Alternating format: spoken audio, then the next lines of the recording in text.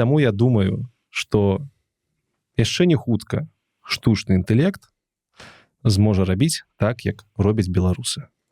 Ну, напрыклад, вось так. От прадзедаў спакон вякоў. От прадзедаў спакон вякоў. От прадзедаў спакон вякоў мне засталася спадчына. Паміж сваіх і чужакоў яна мне ласкай матчына. Я б'ём не баюсь, казкі сны вясеннія праталіны. І лесу шелест верасны, і ў полі дуб попаліны. Ад'ем не будзе успамін на ліпе бусу клёкатам. І той стары амшалы тым, што лёг ля вёсак покатам. І тое нуднае ягнят пяянне сон на пастбішчы. І крык вароніны грамад на могілкавым кладбішчы. І ў белы дзень, у чорную ноч я ўся ж раблю агледзіны. Вось прыкладна так 2 гады таму я скончваў сваё відэа пра штучны інтэлект. 4-гадзінавая лекцыя, можа хтосьці з вас яе бачыў, дзе я распавядаў, як працаваць са штучным інтэлектам і што існуе ў ім на той момант 2 гады таму.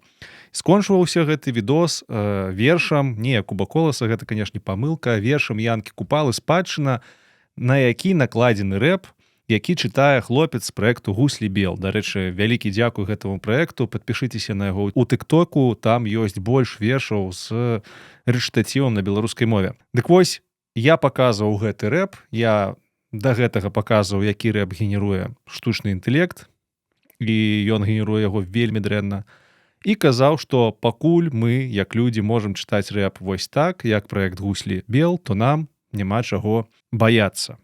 Наўрад ці штучны інтэлект нас заменіць. І шчыра кажучы, пасля 2 гадоў всё вельмі моцна змянілася. І менавіта сёння ў гэтым відэа я пазнаёмлю вас з тым, а што ж змянілася ў штучным інтэлекце у дачыненні да стварэння музыкі. Мяне завуць Алексей Картыннік, вы на канале «Цёмны лёс», і сёння будзем размаўляць пра штучны інтэлект і пра музыку. Пагналі!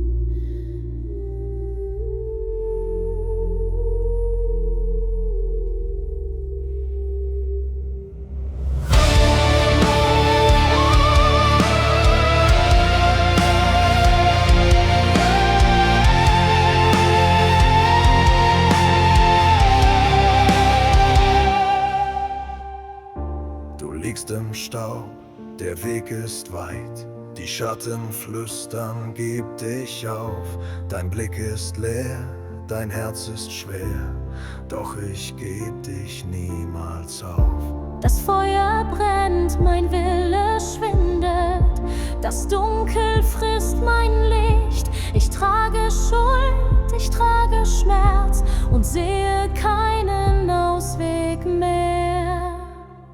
Ich kann das Ring nicht für dich. Гэта песня «Ich Stray Dish» гурта «Дункель Сага». Гэта гурт, які выпусціў ўжо бадай што 8 песень, так, 8 трэкаў. Гэта метал-фолк гурт нямецкі.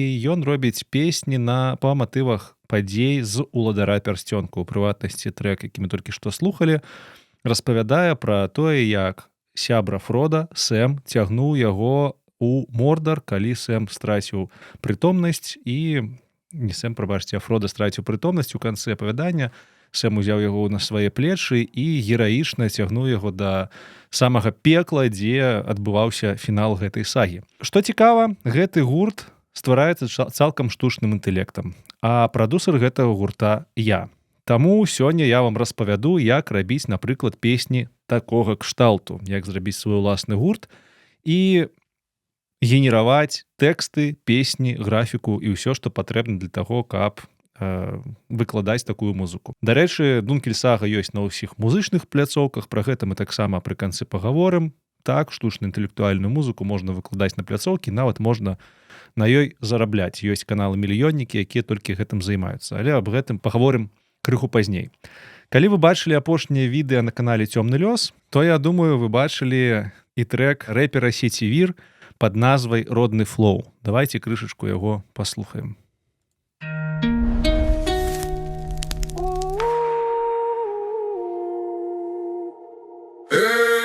Паслухай, гэта твой родны флоу, ці не забыўся ты яго ад прадзедаў спакон вякоў.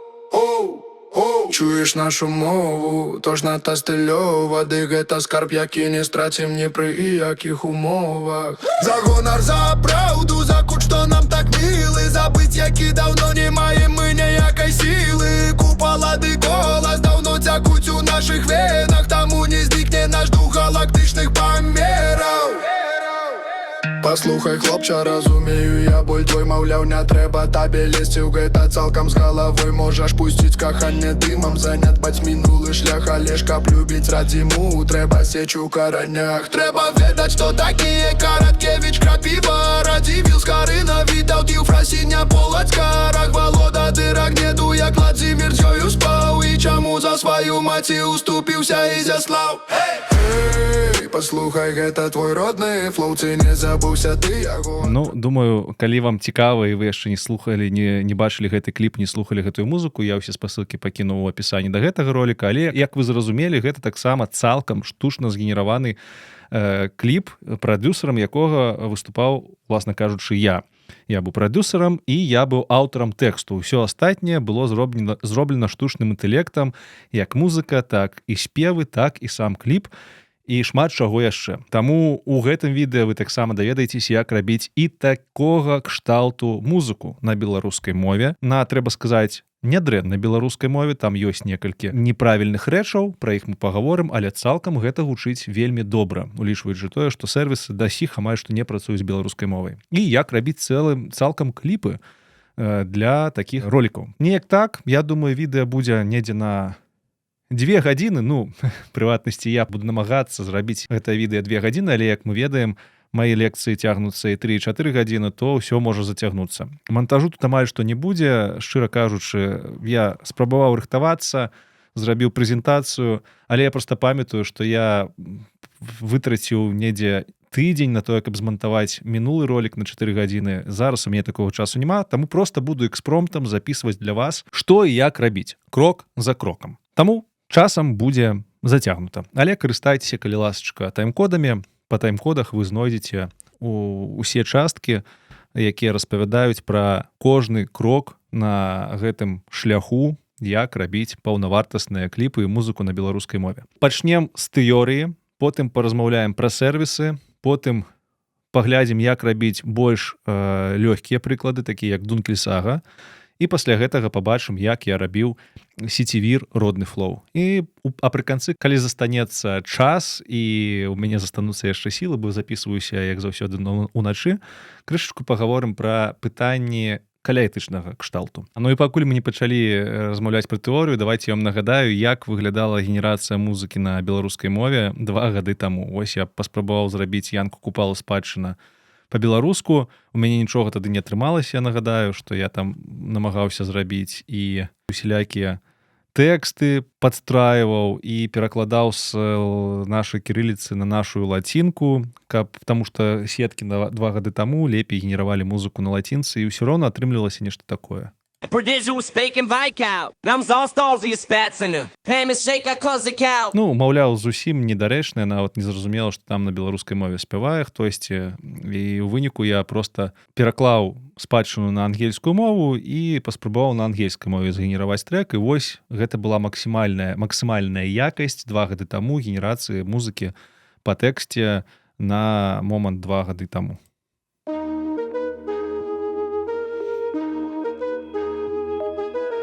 Brand frozen breaded rap from time memorial. I have a legacy between friends and strangers. She is a good mother to me. Нават на ангельскай мове гучыць так, нібыта гэта неякасна. І рыфмы няма, і голас часам вельмі робатызаваны. Ну, неяк так. А тое, што мы можам рабіць сёння, вы чулі вось літаральна 2 хвіліны таму. Сецівір родны флоу, усе песні Дункельсагі. Дарэчы, падпісвайцеся, буду вельмі вам удзячны на Дункельсагу асабліва. І давайце пачынаць глядзець тэорыю, каб зразумець, як усё ж такі нам рабіць якасную музыку сёння ў другой палове 25-го года. Тэорыя супер-міні. Яна меншая за тую, што я звычайна чытаю на лекцыях. Паспрабуем укласціся з тэорыі за хвілінах 20. Па-першае, ніхто не ведае, што такое інтэлект, а мы з вами размаўляем зараз пра інструменты штучнага інтэлекту. Таму, калі вы чуеце ад кагосьці, што ён кажа, ці яна кажа, што вось штучны інтэлект гэта менавіта тое, то хутчэй за ўсё гэты чалавек ці сам не разумее, што гэта такое, ці вам хлусіць. Ну і ў тым і ў іншым выпадку ён вам хлусіць, шчыра кажучы. Ніхто не ведае дасіх, што такое інтэлект, навукоўцы намагаюцца даць свае нейкія вызначэнні, але кожны дае свае асабістыя вызначэнні. Там ёсць нейкія аднолькавыя рысы гэтага інтэлекту, то бок гэта нейкая сістэма, якая можа вырашаць інтэлектуальныя задачы. Што такое інтэлектуальная задача? Ну тое, што можа рабіць чалавек. Ну карацей, не будзем тут заганяцца, вы можаце і самі пачытаць вызначэнне інтэлектаў ад розных людзей, але справа ў тым, што як мы можам сказаць, што такое штучны інтэлект дакладна, калі мы не ведаем, што такое звычайны інтэлект. Таму тэрміны, яны тут недакладныя, і вы можаце чуць розныя інтэрпрэтацыі. Ну і насамрэч тое, што няма нейкага адзінага вызначэння гэтага тэрміну, нам гэта ніяк не замінае размаўляць пра сістэмы штучна-інтэлектуальныя так званыя і пра тое, што яны могуць рабіць, таму што ўсё ж такі некаторыя тэрміны працуюць. І прыватнасці, як вы ведаеце, я займаюся збольшага тым, што навучаю праграмістаў працаваць са штучным інтэлектам і сам праграмую, то для мяне гэты тэрмін больш адносіцца менавіта да тэхналогіі і да тэхнічнай часткі. Ну і, шчыра кажучы, гэты тэрмін выйшаў з тэхналогій, ад навукоўцаў і ад, можна сказаць, праграмістаў, інжынераў, якія разраблялі і разрабляюць гэты штучны інтэлект. Таму лепш за ўсё паглядзець, як гэта ўсё называецца вось у тых тэхнічных галінах.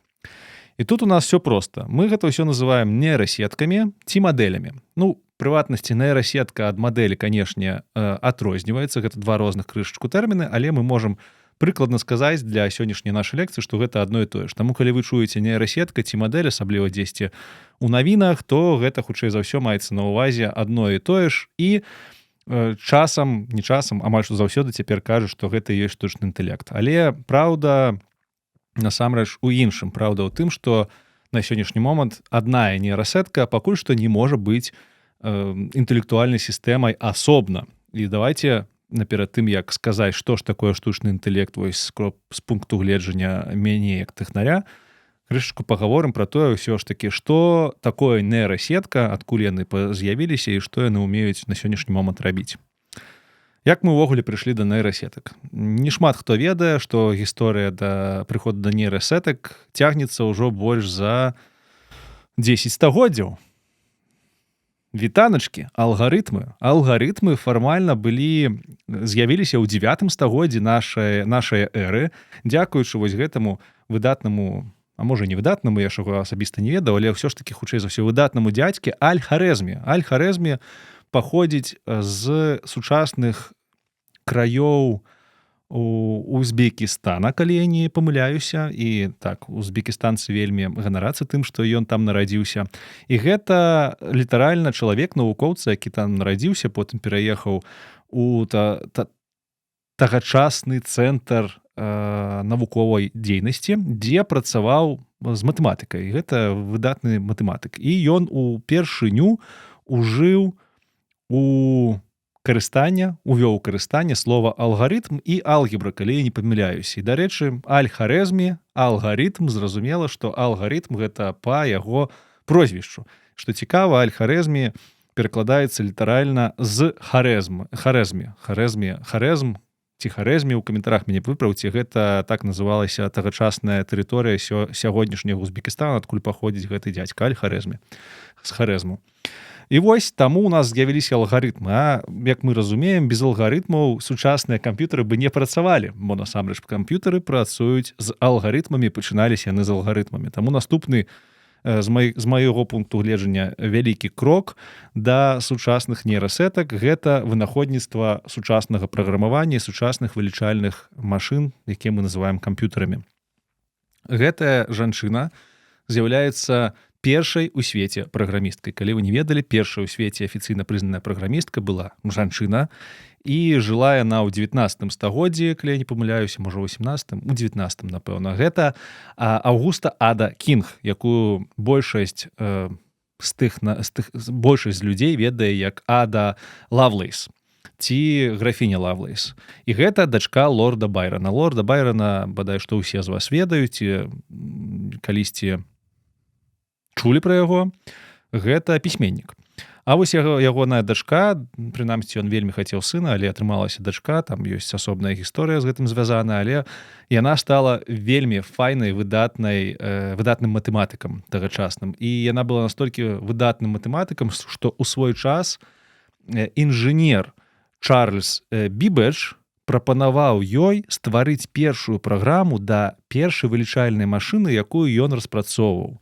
Што цікава, ён распрацоўваў сваю вылічальную машыну на паперы. І Адзе было прапанавана зрабіць матэматычнае апісанне таго, як гэтая машына будзе працаваць. А сам інжынер на паперы маляваў, як яна будзе фізычна выглядаць. Тагачасных тэхналогій не хапала для таго, каб пабудаваць гэтую машыну, і такім дзіўным чынам атрымліваецца, што Ада Лавлейс была першай праграмісткай, праграмны код якой сама яна ніколі не запусціла, бо машына створана не была. Наступныя крокі адбываліся ўжо праз некалькі дзесяцігоддзяў, ці нават крышачку раней, напэўна, падчас Другой сусветнай вайны. Як шмат з вас, хто ведае, немцы выкарыстоўвалі падчас гэтай вайны крыптаграфію, шыфры, і зашыфроўвалася ўсё машынай пад назвай Энігма.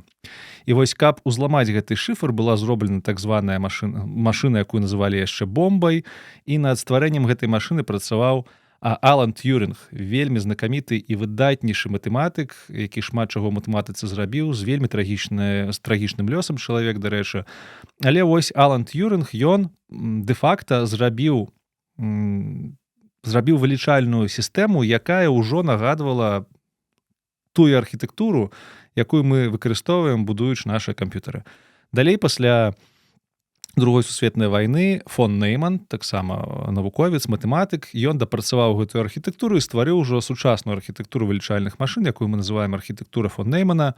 Яна будуецца на тым, што ў нас ёсць вылічальнік, працэсар, і ёсць хуткая памяць, у якой кладуцца дадзеныя, якія выкарыстоўваюцца падчас вылічэння, і гэты працэсар за дадзенымі ходзіць у памяці, наадварот. Там крышачку, канешне, складаней, але цалкам гэтая сістэма, якую мы выкарыстоўваем у нашых тэлефонах, у нашых камп'ютарах паўсюль амаль што сёння, з'яўляецца вось архітэктурай фон Неймана, якая яшчэ ў 50-х-60-х гадах распрацоўвалася. І гэта другі вельмі буйны крок да нейрасетак, таму што з'яўляюцца вылічальнікі, вылічальныя машыны і праграмаванне. Ну і наступны трэці крок — гэта ўжо вынаходніцтва саміх нейрасетак. Дакладней, у мяне тут два крокі. Прамежкавы, так не кажуць, напэўна. Давайте пабачым, як скарнік. Прамежкавы кажуць.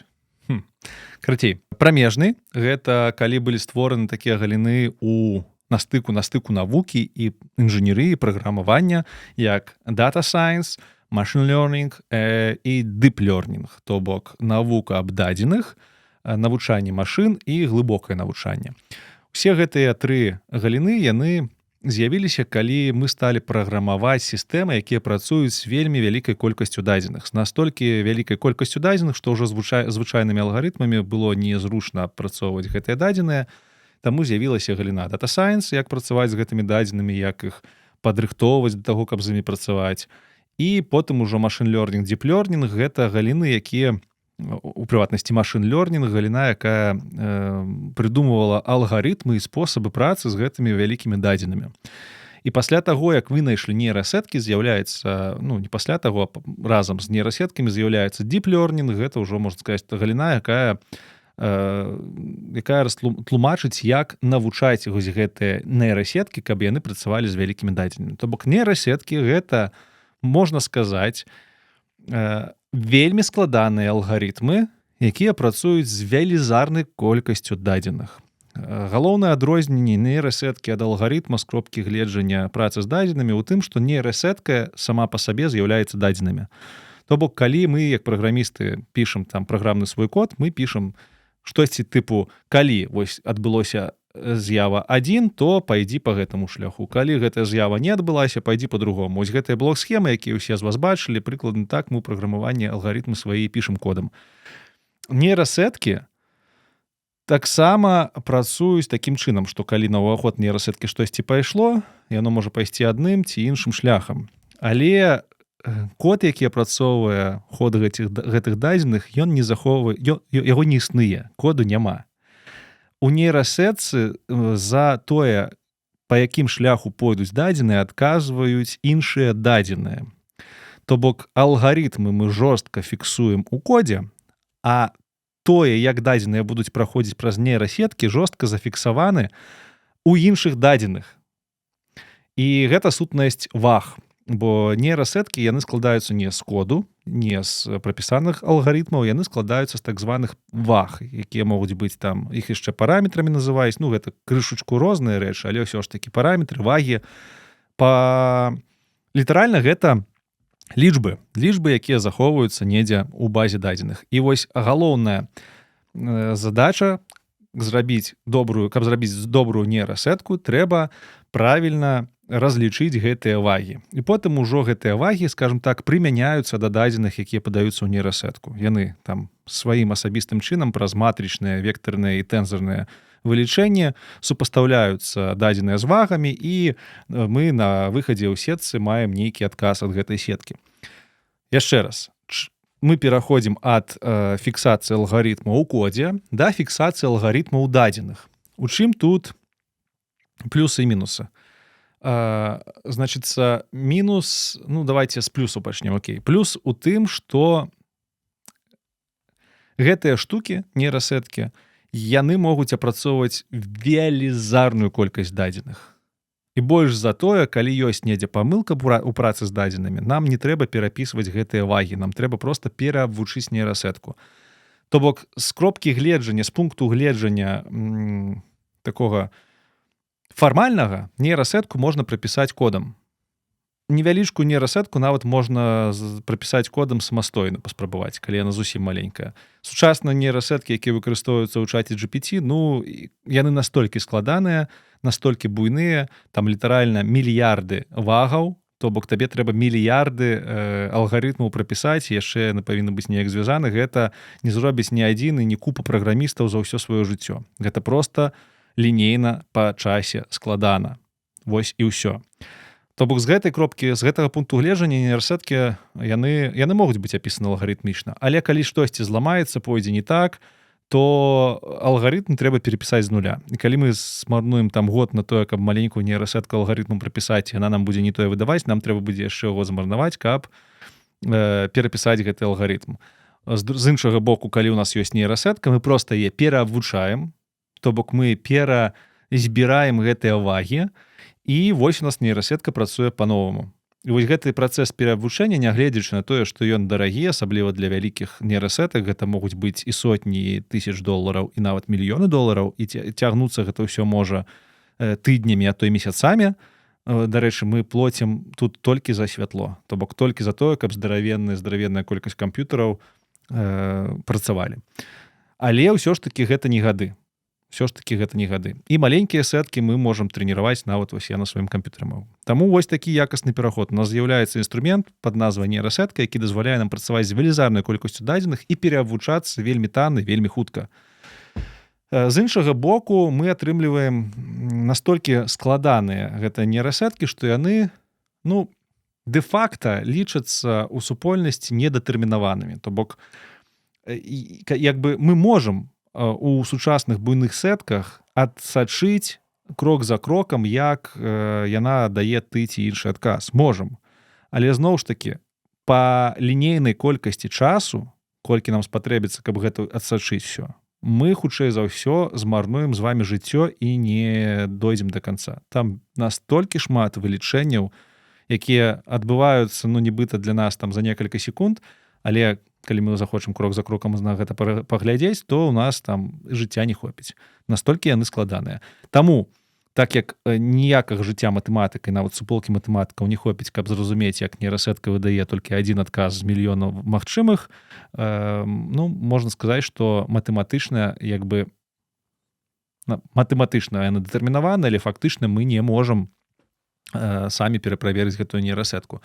Мы можам выкарыстоўваць, дарэчы, іншыя нейрасеткі для таго, каб праверыць, як адказвае наша бягучая нейрасетка, але шмат каго з навукоўцаў гэта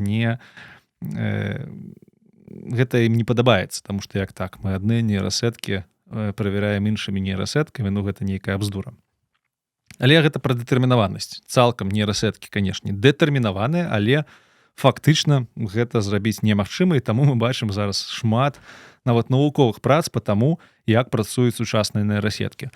Па ўзроўню складанасці сучасныя нейрасеткі стрымліваюць па сотнях, а то ўжо і тысячах мільярдаў вагаў.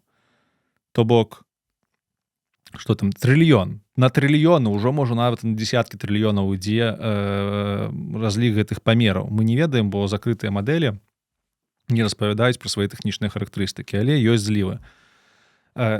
1 трыльён параметраў ужо можна параўноўваць са складанасцю будовы нашага з вами мозгу. Бо калі лічыць, на сучасны момант навукоўцы лічаць, што складанасць нашага мозгу, калі лічыць у сінапсах, не ў нейронах, а ў сувязях паміж нейронамі, яна недзе парядка 500 трыльёнаў. То бок нашы нейрасеткі адстаюць па складанасці ад нашага мозгу, прынамсі, наколькі мы сёння ведаем, усяго на 2 парядкі. Гэта не так шмат. Гэта вельмі складаныя рэчы. І мы гэта з вами зрабілі. Чалавецтва цалкам гэта зрабіла. Вялікія малайцы. І вось гэтыя 3 дзядзькі, якія ў мяне на слайдзе, Йошуа Бенджо, Джефрі Хінтон і Ян Лікун.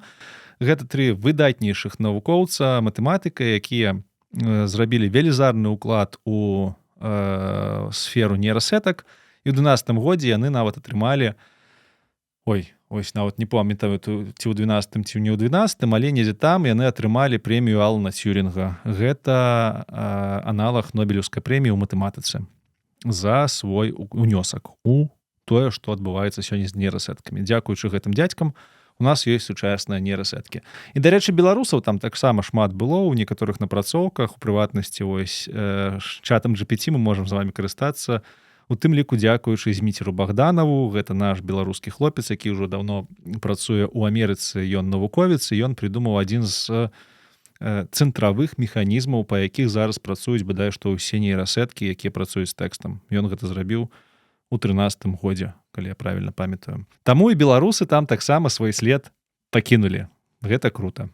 З гісторыяй скончана, давайце цяпер крышачку пра практычную тэорыю паговорым.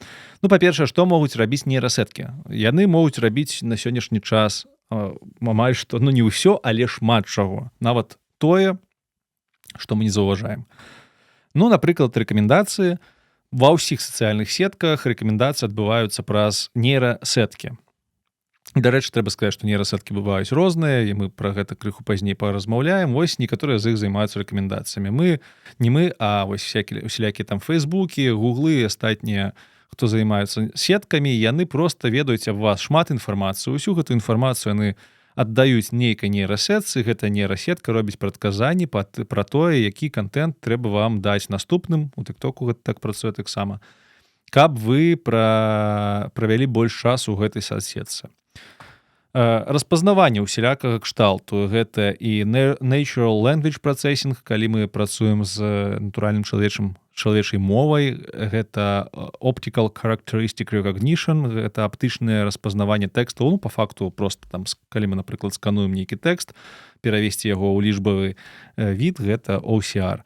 Ці computer vision. Computer vision — гэта калі мы распазнаем тое, што адбываецца на відарысах ці на карцінках з камер, там знаходзім людзей па тварах і яшчэ што-небудзь. Гэта ўсё даўным-даўно робіцца, у тым ліку з уплывам нейрасетак. Часам ужо толькі праз нейрасеткі, але і алгарытмы там таксама могуць выкарыстоўвацца разам з сеткамі. Дарэчы, нейрасеткі разам з алгарытмамі могуць ужывацца без якіхсьці праблем, дапаўняць адно другое. Паляпшэнне — гэта тое, што мы з вами даўным-даўно на тэлефонах бачым.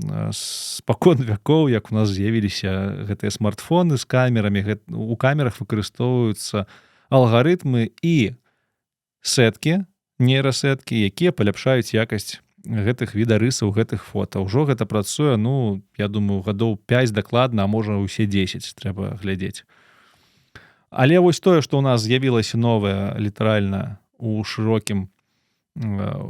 шырокай публіцы 3 гады таму са з'яўленнем чату GPT і GPT-3 — гэта генерацыя новага контенту.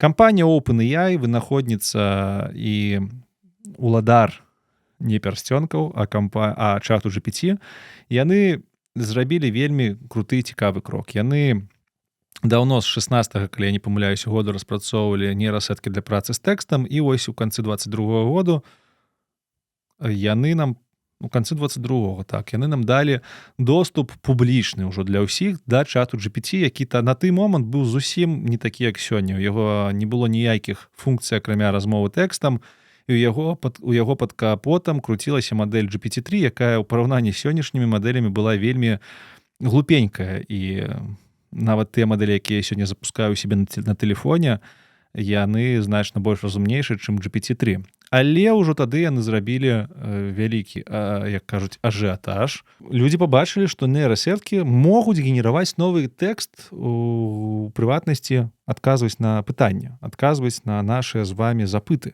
у выглядзе чату. Бо калі мы чацімся з нейрасеткай, па факце яна генеруе новы контент, нам у адказ. І яна бярэ да сваёй увагі ўсю нашу размову з нашымі запытамі і янымі адказамі і нібыта прадказвае тое, што трэба нам выдаць. Вось. Гэта генерацыя новага контенту. І так, кампанія OpenAI шырокай супольнасці показала, што вось генератыўныя нейрасеткі, яны могуць самастойна быць прадуктам. Бо раней яны былі у складзе нечага. У складзе нашага тэлефона, нашага ксеракса, сканера, ці ў складзе сетак, якімі мы карыстаемся, і усялякіх іншых тэхналогій і тэхнікі. А сёння, OpenAI прыйшлі і паказалі, вось вам чат, гэта літаральна адна нейрасетка, яна называецца генерацыйная, GPT, і вось яна можа вам адказваць, нібыта гэты чалавек. І панёсся век генератыўных нейрасетак, пачалі з'яўляцца новыя, і на сённяшні момант мы маем вялікі камара мы маем у пакоі. Камар, ты ж мяне будзеш грызці, сабака. Блін, злодзей. Хто злодзей? Я ці камар? Ну, мы адно на аднаго палюем. І ў нас з'явілася шмат іншых генератыўных нейрасетак. На сённяшні момант генерацыяй контенту займаюцца і сеткі тэкставыя, і выявы можам генераваць, і відэа, і аўдыо, і праграмны код, все што заўгодна. Прыватнасці, сёння мы будзем з вами разбіраць сеткі, якія генеруюць тэкст, выявы і аўдыо. Ну і крышачку давайте яшчэ паговорым пра тэрміны з гэтага свету. Па-першае, Large Language Model, ці вялікая моўная мадэль. Гэта назва буйнога класу архітэктур нейрасетак, якія працуюць з, ну, давайте скажем, сімвальнымі данымі. Раней можна было сказаць з тэкставымі данымі, але зараз ўжо трэба казаць, што яны працуюць з сімваламі, ці з токенамі так званымі. Але ўсё ж такі гэта ўсё яшчэ, ну, можна сказаць, што свайго кшталту тэкставыя дадзеныя. І Generative Pre-trained Transformers, ці GPT, гэта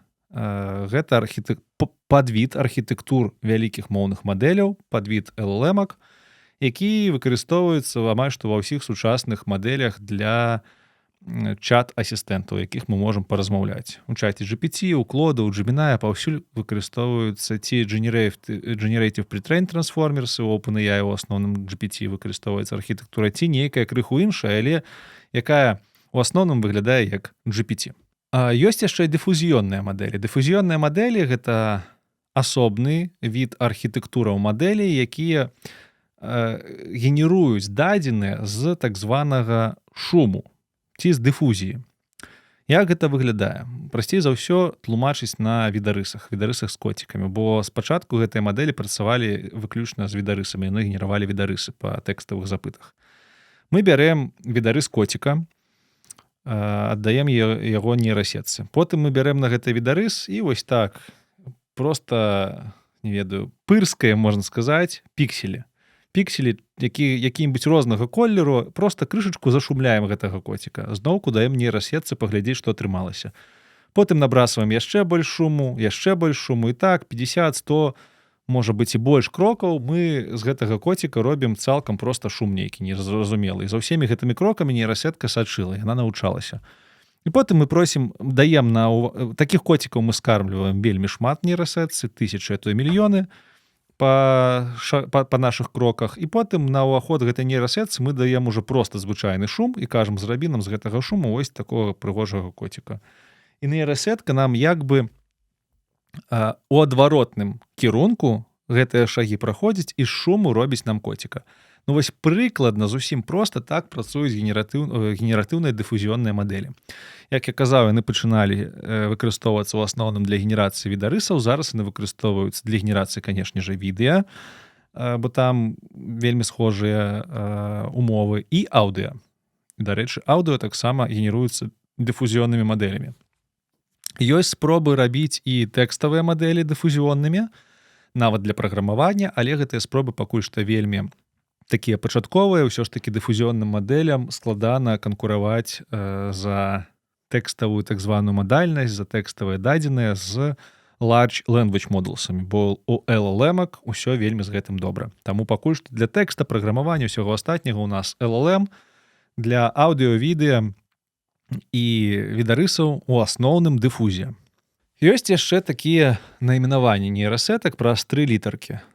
Ну, вось, напрыклад, TTS, TSTT, ITT, VTT, звычайна пасярэдзіне заўсёды стаіць T. Гэта характарыстыка мадэлі па тыпу уваходных дадзеных і тых дадзеных, якія выходзяць з нейрасеткі. То бок, напрыклад, калі мы там чату GPT даем на ўваход тэкст, і ён нам адказвае тэкстам, ось самыя першыя яго версіі толькі так умелі рабіць, то гэта была text-to-text нейрасетка, то бок TTT. Калі нейрасетка можа з тэксту рабіць, напрыклад, гаворку чалавечую, на ангельскай speech, то гэта будзе text-to-speech, ці TTS.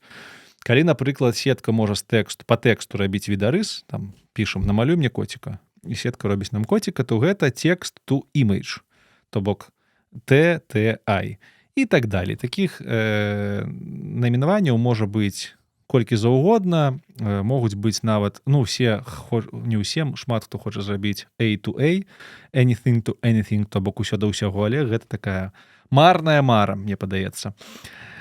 І апошні тэрмін — гэта мульцімадальнасць ці омнімадальнасць. Гэта калі мадэль, ну, ці нейрасетка, як я вам казаў, мадэль і нейрасетка адно і тое ж лічыце на сённяшні дзень, у сэнсе на сённяшнюю лекцыю, то мультимодальнасць — гэта калі мадэль можа працаваць з рознымі тыпамі дадзеных на ўваходзе, ну і звычайна яна яшчэ можа розныя тыпы дадзеных выдаваць на выхадзе. Так часта бывае. Напрыклад, ChatGPT сёння ён можа працаваць адным чынам аднолькава, як з тэкстам на ўваходзе, так і з відарысамі і нават з аўдыо. І ўжо з відэа, наколькі я памятаю, але тут могу памыляцца. То бок ён 4-мадальны атрымліваецца. На выхадзе ён нам можа выдаваць тэкст, і ён нам можа выдаваць відарысы. На выхадзе 2 мадальнасці. Неяк так. Ёсць сервісы, якія дазваляюць на ўваход там у гэтай акенца ўвода падаваць некалькі тыпаў дадзеных, але унутры у сабе яны гэтыя дадзеныя апрацоўваюць рознымі нейрасеткамі. Гэта не будзе мультимадальнай мадэллю, гэта не будзе мультимадальная нейрасетка, але гэта будзе мультимадальны сервіс. Ну, як бы сервіс працуе з рознымі тыпамі дадзеных. Але калі мы кажам пра мультимадальную мадэль, гэта менавіта кажа аб здольнасцях адной мадэлі працаваць аднолькавым чынам з дадзенымі розных мадальнасцяў. Гэта вельмі крута, таму што праз такія мадэлі мы можам аднолькава супастаўляць тэкставыя і аўдыёдадзеныя, ці аўдыё і відэададзеныя. Напрыклад, мы не ведаю, падаем на ўваход на гэтую мадэль мяу, мяу, мяўканне кацяняткі і кажам тэкстам, калі ласка, скажы, што гэта за гук. І гэтая мадэль нам кажа, гэта кацянятка, і можа яшчэ нават намаляваць відарыс кацяняткі. Што адбываецца унутры ў гэтай мадэлі. Да яе прыходзіць гэты гук, яна гэты гук неяк пераўтварае у сваё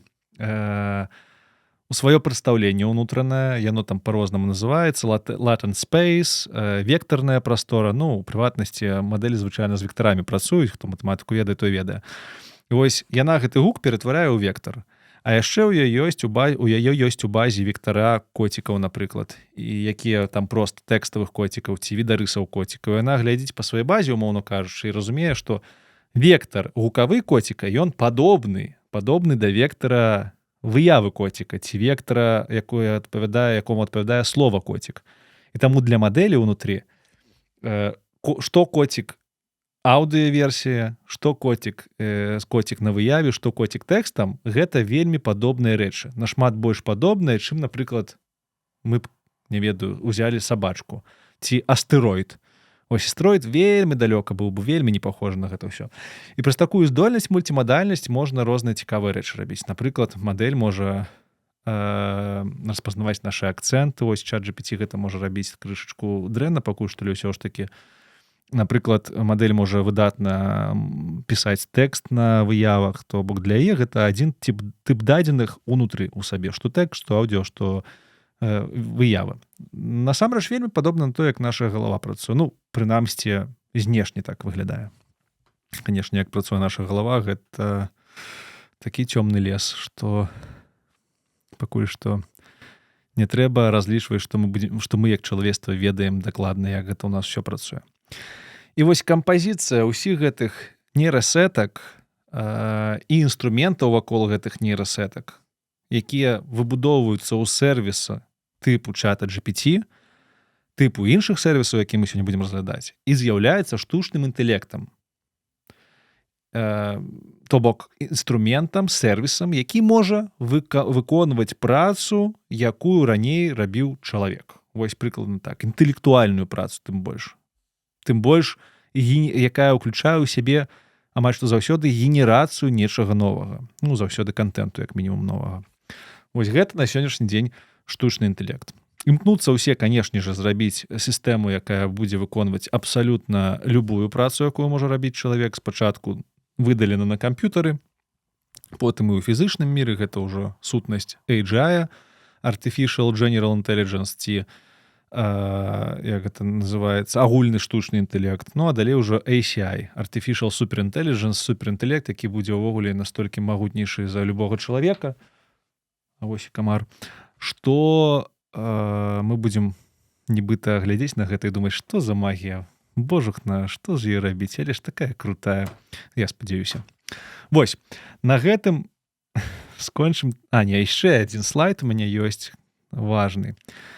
Мінімальная база пры працы з шыі. Ёсць два тэрміны, якія абавязкова трэба ведаць. Я думаю, што большасць з вас іх ведае, але нагадаю. Па-першае, промпт. Гэта складанае слово для вельмі простай рэчы. Гэта ўсе паведамленні, якія мы дасылаем у нейрасетку. Тэкставыя. Тэкставыя паведамленні — гэта прампты. Яны на сённяшні момант таксама могуць уключаць у сябе, напрыклад, графічныя дадзеныя, ось малюнкі, якія мы прычапляем да паведамлення, яны таксама з'яўляюцца часткай прампту. Але это ўсё, што мы, як карыстальнікі сервісу, дасылаем у сервіс, у мадэль штучна-інтэлектуальную, гэта промпт. Ну, з ангельскай гэта падказкі. Вось. Прампты, ёсць там некаторыя правілы, ёсць цэлая галіна, якая называецца промпт-інжынірінг, ёсць кантэкстная інжынерія зараз з'яўляецца. Гэта ўсё пра тое, як пісаць гэтыя прампты такім чынам, каб мадэль адказвала як мага больш дасканала на нашыя запыты. Агульнае правіла такое, што трэба не проста пісаць «Эй, зрабі вось гэта і ўсё», а трэба як мага больш кантэксту даць пра сваю задачу. Апісаць саму задачу, апісаць, што не трэба рабіць гэта абмежаванне, распавесці, які павінен быць адказ знешне, ці гэта нумерованы спісак, ці гэта нейкі спецыяльны фармат, там праграмаванне гэтых фарматаў шмат, JSON, XML, што заўгодна. Ці гэта будзе сціх, ці гэта будзе проза, ось гэта фармат. Ну і часам яшчэ можна задаць актара, але, як паказвае практыка, зараз уже актара можна не задаваць, мадэлі самі дастаткова разумная, каб разумець, што ад іх хочуць. Але ўсё ж такі задача актара — гэта калі вы кажаце мадэлі, што ты пісьменнік, вось зрабі мне верш. Ну, ладно, прозу, вершы яны дрэнна робяць. Ці ты праграміст, напішы мне код. Вось хто ты — гэта заданне актару, заданне ролі. Ну, можна яшчэ выкарыстоўваць, лішнім не будзе. Пажадана просім нейрасетку, канешне, падумаць, але на сённяшні час шмат такія нейрасеткі самі могуць падумаць, і ў іх ёсць гэты ўбудаваны механізм думання, thinking ці reasoning, ён яшчэ называецца. У чаце GPT вы можете пабачыць, там асобная мадэль ёсць. Thinking — гэта мадэль, якая думае наперад адказам. І адказ атрымліваецца нашмат лепей. Калі мадэль не ўмее думаць, можна проста самому папрасіць яе падумаць, і яна падчас адказу ўжо будзе лепш вам адказваць. І таксама не саромейцеся дазваляць задаваць мадэлі удакладняючыя пытанні перад першым адказам. Калі у вас асабліва складаны запыт, там у якім трэба факталагічная цвярозасць ці матэматычна нейкія выкладкі, заўсёды скажыце, каб мадэль, па-першае, сама распавяла вам па кроках перад адказам, як яна гэта ўсё рабіла, тады яна сама падумае перад адказам. А па-другое, ну, скажыце, задай мне пытанне, калі табе нешта не зразумела. І мадэль сама скажа вам, а што яшчэ трэба ў кантэкст гэтай беседы, гэтага дыялогу з мадэллю дадаць, каб яна лепей вам адказала. Ну, неяк так. Можна нават мадэлі прасіць саміх ствараць промпт для сябе. Можна просто напісаць задачу і папрасіць не даць адказ на гэтую задачу, а палепшыць промпт. Тыпу, вось табе промпт, палепшы яго. Яна табе выдасць гэтая сетка новы промпт, ты яго адправіш і атрымаеш лепшы адказ. Ну, смешна, але гэта прыклады промпт-інжынерыі. І другі тэрмін — гэта кантэкст. Кантэкст — гэта колькасць дыялогу, у межах якой адказы сеткі не губляюць сэнс. Я думаю, шмат з вас, хто ведае, хто не ведае, даведаюцца, што нейрасеткі яны галюцынуюць усе. Тэкставыя больш за ўсіх. Гэта значыцца, што яны выдумляюць факты, гэта іх базавая характарыстыка. Гэта не простое, што яны нейкія вандалы і робяць гэта наўмысна, каб зрабіць нам горш. Не, гэта проста такая базавая асаблівасць гэтых нейрасетак. Яны генератыўныя і генеруюць яны часам факты так, каб нас задаволіць, і не так, каб яны былі правільнымі. Таму трэба, па-першае, рабіць факт-чекінг заўсёды, а па-другое, ведаць, у якіх выпадках гэтыя нейрасеткі пачынаюць галюцынаваць больш за звычайнае.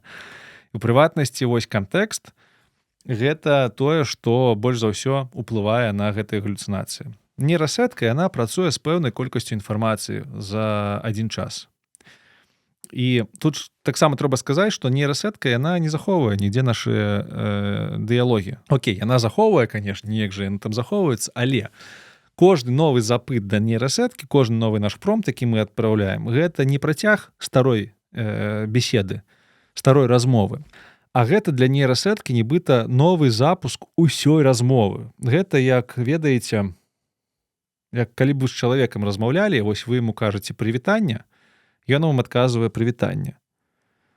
І выключаецца цалкам. Не ведаю. Запісвае гэта ўсё ў нататнік і губляе памяць.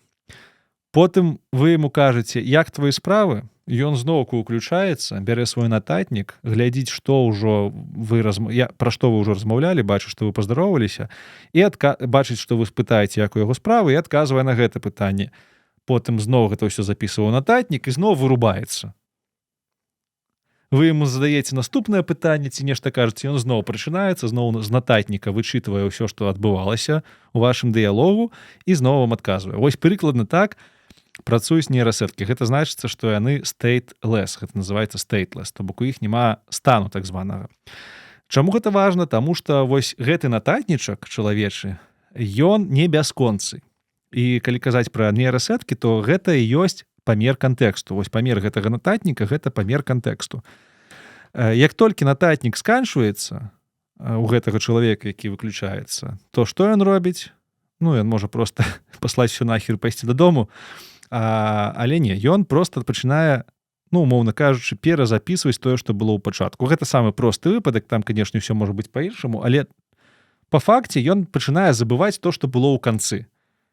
Таму што яно перазапісваецца, можна так сказаць. Ну, оно не перазапісваецца, оно просто забываецца. Вось гэта кантэкст, кантэкстнае акенца яго яшчэ называецца. Яно, ось у вас ёсць дыялог, ён длінны, а кантэкстнае акенца — attention, механізм attention, увагі.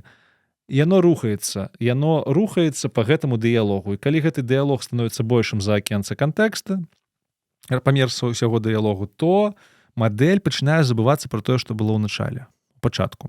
І калі вы спытаеце у мадэлі, што было ў пачатку, яна вам хутчэй за ўсё адкажа галюцынацыю.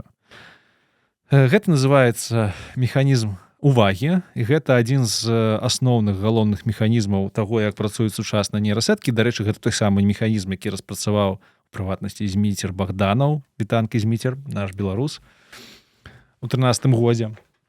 І вось ён адказвае за колькасць, па-першае, колькасць галюцынацый, па-другое, наколькі шмат інфармацыі мадэль можа ўтрымліваць у сваёй вось гэтай часовай памяці, у сваёй увазе, можна так сказаць. Гэтая колькасць дыялогу, яна складаецца з адказаў нейрасеткі і з вашых промптаў. Таму што мы памятаем, што гэта нейрасетка адключаецца, прачынаецца і вычытвае зноў увесь нататнік. А ў нататніку запісаны і вашыя паведамленні, і яе адказы, каб валодаць усёй інфармацыяй.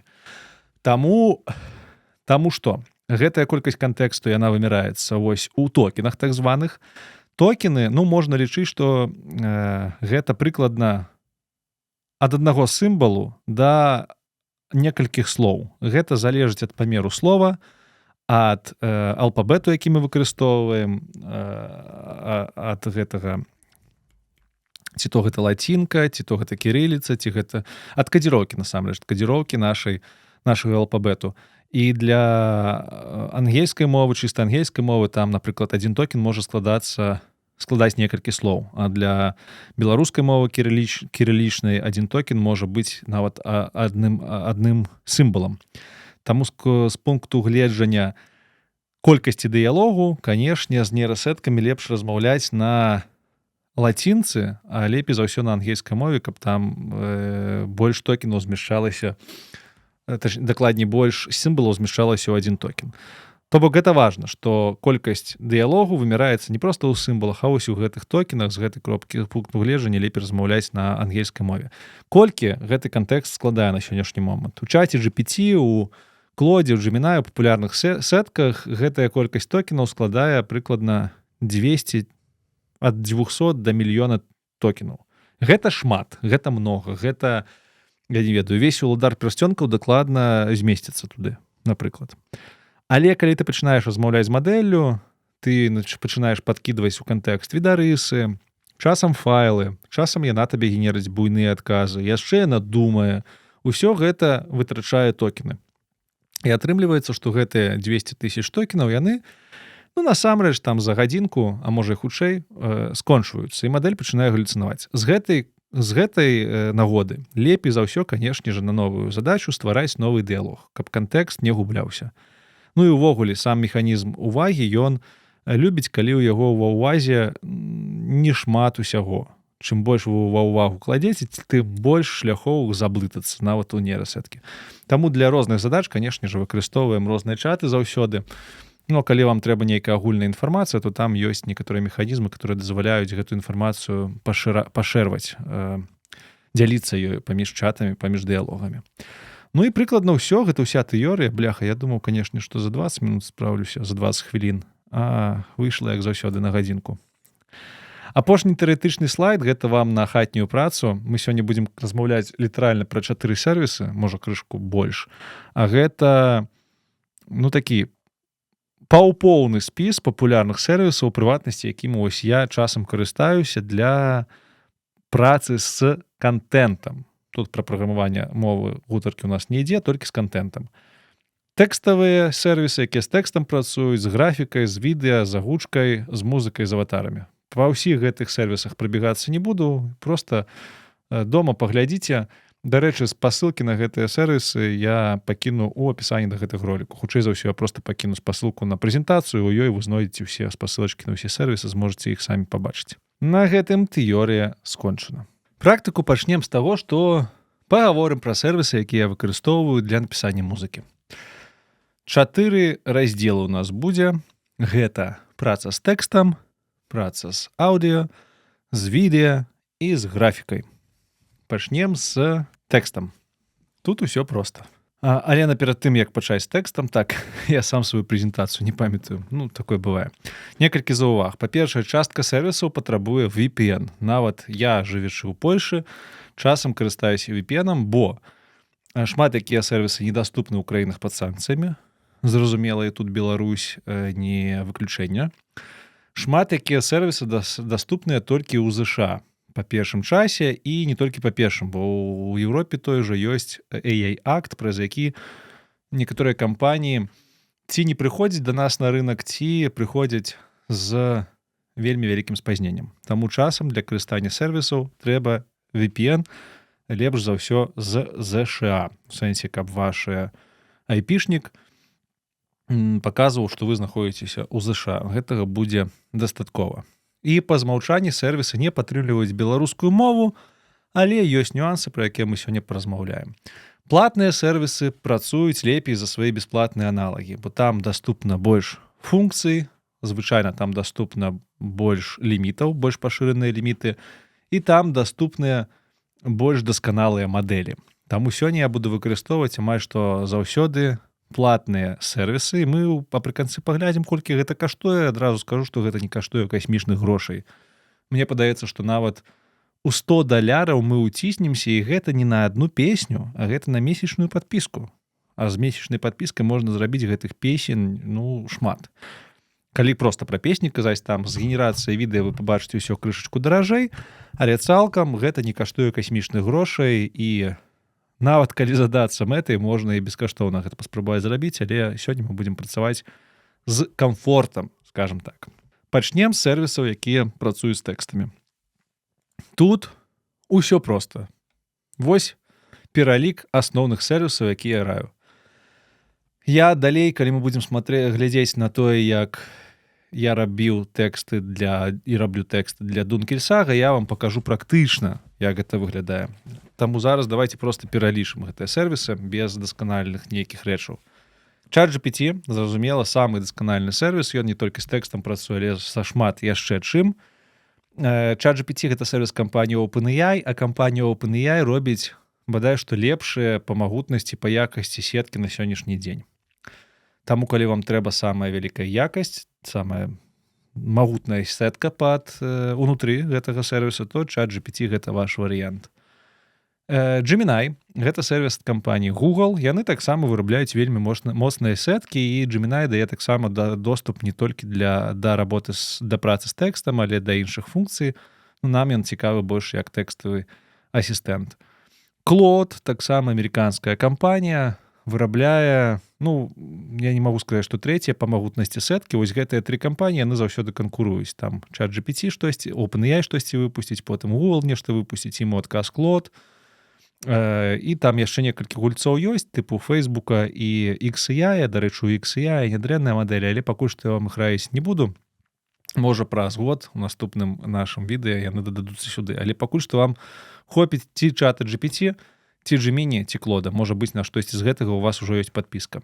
Таксама ёсць еўрапейскі Mistral, вельмі выдатны сервіс, і яны таксама робяць свае мадэлі, які дзейнічае ў Еўропе. Калі вы еўрапейскі праект робіце, то для вас гэта можа быць карысна. Містраліўскія мадэлі не такія моцныя, як OpenAI, але ўсё яшчэ таксама вельмі добрыя, і, дарэчы, яны добра працуюць з еўрапейскімі мовамі, якія адрозніваюцца там ад ангельскай і якіх-небудзь іншых буйных моў. І Qwen — гэта кампанія нават не кампанія, напэўна, лабараторыя, якая выпускае аднайменныя мадэлі, і яна належыць Alibaba Group, адна з буйнейшых кампаній Кітаю. Адпаведна, Qwen — гэта кітайскія самыя моцныя мадэлі, якія могуць канкураваць з Містралем дакладна, нават часам з гэтымі 3 гульцамі першымі.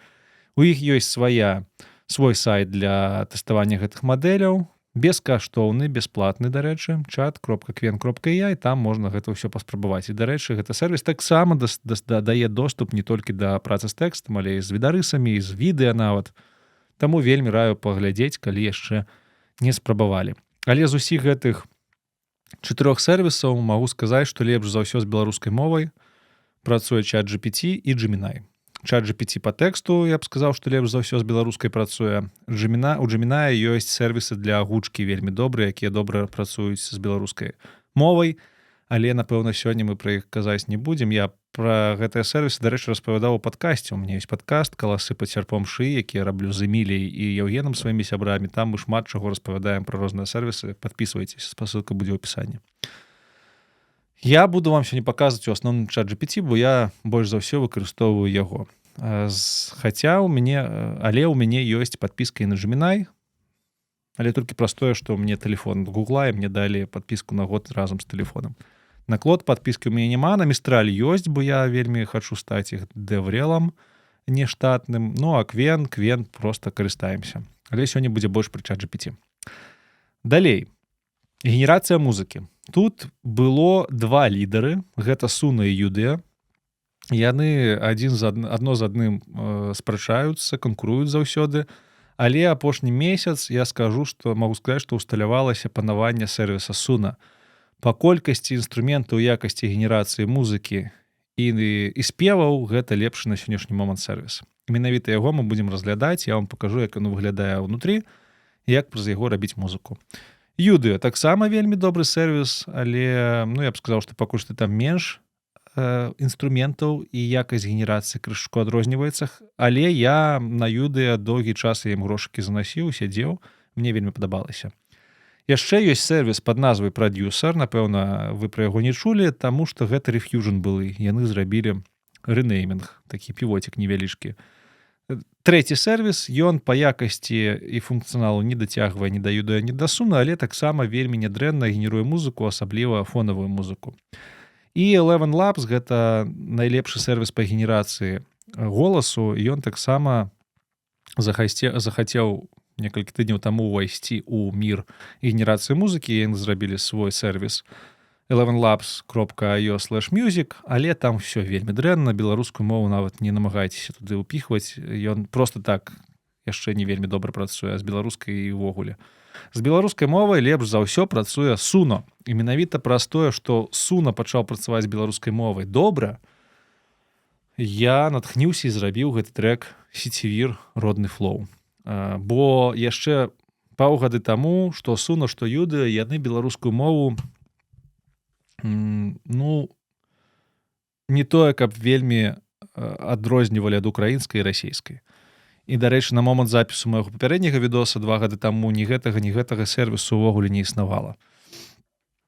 То бок яны літаральна развіліся крыху больш, чым за 2 гады, і вось Суно пачаў вельмі добра адрозніваць беларускую ад украінскай. То бок, калі вы слухаеце родны флоу, у вас няма ўражання, што гэта нейкі украінец пяе на, не знаю, сумесі трасянкі і суржыка. У вас ўражанне, што пяе беларус проста вось такім акцэнтам, не вымаўляючы мяккае чэ, а чекае. І ўсё. Юдыо так пакуль што не ўмее, але хто ведае, калі можа, вы будзеце ўжо глядзець гэтае відэо, Юдыо там таксама так зможа рабіць. Наогул, тут трэба крышачку спыніцца і сказаць, а што могуць рабіць, што ўвогуле можна рабіць з гэтымі сеткамі, якія генеруюць музыку. Менавіта музыку, бо ёсць сеткі, якія генеруюць голас, гукі да відэа, то бок закідваеш відэа, яны выдаюць агучанае гукамі відэа, это будзе, дарэчы, відэа, ту саунд, напэўна. Дык вось, мы пра гэта казаць не будзем, мы паразмаўляем менавіта пра музыку. Дзе можа выкарыстоўвацца генерацыйная музыка. Па-першае, вы можете стварыць свой бэнд Дункель Сага. Вам як прыклад, ніякіх там праблем з аўтарскім правам няма. Гэта проста адказваючы адразу на пытанне, пра гэта мы пры канцы яшчэ пагаворым, але цалкам Суно дае ўсе аўтарскія правы тым, хто стварае музыку праз яго, калі вы плоціце грошыкі за падпіску. Падпіска недарагая, каштуе там недзе колькі $20, потым паглядзім падрабязней, і можна на гэтыя $20 згенераваць штук 400 песень, можа і нават і болей. Я вам просто пакажу, як выглядае працэс генерацыі, вы зразумееце, што адна песня — гэта не адна генерацыя, гэта шмат больш генерацый. Дык вось, можна зрабіць свой гурт і генераваць музыку са словамі.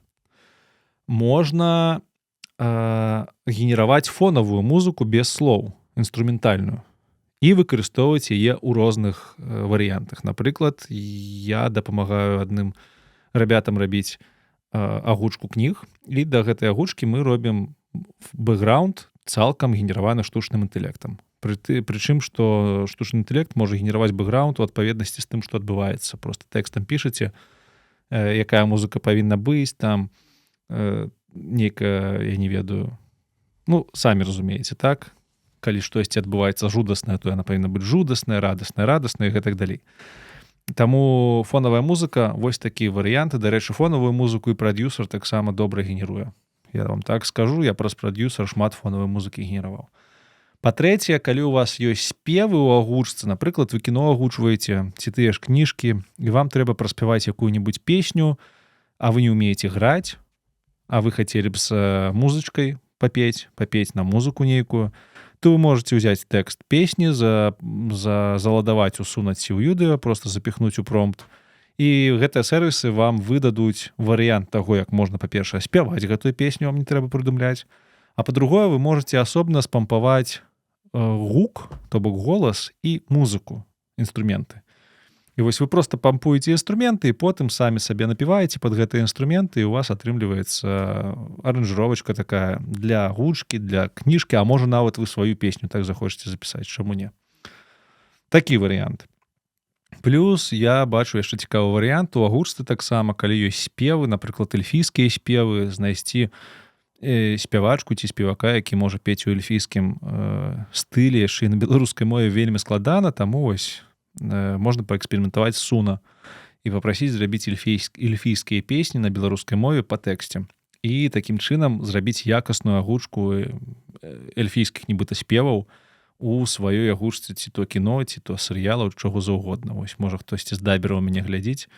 Ну ладно, даберы такімі займаюцца, напэўна. Але чаму не? Вось неяк так. Калі у вас ёсць свае варыянты выкарыстання гэтых сервісаў, напішыце, калі ласка, у каментары. Ідзем далей. Text to video ды image to video. Гэта той сервіс, які я выкарыстоўваў для стварэння кліпа. Цалкам яго і больш нічога. І гэта на сённяшні дзень бадай, што лепшы сервіс, які можа генераваць па тэксту рэалістычныя відэа. Гэта Google Veo. У прыватнасці Veo 3. Veo 3 гэта мадэль мультимадальная, якая можа ці з тэксту і выяў рабіць відэа. І што цікава, яна робіць відэа нават з гукам. Я ў сваім кліпе гэта не выкарыстоўваў, але цалкам вы бачылі, можа быць, шмат тыктокаў, дзе якая-небудзь генераваная бабка ляціць у космасе і там нешта распавядае, то вось гэта робіцца праз Veo, таму што Veo генеруе і відэа, і аўдыо да гэтага відэа. Яна можа згенераваць якога-небудзь персанажа, які размаўляе. Вы можете ўсё гэта ў прамце прапісаць. Канешне, кантраляваць генерацыю гэтай сеткі складана. Генерацыі каштуюць немала грошай, вы пабачыце, але гэта ўсё яшчэ не сотні. У мяне гэта было літаральна некалькі дзесяткаў даляраў. І літаральна зараз праз Veo 3 некаторыя людзі нават робяць фестывальнае кіно. Ёсць аналаг канскага, не канскага, а кінафестываль, тыпу канскага фестывалю штучна-інтэлектовага, мы пра яго распавядалі ў падкасце «Каласы па сярпом шыі», дзе і з гэтай сеткай, і з выкарыстаннем некаторых іншых робяць кіно. Дык вось гэта на сённяшні дзень, сёння у нас 28 жніўня 25 года, гэта самая магутная сетка з кропкі гледжання генерацыі відэа, скажем так, пад ключ. І яе можна выкарыстоўваць кожнаму з вас. Адзінае, што для гэтай сеткі мне спатрэбіўся VPN. Там ёсць не адзін невялічкі нюанс, калі буду вам паказваць, як рабіўся кліп, мы на яго паглядзім. І сервіс для ліпсінкінга. Тут трэба, напэўна, сказаць, што такое ліпсінкінг. Калі вы... Давайте павернемся да кліпу «Родны флоу». Я вам казаў, што вось гэтыя кадры ў кліпе, якія генераваліся, яны генераваліся не па сэнсе... Ладно, калі забегаць наперад, я просто пісаў, згенеруй мне там, умоўно кажу, дзяўчын, якія пляшуць у народных касцюмах каля кастра. Ці згенеруй мне, вось тут будзе момант вельмі выразны. Хлопца, які просто каля кастра стаіць і нешта танчыць. І мне сетка генеравала просто хлапцоў, дзяўчын, якія танчаць, але не пяюць. У Veo немагчыма запампаваць дакладна музыку і тэкст, у адпаведнасці з якой гэтыя персанажы будуць плясаць і спяваць. Там няма такой магчымасці. Таму гэта былі проста статычныя людзі, якія танцавалі, нават рот не адкрывалі. Дзесьці яны адкрывалі рот, але яны пелі нешта сваё, што Veo там прыдумала. Але ў кліпе вы бачыце, што яны паюць пад тэкст. Давайте паглядзім. Родным, зразумееш, што такое звацца беларусам ходным. Паслухай, гэта твой родны флоу. Вы видите, што вусны яны артыкулююць пад тэкст. Прычым вельмі якасна. Не забыўся ты яго ад прадзедаў спакон І вякоў. тут Янка Купала пяе нашу песню. Гэта ж літаральна было, гэта відавочна, што гэта была просто гэта быў фотаздымак, а тут ён пяе і вельмі натуральна. Гэта ўсё зроблена не праз Veo 3. Ладно. Там есть нюансы, распавяду пры канцы. У прыватнасці Янка Купала зроблены не праз сервіс, пра які я вам зараз буду распавядаць, ліпсінкінгу. Для ліпсінкінгу сінг ён зроблены інакшым чынам. Але вось все гэтыя дзецюкі танцуючыя каля вагнішча і паючыя, яны зроблены праз сервіс sync.so. Гэта сервіс, які дазваляе сінхранізаваць рух вуснаў, дамалёўваць літаральна вусны і зубы пад аўдыёстужку. Всё. І ён таксама не каштуе амаль ніякіх грошай. На гэтым я, хутчэй за ўсё, тут скончу з сервісамі, у прыватнасці з ліпсінг-сервісам, як ён працуе, мы паглядзім, калі будзем разбіраць кліп. Засталіся у нас сервісы па працы з графікай ды вокладкамі. Таксама практычна вам... Ну ладно, тут, напэўна, практычна я не буду нічога паказваць, у сэнсе просто покажу. Па-першае, ChatGPT. ChatGPT, ён малюе графіку. Графіку, якую увогуле трэба маляваць у нашым выпадку. Гэта выключна вокладкі. Вось тут гэта вокладка кліпа. Вось гэтая вокладка. Яна зроблена амаль што ўся штучным інтэлектам, акрамя надпісаў. Надпісы зроблены ў фоташопе. А у Дункельсазе, прабачце, зроблена графіка ўсяго афармлення пра штучны інтэлект. Ось шапка ў канала, лагатып, выявы для музыкі. Гэта ўсё зроблена таксама пра штучны інтэлект. Адзінае, што тэкст я потым фоташопам накладаю, але тэкст таксама штучны інтэлект можа сам накладаць. Проста у штучнага інтэлекта ён будзе ад альбома да альбома выглядаць па-рознаму, а я хацеў, каб ён паўсюль аднолькава выглядаў, таму што тэкст я сам праз фоташоп накладаў.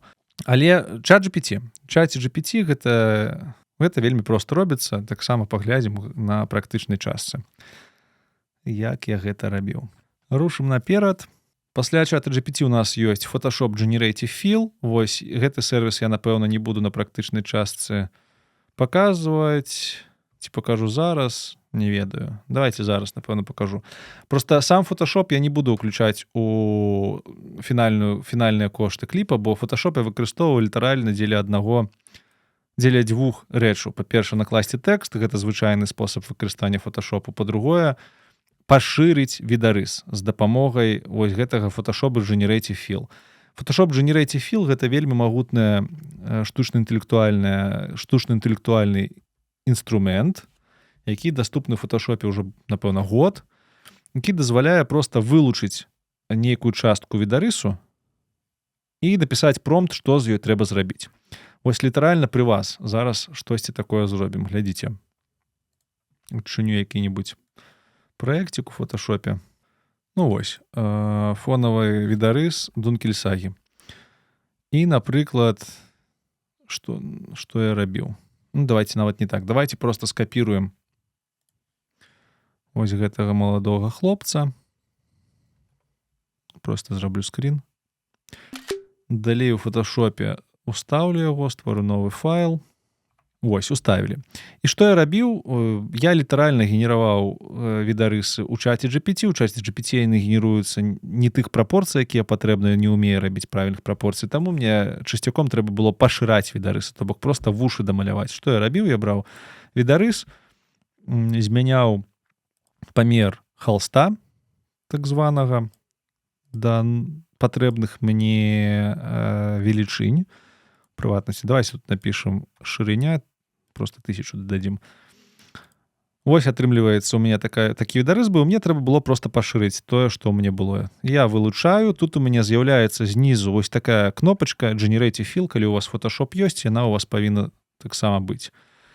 Калі вы на яе нажмеце, то вы можете напісаць, што зрабіць з гэтай вылучанай воласцю. Ну, а мне трэба дамаляваць не гэтую вылучаную воласць, мне трэба дамаляваць вушы по баках. Таму я раблю інверсіўнае вылучэнне. Вось у мне вылучыліся гэтыя вушы, і далей я пішу, што мне трэба зрабіць. Тут можна пакінуць насамрэч пустым гэты промпт, таму што Photoshop і так зразумее, што трэба пашырыць, можна просто напісаць extend. У Photoshopе гэтыя промпты лепей пісаць на ангельскай мове, там мадэль пад капотам у іх выкарыстоўваецца Firefly, яна называецца Firefly, якая выкарыстоўвае ў асноўным ангельскую мову. Я не ты слой вылучаю. Давайте выдалім увогуле гэты слой недарэчны. Вось. Ён адносна чорнага бэкграунду мяне дамалёўваў. А цяпер ён будзе бачыць, што я вылучыў сябе, а не проста там чорны бэкграунд гэты. Extend. Спадзяюся, зараз стрымаецца. Глядзіце. Вось я сяжу такі прыгожы ў студыі. Выдатна. Ну і там можна ўсялякія рэчы рабіць, тыпу, я не ведаю. Заўсёды людзей забаўляе, калі я там вылучаю сваю башку і кажу нешта кшталту create dreads. Я не ведаю, дрэды так пішуцца ці не так. On the head. Зрабі дрэды на галаве. Ну, паглядзім, што ён зараз робіць. Даўно я дрэды сабе не маляваў. Цалкам вельмі выдатны інструмент, гэты Generative Fill. Можна ўвогуле не ведаць, як фоташопам карыстацца, толькі яго карыстаць. Але фоташоп гэта, ну, дарагая праграма. О, глядзіце, не дрэнныя дрэды атрымаліся. Ну, такія. Вось. Прыкладна так гэты Generative Fill можна выкарыстоўваць. Можна выдаляць усялякія аб'екты, дамалёўваць па баках, па краях, нешта там змяняць касцюм. На прэзентацыі я паказваў, што можна вылучыць самого сябе і папрасіць намаляваць замест спартыўкі касцюм. Ці там пабрыцца, пагаліцца, ці дрэды зрабіць. Але гэта каштуе грошай. Таму фоташоп мы не будзем уключаць, бо можна абысціся без фоташопу. Я тут літаральна раблю невялічкую працу. І гэтую працу можна замяніць бескаштоўнымі сервісамі. Але калі захочаце набыць фоташоп, ён каштуе прыкладна, я не памятаю, там некалькі таксама десяткаў даляраў на месяц. Ужо з убудаваным Generative Fill-ам ён уваходзіць у падпіску. Google AI Studio. Значыцца, гэта сайт, на якім Google дазваляе карыстацца ў бета-рэжыме сваімі нейрасеткамі, то бок з абмежаваннямі, але бясплатна. Выдатнейшы сервіс, і ў прыватнасці там вы можете знайсці вельмі свежую сетку, Nano-Banana называецца, якая з'яўляецца такім аналагам фоташопа. Гэта адна з першых сетак, у якую вы можете запампаваць відарыс, напісаць тэкстам, што ім трэба змяніць, нават нейкі кавалачак маленькі. Напрыклад, там, не ведаю, змяні мне манікюр на правай руцэ. І гэты сервіс зменіць менавіта манікюр на правай руцэ, не перамалёўваючы ўвесь відарыс. Вы па спасылцы проста перайдзеце, там адкрыецца такі тэставы, як сказаць, інтэрфейс, бо гэтая сетка пакуль што даступна ў асноўным як тэставая для праграмавання, і сюды вы зможаце запампаваць свой відарыс і напісаць, што вам трэба з ім зрабіць. І ўсё. І вось гэта бясплатная замена фоташопа. Дарэчы, я не ведаю, ці можа ён пашыраць відарысы, трэба паспрабаваць, але калі штосьці трэба змяніць, то гэта выдатная бясплатная замена гэтага фоташопаўскага Generative Fill-а. Я не ведаю, ці будзе яна яшчэ бясплатная, калі вы будете глядзець гэтае відэа, але прынамсі вось на момант канца жніўня гэтая штука не стоіць ніякіх грошай. Ну і ўвогуле AI Studio ад Google выдатная штука, вы тут можете пабачыць розныя сервісы, тут можна і бясплатна паспрабаваць мадэлі ад Google, самыя апошнія, там вось самыя моцныя 2,5 Pro, 2,5 Flash з абмежаваннямі, канешне, вы не зможаце тут бясконца размаўляць з імі, але можна паспрабаваць, не плаціўшы грошай. Яшчэ я вам казаў, што ў Google ёсць вельмі выдатная мадэль для глушкі беларускай мовы. Таксама адразу пакажу, пераходзіце ў Generate Media, і тут ёсць Gemini Speech Generation. Вось тут, калі вы выбярэце мадэль Gemini 2,5 Pro Preview, то вось менавіта гэтая мадэлька можа вельмі добра агучваць беларускую мову. Давайте сингл аудиоспікера бярем. Style Instruction, вы можете даць інструкцыі па тону, гэта будзе нешта злобнае ці радаснае, і тэкст для агучкі.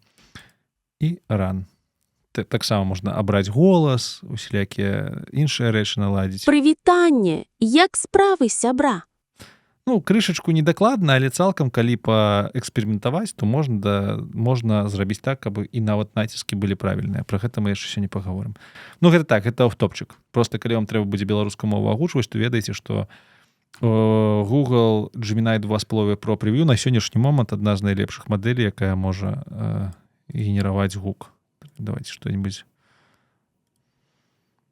Давайте температуру крыху больше зробім. Прывітанне. Як справы, сябра?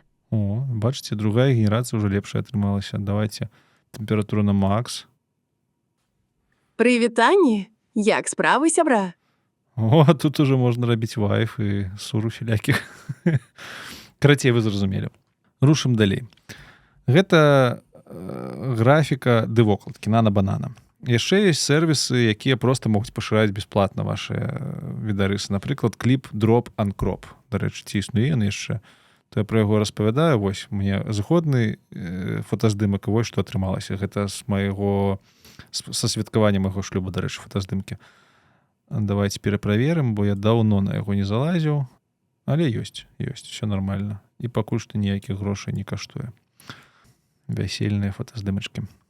Ну, таму вось, калі вы хочаце проста пашырыць відарысы, не хочаце плаціць за Photoshop, то можете выкарыстоўваць Clip and Drop.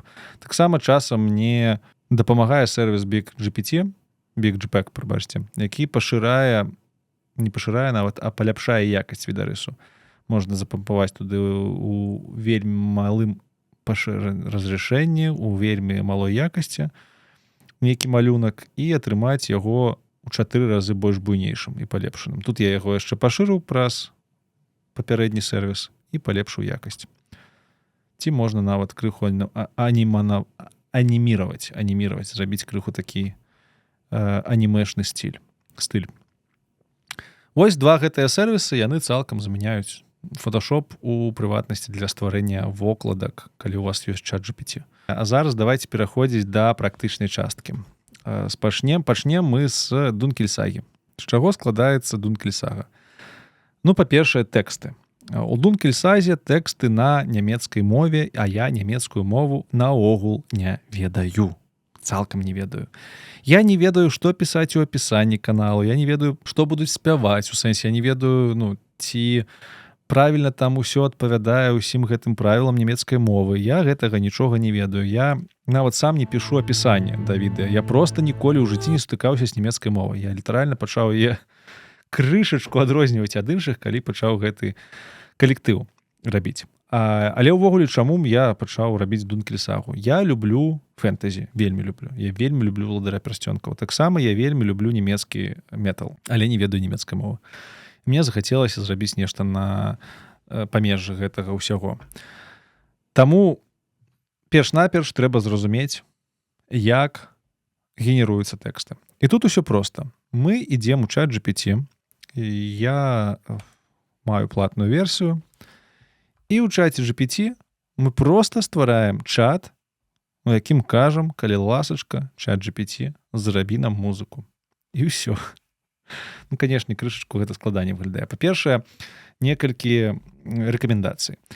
Выкарыстоўвайце, зараз у чаце GPT актуальная мадэль GPT-5. Раю выкарыстоўваць ці Thinking мадэль, ці GPT-4o.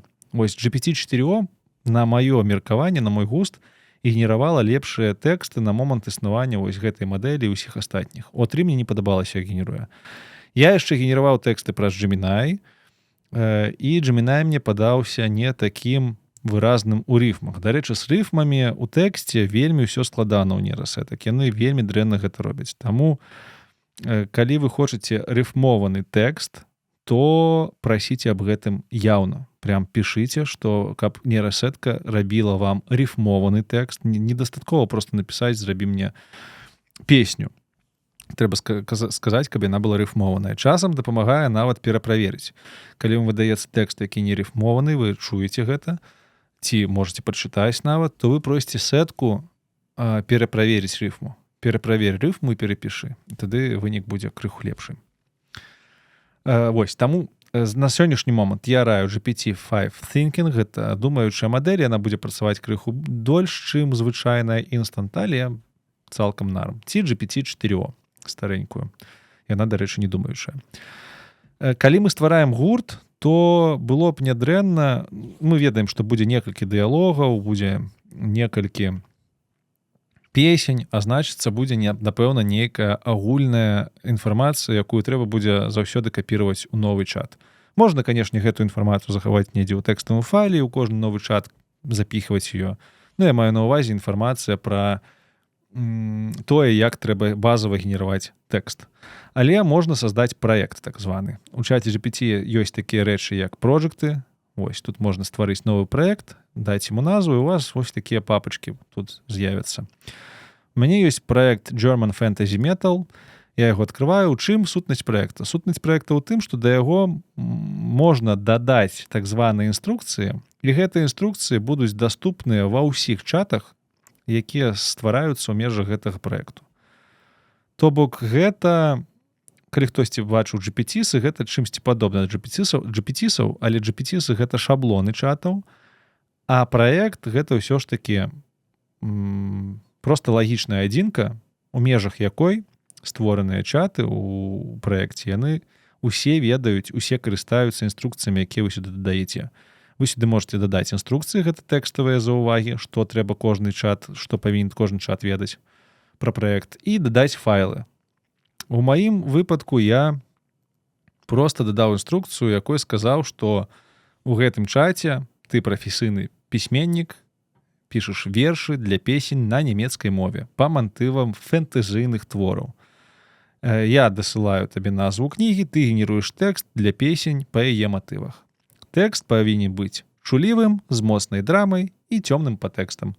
Разам з тэкстам песні на нямецкай мове выведзі промпт для генерацыі музыкі да песні, якая адпавядае яе настрою. Гэта абавязкова павінен быць рок, метал альбо альтэрнатыва. То бок такім чынам я і ў канцы я яшчэ пішу, што падказка, дакладней промпт трэба змяніць. Промпт павінен быць на ангельскай мове і будзе выкарыстаны у сервісе Суна.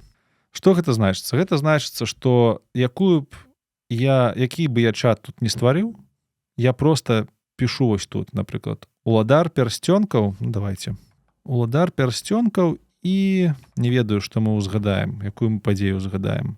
Паходжанні праз морію, напрыклад. Давайте, і падзеі, якія там здарыліся. Всё, я задаў назву твора, я задаў па якіх падзеях трэба стварыць тэкст песні. Прычым, так як яно будзе генераваць тэкст на нямецкай мове, а я магу, дарэчы, размаўляць на розных мовах з чатам GPT, яму гэта, прынамсі, не мае розніцы.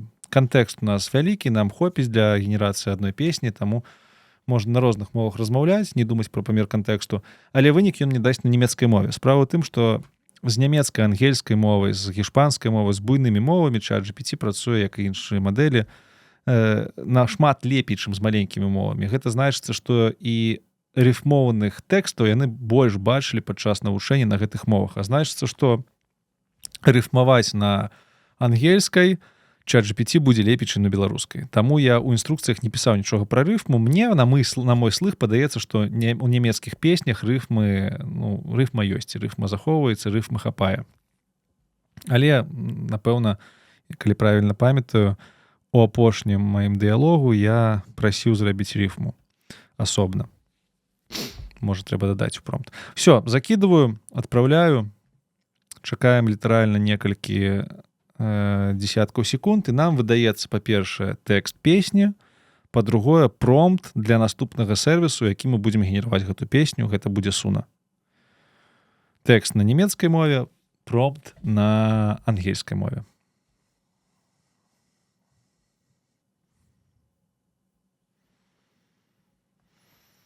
І вось пайшла песня. Нейкае інтро, першы куплет, перад припеўка, другі куплет і бридж. Заўсёды мне бридж казадум так. Заўсёды мне брыджы ён робіць, мосцікі, пераходы. Я не ведаю, пра што тут ідзе размова. Вось адразу нам робіцца промпт. Дарэчы, гэты промпт можна выкарыстаць цалкам, але мне ён вельмі здараведны, Суна столькі не прымае. Я звычайна толькі кавалачкі нейкія беру і потым пакажу вам, як у Суну вставляю. Вось я гэты тэкст беру, капірую, што адбываецца далей. Я ж нямецкую мову не разумею, але мне хочацца разумець, што тут адбываецца. Рыфму я тут не заўважу, я не разумею нямецкую мову. Рыфму я заўважу ўжо, калі зраблю генерацыю тэставую у Суна. Там будзе чутна. Ёсць рыфма, няма рыфма, але Суна і без рыфмы добра спявае. Калі вам хочацца, можаце наступным промптам папрасіць зрабіць рыфму. І і тады ўжо дакладна будзе рыфма там на, не ведаю, праз сказ на апошнія літары, ну будзе карацей. Што я раблю наступным крокам? Я іду ў транслейтар, абіраю мову нямецкую аўтаматычна і перакладаю на беларускую і гляджу, што адбываецца. Ну, вось тут перед дзвярыма, Дурына, на бледным ветры Холіна. Карацей, гляджу на лірыку, перакладзеную на зразумелую мне мову, і прыкладна разумею, ці пра тыя падзеі, пра якія я хацеў, распавядаецца ў тэксце. Калі не, я прашу прямо у чаце, калі ласачка, змяні вось гэтую, падаю на гэтую. Часам я нават устаўляю у тэкст літаральныя цытаты з кніг. Калі ёсць вельмі яскравыя цытаты, я прашу вось пакінь, калі ласка, гэтую цытату, каб слухач, калі чытаў Валодара Персцёнка, слышаў гэтую цытату і кайфаваў. І вось такім чынам я літаральна разумею, што больш-менш тут няма ніякіх здарэнняў з тэкстам непрыемных. Канешне, лірыка перакладаецца вельмі дрэнна, і часам я тут бачу цалкам абздуру ў перакладзе на беларускую мову, але потым я іду, калі цалкам нейкая абздура атрымліваецца, я беру гэты кавалачак, нясу яго ў чат GPT і прашу чатам GPT перакласці, бо чат GPT лепей разумее сэнсы. І ён мне тады ўжо можа выдаць больш сэнсоўнае нешта. Я такі думаю, ну окей, на нямецкай мове, напэўна, гэта будзе загучаць добра, проста машынны пераклад у транслейтары гучыць не вельмі. Вось неяк так. Я гэты тэкст вычытваю, змяняю яго ў чаце GPT, прашу змяніць, ну а потым наступным крокам я іду ў Суна. Я беру гэты тэкст і скармліваю яго Суна. Зараз я ўжо гэта рабіць не буду, толькі пакажу вам асноўныя крокі ў Суна. У Суна ў мяне базавая падпіска за, паглядзім, па-мойму, $20, калі я не путаю нічога. У Суна тут ёсць розныя інструменты. Нам з вами патрэбен інструмент Create. Злева выбіраем Create. І тут вельмі простыя налады. Вельмі простыя. У лірыку мы закидываем наш тэкст. Ну, можа, давайте, зразумела. Можа, нават і песню зробім. Ну, зразумела, што наўрад ці у нас так песня атрымаецца. Але закидываем сюды тэкст, а ніжэй ёсць стайл. Сюды нам трэба закінуць промпт для генерацыі. Тут апісваецца, якім стылі павінна быць музыка. Я, звычайна, як вам і казаў, беру вось гэты промпт, вычытваю яго, гляджу так, эпічны сімволік Dark Metal, окей, German Title, не патрэбна гэта інфармацыя, Language таксама не патрэбны. ChatGPT, дарэчы, раней лепей для Суна напісаў промпты. Можна проста насамрэч увесь гэты промпт узяць, скапіраваць, уставіць у Суна, і мы бачым, што не ўсё ўлезла. 1000 абмежавання, 1000 сімвалаў. Трэба будзе мне ў промпце маім напісаць, што не больш за 1000 сімвалаў. Ну вось, і я бачу, што вось гэта інфармацыя мне не патрэбна. Тут як брыджы гучаць фіналы. Суна такой дакладнасці не мае. У Суна у апісанні стылю трэба толькі вось літаральна апісаць, як павінна гучаць цалкам, як павінен гучаць твор. Увогуле, Суна гэта не ты сервіс, у якім можна дакладна там хоць па нотах задаць, як будзе генеравацца песня. Там гэтага нельга зрабіць. Там усё вельмі абстрактна. Ну вось, што ў нас застаецца? Вось першая частка застаецца, тэмпу таксама пакінем, гэта тэмп музыкі. Ён нам, дарэчы, можа яшчэ спатрэбіцца. Усё астатняе я прыбяру. І апошні абзац дадам пра гучанне, што гэта павінна быць у пячоры. Тут напісана недзе было huge cave, reverb. Это рэха ў пячоры. Калі вы гэта ўсё ўставілі, тут ёсць такая кнопка, называецца даць крэатыўны буст вашаму промпту. То бок Суна сам вычытае, што вы тут напісалі, і пераробіць гэта пад больш спрыяльны для яго фармат. Нажимаем гэтую кнопку, ціснем. Крышачку чакаем. І вось у нас ужо нармальны промпт для Суна. І якія тут яшчэ ёсць налады? Па-першае, тут можна надаць weirdness.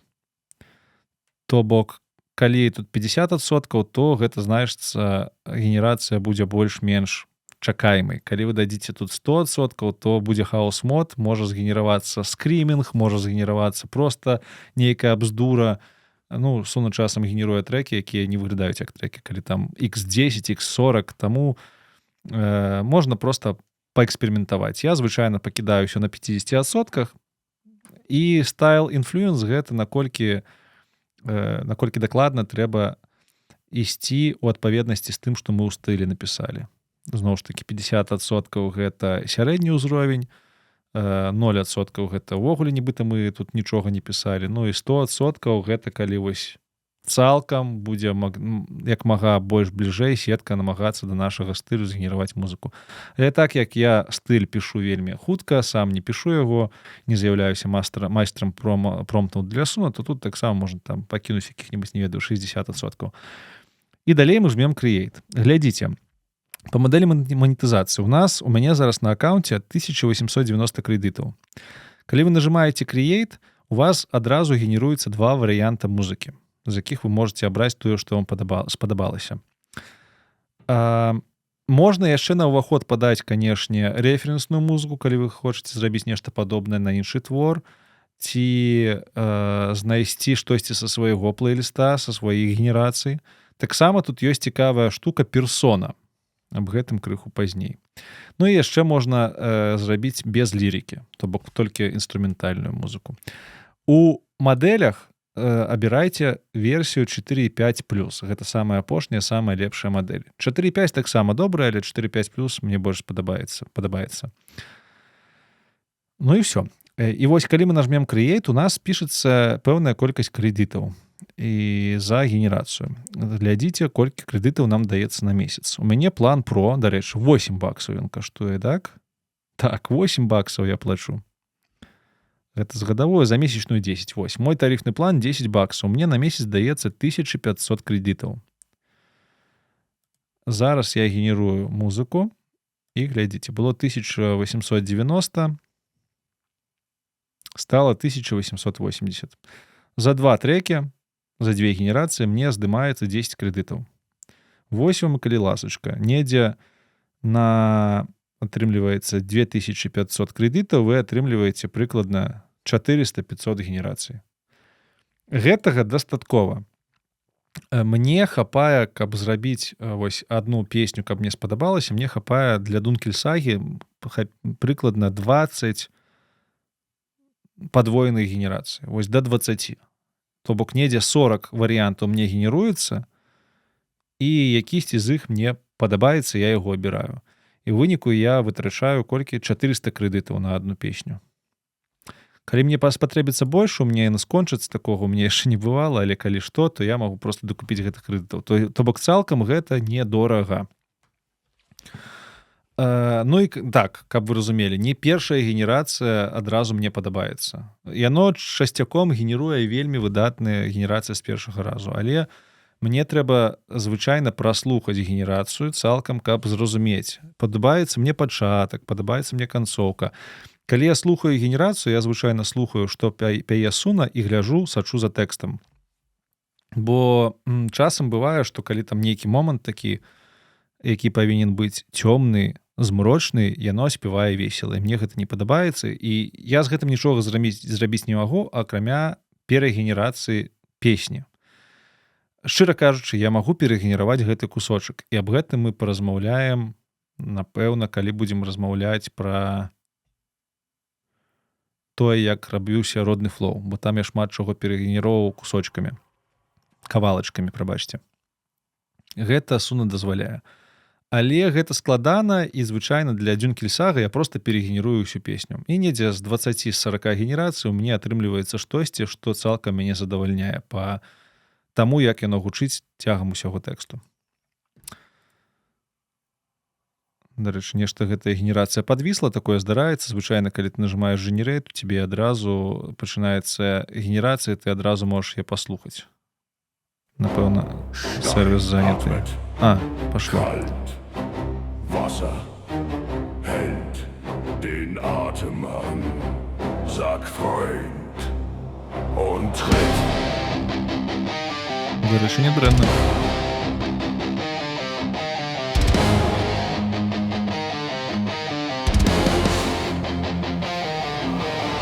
Vor Dorens Tür in Hollins blassem Wind. Ну і другі варыянт.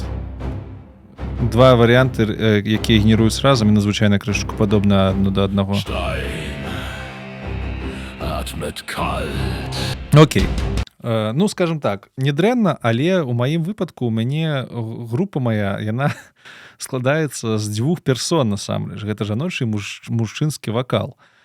І у Суна ёсць невялічкі функцыянал, як рабіць гэты вакал кансістэнтны, каб ад генерацыі да генерацыі ён гучаў падобным чынам.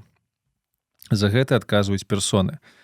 Калі вы згенеруеце першыя трэкі, вам, напрыклад, спадабаецца ты вакал, які там згенераваўся, ён тут будзе розны кожнай генерацыі, то вы можете захаваць з гэтага трэку персону, зрабіць персону з гэтага трэку. Вы просто націскаеце персона, create new persona, выбіраеце музыку, з якой вы хочаце згенераваць персону, там, дзе вам спадабаўся голас.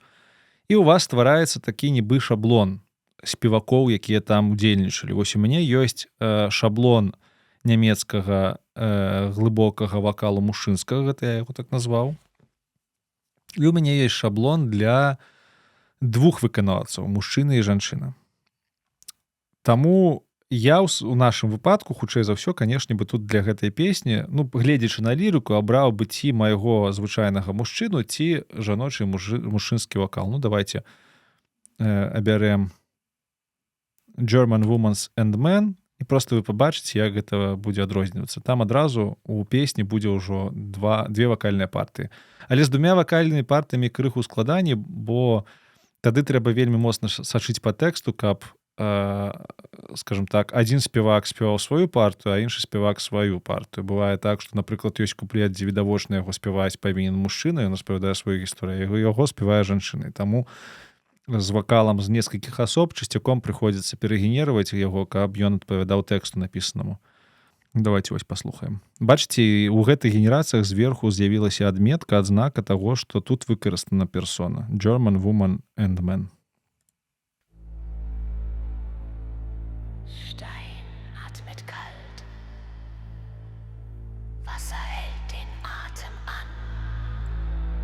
Sag, Freund. Шэпат спачатку ідзе, таму што у арыгінале быў шэпат на пачатку, ён часам бярэ нейкія нават прыёмы з арыгіналу, але, слухайце, не дрэнна. Можа нават Vor Dorins Tür in Hollands blassem Wind schimmert Silberzeichen sanft und alt. Wir sprechen Melon und der Fels wird lind, doch unter Nächten gärt das schwarze Tal. Звычайна жаночы вакал наперадзе, а прыпеўкі будуць з мужскім вакалам. Kalte Finger, die das Ufer krallen, der Wächter regt sich, reißt die Ringe auf, Seile singen, Monde fallen. Kein Weg zurück, das Wasser wird zum Grab.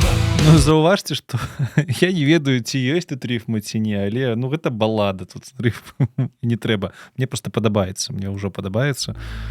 І... А, тут мужчынскі вакал. Можа проста, што гэта іншая мова, і я не заўважаю, што тут адсутнічае рыфма, але сябры, якія слухалі, якія ведаюць нямецкую мову, жывуць у Нямецчыне, мои сябры, слухалі Дункельсага, яны кажуць, што там дастаткова добрая мова, і ўсё вершавана, і гучыць вельмі прыемна. Sag, Freund, und tritt. Und tritt. Это ён інтра прамовіў, вось гэтае. Далей пашоў першы куплет. Цікава, жанчына будзе ці мужчына спяваць. Ох, віланчэль прыгожа. Я заўсёды дадаю віланчэль у сваёй песні. У Дункельсах. Гэта іх фішка. Таксама, дарэчы. Заўважце, што ў гуртоў могуць быць фішкі. Вы можете прям убудаваць у ваш стыль нейкія інструменты, якія заўсёды будуць выкарыстоўвацца. Дарэчы, я тут не бачу віланчэлі, так? Напэўна, няма.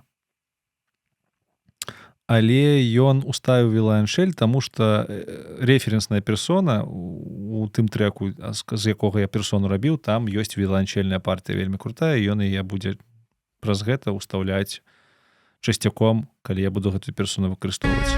То бок персона выкарыстоўвае не толькі голас, але і стылістыку у нейкай ступені. І, дарэчы, калі вы персону дадаеце, забыўся вам сказаць, з'яўляецца новая налада. Па-першае, калі у вас... я вам не сказаў, можна абраць ці жаночы, ці мужчынскі голас будзе выкарыстаны. А па-другое, дадалася налада аудіо-інфлюенс. То бок, наколькі ваша стылістыка песні і голас персоны будуць выкарыстаны ў вашай новай генерацыі. 25% звычайна дастаткова. Калі вы шмат тут паставіце, то ваша новая генерацыя будуць вельмі падобны нават па музыцы да таго, з чаго зроблена персона.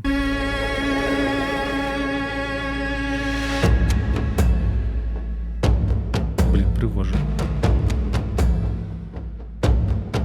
Vor Durins Tür in Hollands blassem Wind schimmert Silberzeichen sanft und alt. Wir sprechen Melon und der Fels wird lind, doch unter Nächten gärt das schwarze Tal. Ein Schauer kriecht vom stillen See herauf.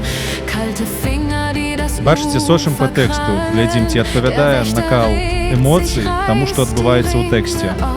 Seile singen, Monde fallen. Kein Weg zurück, das Wasser wird zum Grab, doch unser Licht ist klein und wach. Wir zählen Schritte, jeder wie ein Stab. Die Tiefe lauscht und hält uns schwach. Барабаны, вось чым барабан.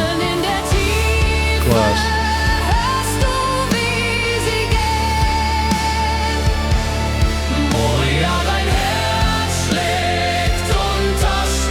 Припеў вельмі добры.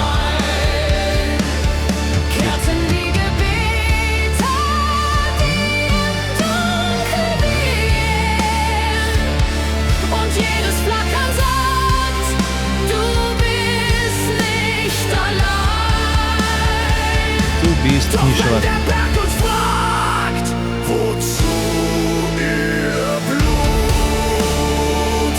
Antworten wir mit Atemglut. Цікава, жанчына спявае пра падзеі, які адбываюцца. Хаця зараз, можа, мужчына пачне спяваць. Berlin ruht, sein Name bricht wie Glas.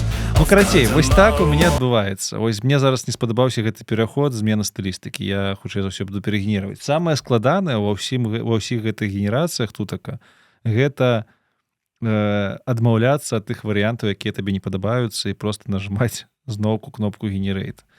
Бо падчас генерацыі, там 40 ты разоў гэта ўсё генеруеш, у цябе з'яўляецца 5-10, а можа і больш фаварытаў, і табе проста трэба абраць, умоўна кажучы, з 10 варыянтаў, кожны з якіх круты. Вось, мне так адбываецца. Гэта складана. Але цалкам вы зразумелі. Такім чынам я вытрачаю недзе гадзіны, напэўна, 3 ці 4 на тое, каб напісаць тэкст, і на тое, каб згенераваць тую музыку, якая мне падабаецца. Далей я яе ніяк не рэдагую, у мяне няма часу, каб на Дункельсага канале гэта рабіць. Больш за тое, нямецкая мова, яна значна больш лепей працуе ў гэтай сетцы, у гэтых сетках, чым беларуская, таму тут проста і не трэба шмат чаго рабіць. Далей вы можете выпампаваць вашу генерацыю, ці можете апублікаваць прям, каб яе насуна слухалі, ці проста выпампаваць. Тут ёсць download. Дарэчы, ёсць бесплатны тарыф, на бесплатным толькі MP3 будзе. На платным вы пампуеце WAV. Прычым, далей я вам пакажу, можна спампаваць не толькі цалкам песню, але спампаваць яе разбітую па дарожках. Вось яно, Get Steams. Калі вы націхнеце, то вам згенеруюцца аўдыёдарожкі без гуку, вы сможаце іх спампаваць асобна. Всё, пампуеце WAV, і далей праца дастаткова простая. Я іду, бяру спампованы WAV файл, іду в Photoshop, як я вам паказваў, раблю, па-першае, я іду у ChatGPT, ствараю вокладку, вось у мяне ёсць назва, Я магу прям тутака папрасіць зрабіць мне вокладку, дарэчы. ChatGPT добра малюе вокладкі, давайте попросім. Зрабі мне вокладку да гэтай песні. Можна просто так попросіць. Можна там дапісаць, зрабі яе цёмнай, светлай, змрочнай, яшчэ якой-небудзь. Ну, давайте. Так, і ён звычайна генеруе квадратную вокладку, можна сказаць, каб ён зрабіў 16:9. Ён не зробіць 16:9, але ён зробіць яе просто крыху больш шырэйшай, яе будзе прасцей пашыраць у фоташопе ці ў іншых сервісах. Ну і ChatGPT вельмі добра можа маляваць. У яго ўбудованы механізм малявання ў саму мадэль. Ён зараз павінен сам зразумець, што яму трэба намаляваць. Але 5-я версія ChatGPT апошнім часам мяне даканвае дадатковымі пытаннямі. О, глядзіце, не спытаў нічога, пайшоў маляваць. Што цікава, ён малюе ўсё ў стылістыцы відарысаў, якія звычайна робяцца да Уладара Пярсцёнкава. Яны выглядаюць нібыта масленыя такія фотаздымкі.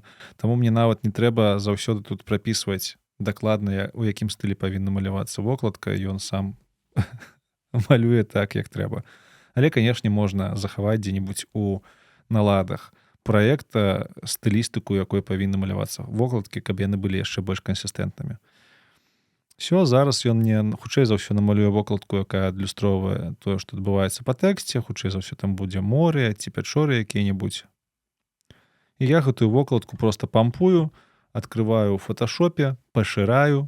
Далей я открываю праграму, у якой я монтую відэа. У мяне гэта Premiere Pro.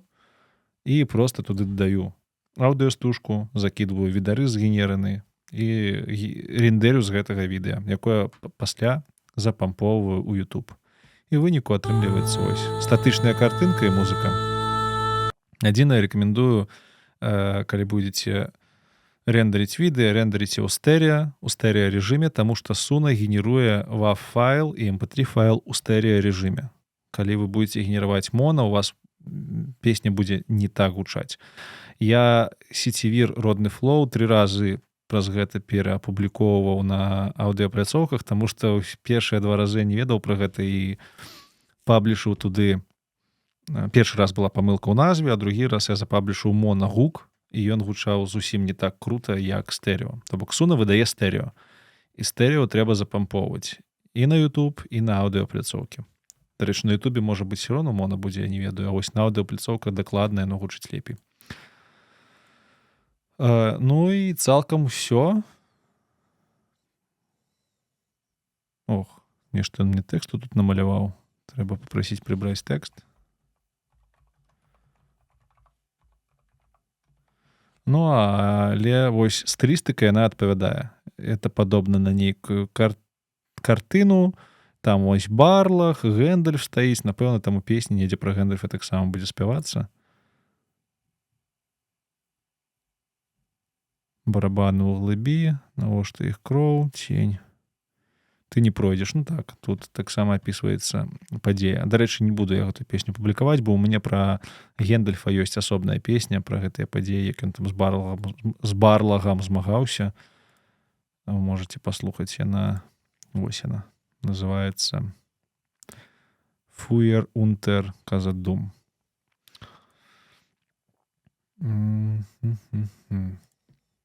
Прыбяры тэкст. Ну, а калі што, можаце проста гэты відарыс закінуць на банана і папрасіць прыбраць увесь тэкст лагатыпы. Всё. На гэтым праца з Дункельсага скончана. Яшчэ ёсць некаторыя маленькія трюкі, з якімі можна папрацаваць у чаце GPT. Напрыклад, калі я выгружаю, заладоўваю відэо ў YouTube, я ў гэтым жа чаце прашу яго зрабіць назву, не назву, а апісанне у 2 сказах. Давайте я вам просто покажу на старых чатах. На расійскай мове чат. Я звычайна размаўляю на той мове, якая раскладка ў мяне на клавіатуры ўключана. Вось глядзіце, прашу. Паядзінак Эовін з каралём-чарадзеем з...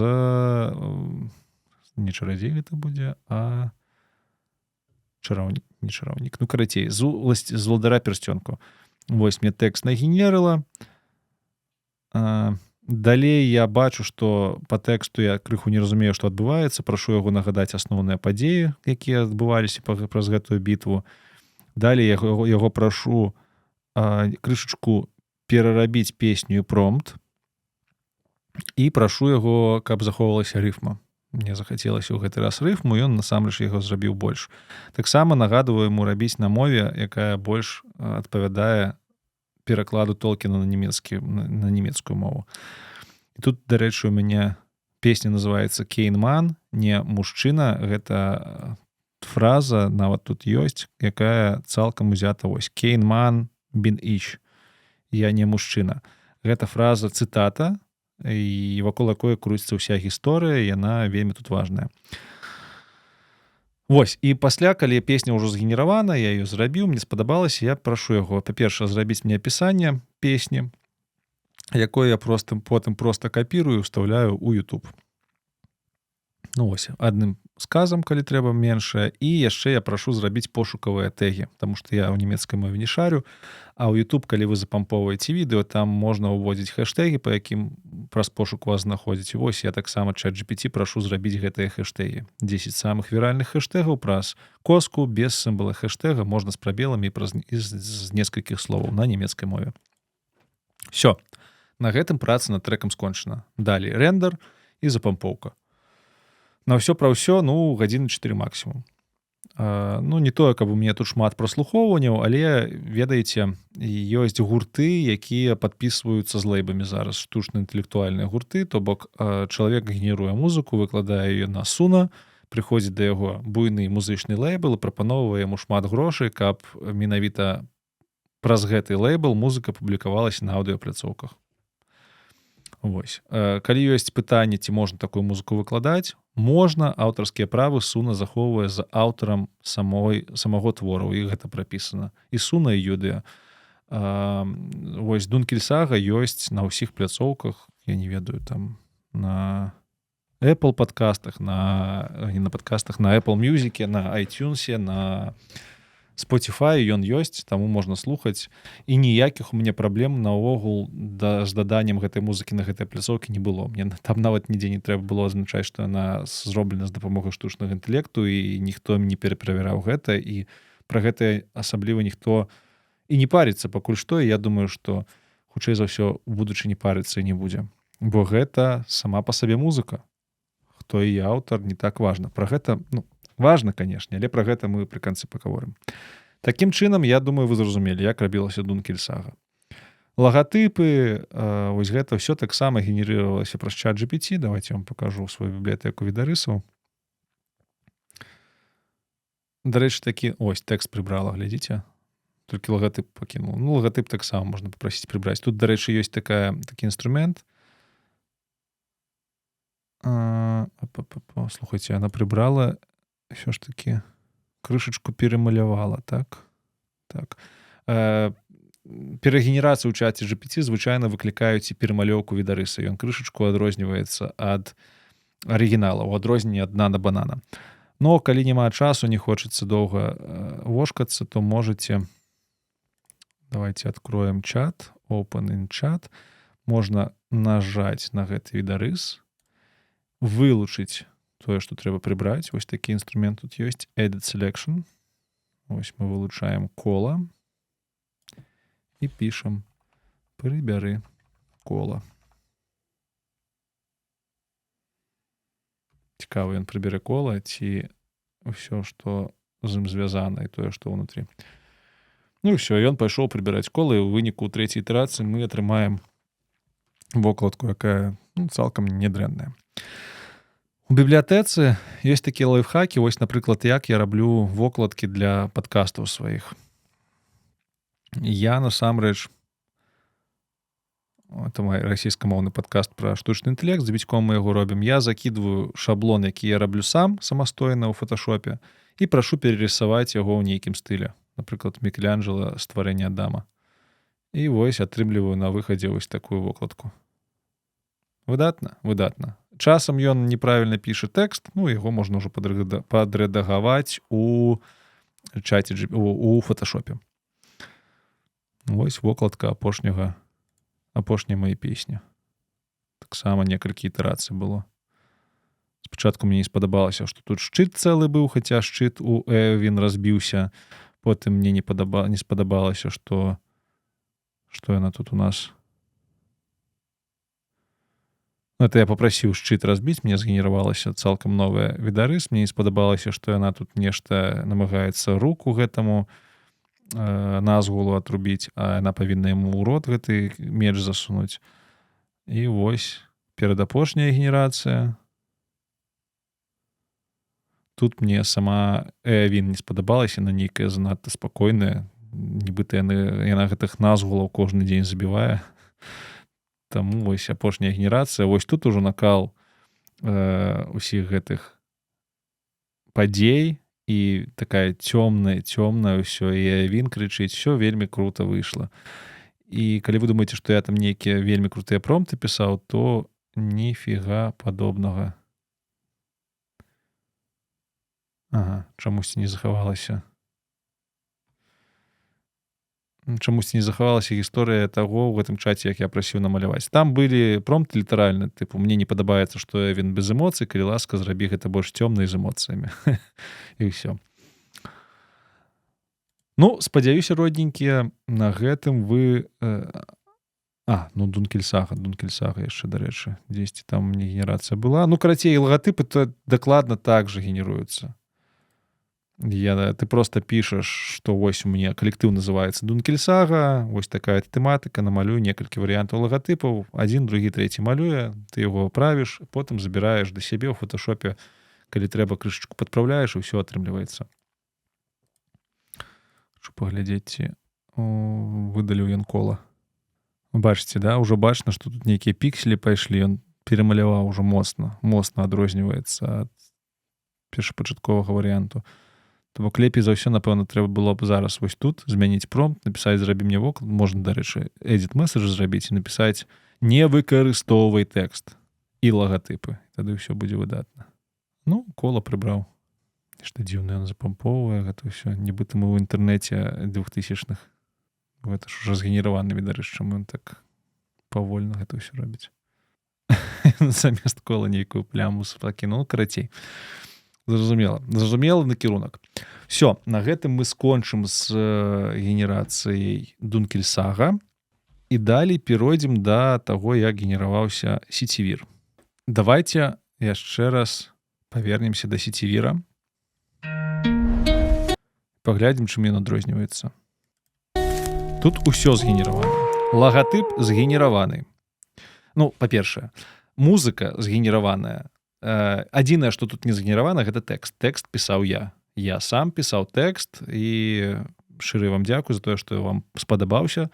Я на яго патраціў, напэўна, тыдзень. Але ўсе спасылкі, ўсё там маё. Адзінае, у чым мне дапамагаў пісаць тэкст ChatGPT, я ў яго часам закідваў свае чарнавікі і прасіў дадаць ці то рыфм, ці нейкіх яшчэ падзей. І ён, відавочна, мне рыфм не дадаваў, падзеі нейкія бязлузныя былі, але, карацей, гэта было як страх белага аркуша паперы. Ён мне выдаваў нейкую бязлуздзіцу, я гэтую бязлуздзіцу сабе пад нос напіваў, разумеў, што нейкая фігня, і мне падчас гэтага прапеву прыходзілі нейкія новыя стройкі, словы, спасылкі, адсылкі. Спасылак вельмі шмат у гэтым творы. Таму можна сказаць, што тэкст я пісаў сам, але ChatGPT накідаў мне гаўняныя варыянты, каб яны ператвараліся ў нешта добрае. Усё астатняе згенерена. Музыка, спевы, увесь відэаряд. Лагатып, вось гэта яго з'яўлення. Далей. Вось гэтыя людзі танцуючыя, спяваючыя фотаздымкі, ці проста рухаючыся. Ёсць там у адным моманце, дзе ў мяне стары новы Марціновіч абдымаюцца. Гэта цікавы момант, вось. Распавяду, як гэта зрабіць. І вось, напрыклад, Філіпенка і Чарнуха абдымаюцца. Гэта два розных здымкі, дарэчы. І Чарнуха мне напісаў у каментарах, што вельмі парагатаў з таго, што яны з Філіпенка абдымаюцца. Прабачце, хлопцы, не ведаеце, сябруеце вы. Спадзяюся, пасля гэтага трэку пасябруеце калі не. Ну і канешне же Янка Купала, які спявае у рыфму. Гэта таксама ўсё генерацыя. Не толькі Янка Купала спявае. За гэтага дзядзьку за крапіву спяваючага мне, дарэчы, ніхто не кідаў, але дзіўна. Вось гэта ўсё генерацыя. Таму давайте паспрабуем разабрацца, у чым галоўнае адрозненне ад Дункельсагі. Галоўных адрознення бадай што 3. Начнем з нулевога, я ж праграміст. Нулевое гэта тое, што тэкст быў падрыхтаваны мною асабіста. На гэта было вытрачана больш за ўсё часу, на тэкст я вытраціў недзе тыдзень працы, такой па 2-3 гадзіны. Больш за тое, калі вы тэксты калісьці самі пісалі, вы ведаеце, што немагчыма напісаць тэкст пад песню, звычайна мне там з'явіўся, я ўсуна згенераваў музыку, якая не спадабалася, і пад гэтую музыку я пісаў пад гэты біт, я пісаў тэкст. Бок спачатку біту мне было вельмі вялікае жаданне напісаць тэкст на беларускай мове і зачытаць рэп самому. Увогуле тэкст з'явіўся не калі я захацеў рабіць родны флоу, а яшчэ месяца 4 таму я хацеў сам запісаць гэты рэп. Я сядзеў амаль што тыдзень, гэты тэкст ражаў, мне спадабаўся біт, і я сядзеў, пісаў тэкст, пад біт яго прапіваў, глядзеў, каб усё клалася, і ўвогуле задумка гэтага тэксту і гэтага трэку была зусім іншая. Зараз вам будзе эксклюзіў.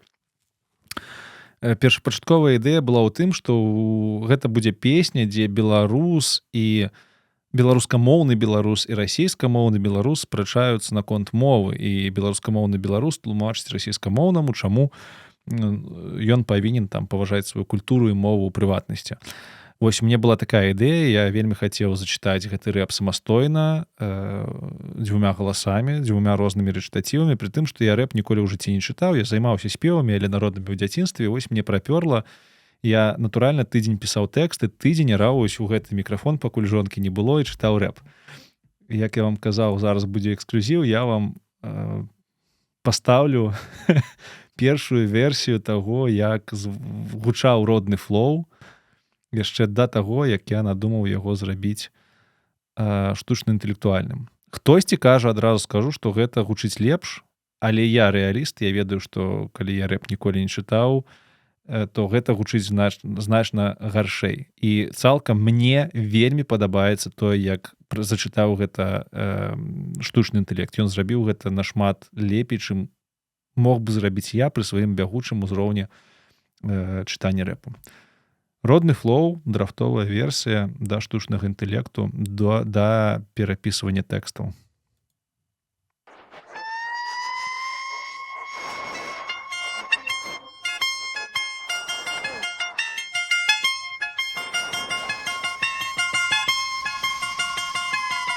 Можа зачытаць адразу.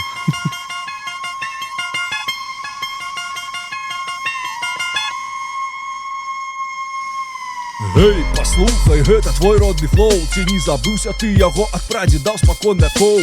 Чуеш нашу мову, тож надта стылёва, ды гэта скарб, які не страцім ні пры якіх умовах. За гонар, за праўду, за куш, што нам так мілы, і забыць, які даўно не маем мы ніякай сілы. Купала ды колас даўно тякуць наших венах, таму не знікне наш дух галактычных памераў. Мова красива, но в жизни это какой-то балласт. Кто в стране знает эту мову, деревенский окрас. Купала, колос, кто такие? Кто из них кто? Когда-то было что-то в школе, это было давно. Война и виза сейчас, то, что волнует меня, а не это белорусский, что вдолбили в тебя. Да, я помню слегка акценты, пару стихов, но не надо в меня впихивать ваш мир змагаров. Гэй, послухай, разумею я боль твой. Не трэба табе лезть у гэта цалкам з галавой. Пусціць кахання дымам, занядбаць мінулы шлях. Але ж каб любіць радзіму, трэба сеч у каранях. Трэба ведаць, хто такія Караткевіч, Крапіва, Радзівіл, Скарына, Вітаўт, Еўфрасіня, Полацка, Рахвалода ды Рагнеду, як Владзімір з ёю спаў, і чаму за сваю маці уступіўся Ізяслаў. Ну аж зараз пагаворам пра сучаснае мастацтва, пра якое пэўна чуў ты, бо сядзеў на ім з юнацтва. Паважаеш верагодна рэп-матывы Макс Каржа. А ці ведаў, што пачаў ён з андэграўнда ў Лунінца? Ён чытаў тады на мове, пэўна гэтым ганарыўся, з бел-чырвона-белым сцягам выкшталцона весяліўся. Ты калісьці не цураўся беларускасці ані. Калі ён пачуе гэта, хай узгадае карані. Ды цяпер я спадзяюся, зразумеў ты мой дакор. Хто такія беларусы і чаму пахне чабор? Хто такія НРМ, Бахарэвіч, Хадановіч, пра што пішуць сваіх творах стары новы Марціновіч? Дзе знаходзіцца той вырай, што нема больш ні ў кога, што за жоўценькі пясочак і куды вядзе дарога? Гвалты свінні ад чарнухі, гэта наша рэчаіснасць. Добра свету Філіпенка распавёў пра нашу існасць. Вот это выдал ты список отсылок, всех мне не счесть. Бастард Владимир Рогнеда, их сын и кровная месть. Кажись, я начал что-то робко постепенно понимать. Здесь пантеон наш белорусский, я хочу теперь узнать. Пришла пора учить историю, дымачину мову, каб атрымаць асалоду флоу, адчуваць наш движовый. Респект табе, родный брат, каб жили с тобою гладко. Ды вітаю, мова родна, будем жить с тобой лагодна. Эй, послухай, гэта твой родный флоу. Ці не забыўся ты яго ад прадзедаў спакон вякоў? Чуеш нашу мову? Тож надта стылёва, ды гэта скарб, які не страцім ні пры якіх умовах. Ну, прабачце, гэта ўсё, мне трэба было вам гэта паказаць. Больш нікому я гэта паказваць не буду. Карацей, вось так выглядала інтэнцыя стварэння трэку «Родны флоу». І, напэўна, гэта было самае цяжкае напісаць тэкст. Калі б я адразу захацеў зрабіць штучна-інтэлектуальны трэк, і мне патрэбілася бы напісаць тэкст, хутчэй за ўсё я бы спыніўся вельмі хутка. Бо ў мяне на тэкст зайшло шмат часу, шмат сіл, я шмат чытаў у мікрафон. Падчас таго, як ты чытаеш у мікрафон, чуеш сябе, ты разумееш, што рыфма недзе не тая. Гэта было вельмі цікава, але мяне драйвіла менавіта тое, што мне падабалася самому чытаць. Таму, калі б я адразу захацеў зрабіць пра штучны інтэлект, то песню, можа быць, гэты бы тэкст не нарадзіўся. Ну вось, нарадзіўся гэты тэкст. Я запісаў гэтую драфтовую версію, нават дамовіўся там з сябрамі запісаць гэта ў студыі і нешта все забіў, не было ў мяне часу. Ось. А потым падчас чарговага брейнштормінгу па агучцы аднаго праекту мне паўстала заданне зрабіць агучку эльфійскіх песен. І я такі думаю, так, агучка эльфійскіх песень. Ну, тыпу, мне сказалі, ці магчыма ўвогуле гэта зрабіць штучным інтэлектам. І я такі падумаў, ну, канешне, магчыма. Але справа ў тым, што гэта беларуская мова, а я ведаю, што штучны інтэлект на беларускай мове працуе дрэнна. Ну, як ведаю, апошні раз спрабаваў гэта паўгады таму. І я пайшоў у Суна, у іх якраз толькі выйшла мадэль 4,5+, і закінуў туды эльфійскія песні, і яно мне згенерыла дастаткова нядрэнную мову беларускую. І тады я зразумеў, што песні пачакаюць, у мяне ёсць добры тэкст, які можна ператварыць у добры трэк. І на ўсё пра ўсё мне зайшло 2 дні. Каб згенерыць родны флоу цалкам з кліпам, недзе 2 дні. На генерацыю песні ў мяне зайшло, напэўна, самого гуку, сышло прыкладна гадзін 5 ці 4. Гэта ўсё выглядала прыкладна так жа, як і з генерацыя для Дункельсага, акрамя аднаго моманту. Дарэчы, у мяне тут генерацыі, усе левыя генерацыі, я выдаляю, таму вы тут бачыце не шмат у мяне генерацый родных. Вось гэта фінальны варыянт роднага флоу ўжо з усімі праўкамі. Першы варыянт, які мне спадабаўся, вось менавіта ў тым выглядзе, які вы чулі на Ютубе, ён у мяне атрымаўся недзе там з генерацыі, напэўна, 10. Дастаткова хутка я пачуў, што вось мне падабаецца настрой. Мне падабаецца, што гэта такая вельмі злая падача, вельмі такая з грубым мужыцкім вакалам, і мне спадабалася, што там некалькі хлапцоў нібыта, у кожнага свой вакал, але там было шмат праблемаў. Давайте паслухаем, я, наколькі памятаю, захаваў гэтую першую генерацыю, якая мне спадабалася, але якую я шмат правіў. Зараз я яе знайду. Вось яна. Тут я нават нейкую персону выкарыстаў. Там было некалькі, як я казаў, 10 ці 2 з генерацыі папярэдніх, і некая з іх мне спадабалася з пункту гледжання голасу, я выкарыстаў яе як персону. І вось першая генерацыя роднага флоу. Давайте слухаць. Адразу скажу, што па музыцы яно амаль што не адрозніваецца. Асноўныя праблемы тут будуць з вымаўленнямі. Бо музыка амаль што такая ж засталася і да самага канца, там, за выключэннем некаторых зменаў невялічкіх. Паслухай, гэта твой родны флоу, ці не забыўся ты яго ад прадзедаў спакон вякоў. Чуеш нашу мову, тожната стылёва, ды гэта скарб, які не страці. Адразу скажу, вось вы чулі, чуеш нашу мову. З гэтым мне нічога не ўдалося, не атрымалася мне з гэтым зрабіць. Мяккае «ч» — гэта праблема пакуль што. Я не знайшоў ніякіх так званых ворк-раундаў, абыходных шляхоў, як можна зрабіць яе глухой. Калі у вас атрымаецца, калі ласка, у каментарах распавядзіце, як вы гэта зрабілі. Мне пры якіх умовах. За гонар, за праўду, за кут, што нам так мілы, забыць, які даўно не маем мы ніякай сілы. Ніякай сілы. У арыгінале ў мяне ніякай сілы. Няякай нават, няякай. Вось ніякай спалучэнне і я у мяне, я шмат перагенерацый рабіў, я потым пакажу, як кавалкі перагенероўваць. У мяне вось гэта спалучэнне і я ніяк не атрымлівалася ў штучнага інтэлекта вымавіць як ніякай. Ён вымаўляў як ніякай. І таму я проста, вы потым пабачыце ў тэксце, я проста напісаў няякай. І ён проста пачаў якаць, як шмат хто робіць у нас з гаворкай. З купалай у меня дастаткова было... Мне не падабалася, што ён чытае купала. Таму што было шмат генерацый іншых з іншай музыкай, дзе было нармальна. Купала ды колас. Купала ды колас. А тут купала. Што за купала? Цэрквы нейкія, што гэта за... Не ведаю, расейшчыну нейкую. Але потым я, калі ўжо шмат разоў пераслушаў трэк, я зразумеў, што і паслушаў іншых выканаўцаў і зразумеў, што ў рэпе, дарэчы, гэта ж рэп, у рэпе часцяком рэперы змяняюць націскі так, каб гэта гучала ці то ў рыфму, ці то больш жорстка, ці то больш стылёва. Гэта цалкам для рэпа нармалёва. Таму, калі націскі змяняюцца ў словах, у якіх усе адпаведна ведаюць, як гэты націск ставіцца, і гэта гучыць натуральна ў рыфму, то гэта можна пакінуць. Таму купала ды колас цалкам, я лічу, што норм. Сілы, купала ды колас даўно цякуць у нашых венах, таму не знікне наш дух галактычных памераў.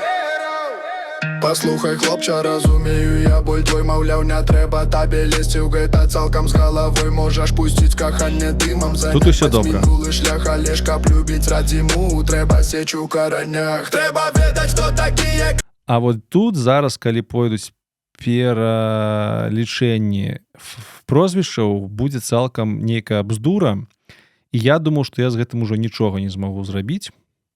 Як я вам казаў, тут можна перагенераваць кавалачкі. Пакажу, як гэта рабіць.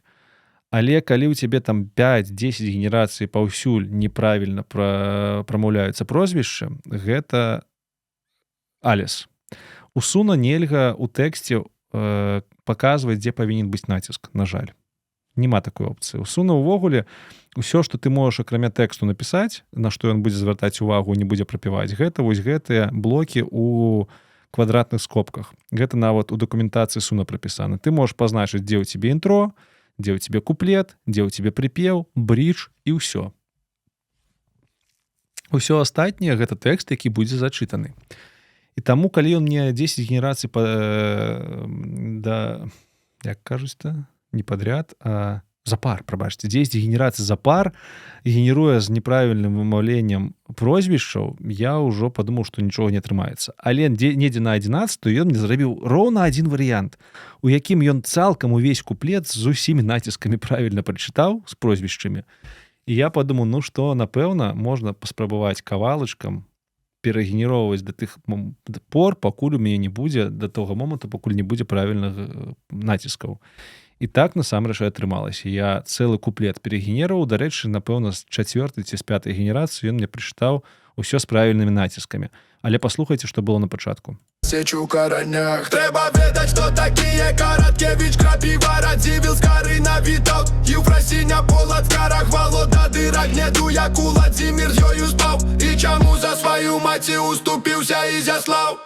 Ну, то бок, тут можна сказаць, што націскі неправільныя, таму што тыпу рыфма, але нават і рыфмы няма. Гэта гучыць жорстка. Таму я гэта перагенероўваў. Паслухай, гэта твой родны флоу, ці не забыўся ты яго ад прадзедаў спакон вякоў.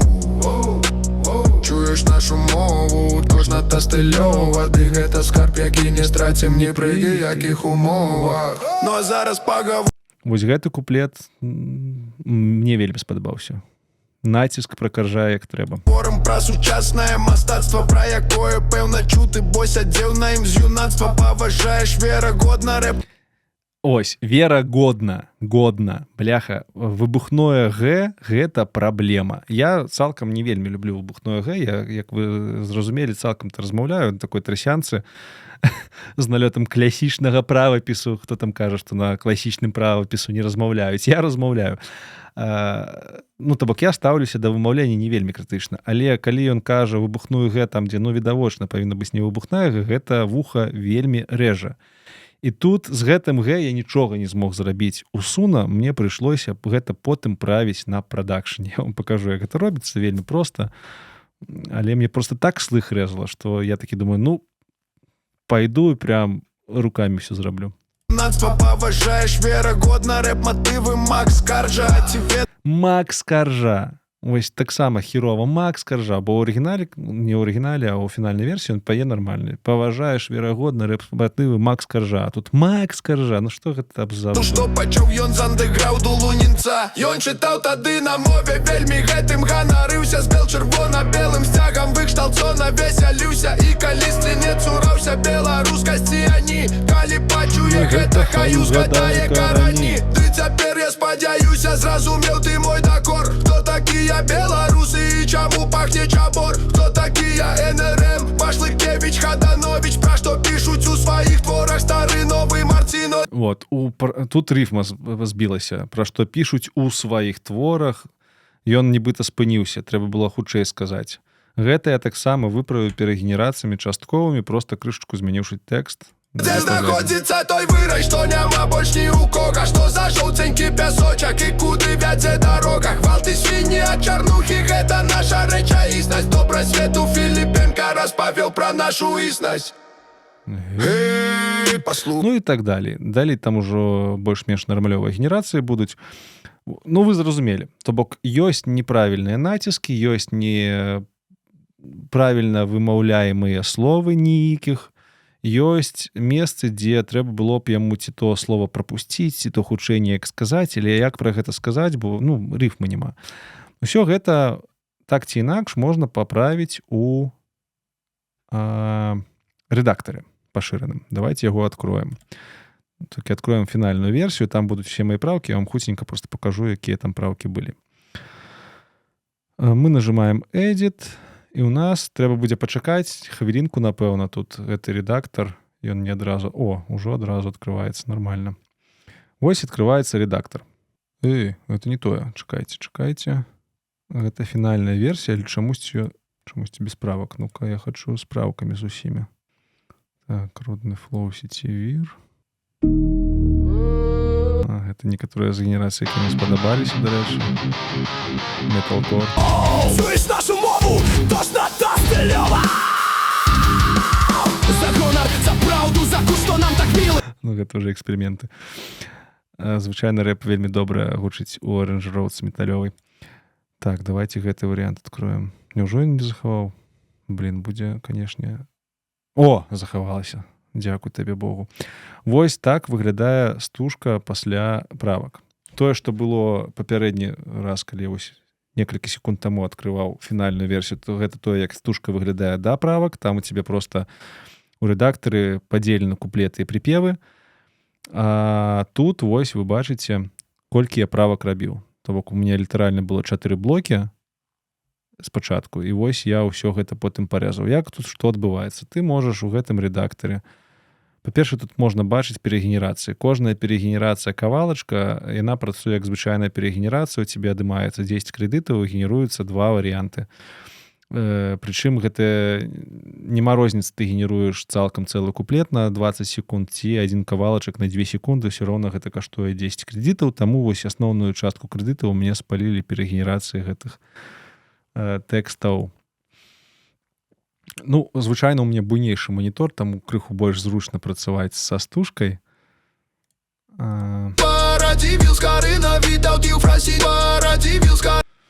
А тут крышачку незручна, гэта я не ведаю, як гэта акенца. Ну-ка, дайце. Гэта акенца закрывае некаторыя элементы кіравання. Вось, можна стужку паменшыць, можна павялічыць. Ну і давайте пабачым так хуценька, што тут адбывалася. Па-першае, вось гэты здаравенны аранжавы кавалак, я яго аранжавым зрабіў, можна гэтыя кавалкі самому раскрашваць.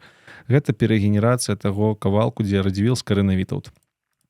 Працуе гэта даволі проста ў гэтым рэдактары, ты проста вылучаеш пачатак і канец таго, што табе трэба перагенераваць, разрезаеш, тут нават можна па словах, вось тут ёсць словы, можна нават вылучаць кавалачкі слоў, вось цэлы куплет вылучыў, і регенерейт нажимаеш. Пасля таго, як вы націснеце регенерейт, у вас тут гэты кавалачак вылучыцца на аўдыёстужцы, парэжацца па краях, і яго можна будзе перагенераваць. Ну і вось потым я гэты кавалак некалькі разоў перагенерываў да тых пор, пакуль ён нармальна не загучаў з нармальнымі націскамі. А і вось тут адлюстроўваюцца усе генерацыі, якія адбываліся. Некаторыя з іх я вырезаў. Тут вам прапаноўваюцца некалькі генерацый. Вы можете абраць ту, якая вам спадабалася, і нажаць інсерт, і яна сюды ўставіцца. І такім чынам можна перагенероўваць цэлыя кавалкі, можна перагенероўваць маленькія кавалачкі. Вось, напрыклад, недзе тут у мяне было ніякіх перагенерацый, так? Макс Каржа. Рэп-матывы Макс Каржа была перагенерацыя, бо вы памятаеце, ён пеў Макс Каржа. Потым вось тут няякай, вось перагенерацыя 2 секунды. Прычым глядзіце, што я з ніякай зрабіў. Мне ў арыгінальным тэксце было напісана мы не маем ніякай сілы. Я ў выніку проста взяў, вылучыў вось гэты кавалак і перапісаў яго. Вы калі будзеце рабіць перагенерацыю, вы сможаце гэты тэкст змяняць. Давайте паспрабуем. Вось, напрыклад, за гонар. Давайте за праўду, за душ. Што? Вось, неяк вылучым і зробім перагенерацыю. Ёсць перагенерацыя 3 тыпаў. Smart, Classic і Fixed. Fixed перагенерацыя налепшая, калі у вас маленькі кавалачак, да 5 секунд прыкладна. Класічная гэта калі перагенероўваюцца доўгія кавалкі, яны тады лепей арыентуюцца ў тым, што які стыль музыкі вакол. Бо музыка таксама перагенеруецца, і часам стыль музыкі перагенераванага кавалку не супадае з тым, што было на арыгінальнай версіі. Ну, а Smart — гэта аўтаматычны выбар. Давайте Fixed абярем і змяніце гэтую лірыку. Replace lyric. Ось. І, напрыклад, за родны душ, ну, я не ведаю душ слова, што нам так, за родны гук. Ось. Зробім так і нажмем перагенераваць. Тут трэба будзе пагуляцца, хутчэй за ўсё ён будзе там вось гэты забы неяк не так спяваць, можа на пачатку гэтай фразы крышачку памыляцца, таму вось тут можна рукамі потым гэты кавалак перагенерацыі пацягаць і змяніць яго, каб ён адпавядаў дакладна словам. Але вось пайшла перагенерацыя, вы чакаеце, у залежнасці ад памеру кавалка, гэта можа быць некалькі секунд, гэта можа быць нават некалькі дзесяткаў секунд, і у вас у выніку з'яўляецца перагенераваны кавалак. Ось, амаль з'явіўся. Праўду за гук, што нам так мілы забыць, які даўно не... Але вы бачыце, тут ужо мне змяніўся гук перагенерацыі. І яшчэ па словах не супадае. Гэта ўсё вырашаецца перагенерацыямі, граннем з гэтым параметрам Fixed and Classic і з перасоўваннем межаў, каб перагенерацыя пачыналася вось там, дзе менавіта гэтае слово пачынаецца. Можна вось, напрыклад, тут выдаліць гэтае слово, перацягнуць, напэўна, недзе там фраза вось тут скончваецца і зрабіць перагенерацыю. Давайте другі варыянт. Гонар за праўду, за гук, што нам так мілы, забыць, які даўно не маем. Ну, тут все роўно крыху змянілася. Але, як вы бачыце, у мяне кавалкаў шмат, і музыка заставалася кансістэнтнай. Плюс да ўсяго астатняга можна забіць на тое, як гучыць музыка, галоўнае, каб галасы гучалі, бо вы можаце насамрэч спампаваць. Вось тут есть кнопка Stims, як я вам казаў, калі вы на яе націснеце, то вы сможаце спампаваць асобна вакал і інструментал. І вы проста бярэце, пампуеце інструментал арыгінальнай версіі, 10 крэдытаў гэтая каштуе, і потым у выпраўленай версіі ўжо ў гэтай пампуеце вакал. І вакал проста на стары інструментал накладаеце. І ў выніку у вас старая музыка, яна захоўваецца, а тэкст новы. Але большасць змяненняў, калі пасядзець тут пацягаць, паэксперыментаваць, можна зрабіць проста праз гэтыя перагенерацыі. Ну, як я вам казаў, у прыватнасці, вось вы бачыце, колькі ў мяне тут усялякіх зменаў. Гэта радзівіл, скарынавітаў, тут я нават недзе ў нейкі момант проста выдаліў частку тэкста і папрасіў мне згенераваць проста без тэксту нейкі кавалачак. І ўсё, такім чынам, вось у гэтым рэдактары я правёў, напэўна, гадзіны 3, калі не больш. Ось, каб гэты фінальны вынік атрымаць. Як я вам і казаў, апошняе, што з гукам мяне бянтэжыла, гэта выбухное Г, якое недарэчна гучала. З ім я нічога не мог зрабіць, я намагаўся і па-рознаму пісаць. Вы ведаеце, тут, калі тэкст пішаш, то звычайна, калі ён штучны інтэлект прамаўляе выбухное Г, ты хочаш глухое Г, то дастаткова напісаць замест Г Х. І ён тады чытае яго як, яно гучыць песні як Г. Але ў тым выпадку не атрымлівалася, яно гучала як Х. Дарэчы, з гэтым тэкстам вы можете пабачыць, у меня такіх шмат усялякіх незразумеласцяў. Я часам пішу, беларуская мова, яна хоць сама па сабе такая, што як слышыцца, так і пішацца, але тут яшчэ прыходзіцца нейкі лайфхакі рабіць тыпу няякай. Ну і часам я вялікай літарай вылучаў тое, дзе павінен быць націск, і яно не дапамагае. Але вось мне была такая вера, што дапамагае. Але не дапамагае. Я чытаў нават на форумах, людзі пішуць, што забейце, не ставце вялікія літары, гэта на націск не ўплывае. Часам уплывае падваенне, дарэчы, вось. Адправіць да спакон вяко, бачыце, я напісаў вяко, працяжнік оў. І ён тады праспяваў гэта як вякоў. І не забыўся ты яго адправіць да спакон вякоў.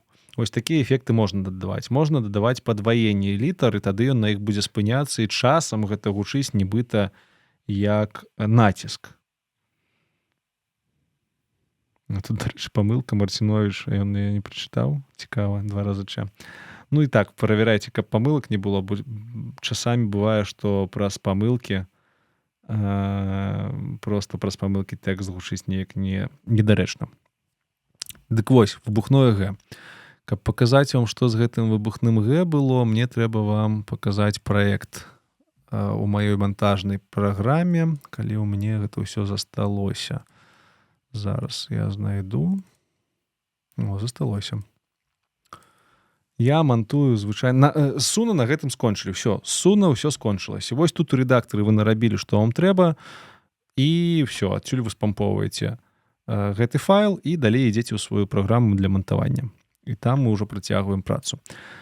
Вось моя праграма для мантавання, гэта Premiere Pro. І вось мой праект, ён хоць і выглядае не тое, каб складана, але насамрэч ён складаны. Хто ведае, той ведае, гэта nested layer, там шмат чаго ёсць. Вось выбухное Г. Вось такі лайфхак. Я, глядзіце.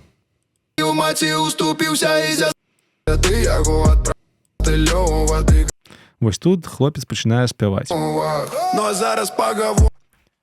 а зараз пагаворым. Першы раз ён Г вымаўляе нармальна.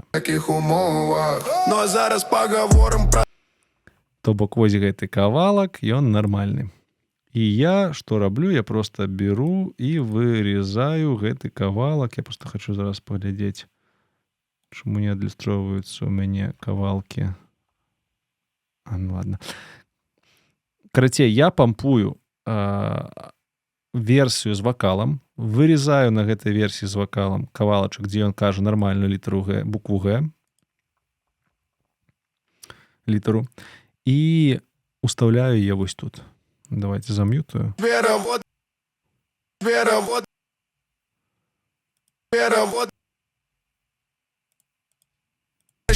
Код на рэп. Код на рэп. Код на рэп. Код на рэп. Код на рэп. Веровод. Ну, то бок, літаральна я просто склеиваю вось гэты кавалак Г. Я яго просто беру адтуль і уставляю сюды, там дзе Г.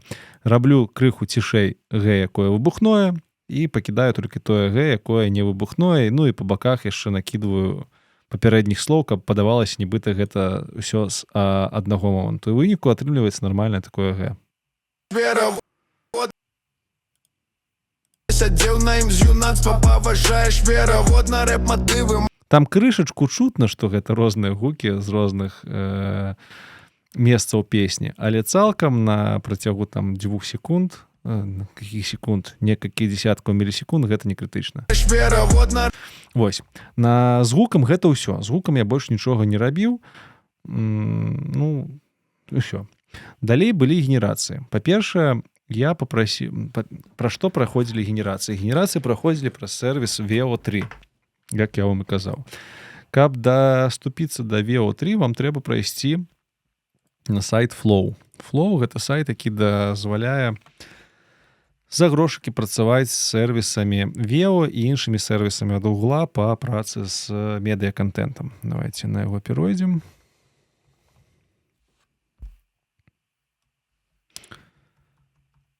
Ну, называецца Flow, а домен пішацца як вось labs.google. Дарэчы, цікавы домен, .google. /fx/tools. Залагінімся. І вось. Нейкія абноўкі былі. Вось гэты Flow. /fx/tools/flow. Што я тут рабіў? Я тут рабіў розныя рэчы. Тут все дастаткова проста. Вы ствараеце новы праект, і ў новым праекце вы пішаце промпт, па якім вам трэба стварыць відэа. Это першая налада. Другая налада — гэта вы хочаце зрабіць толькі па тэксце відэа, то бок вы задаеце тэкст, і вам выдаецца відэа па гэтым тэксце. Я так рабіў усе танцы вакол кастра, вакол вагмення. Другая налада — гэта калі вы падаеце на ўваход відарыс і хочаце, каб гэты відарыс неяк ажыў.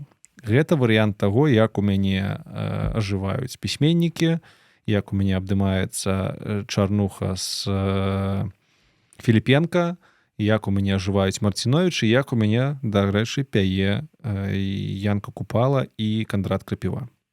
Гэта ўсё праз фреймсы, то бок запампоўваем відарыс і кажам, што гэты відарыс павінен рабіць пасля генерацыі. І трэцяя налада — гэта мадэль.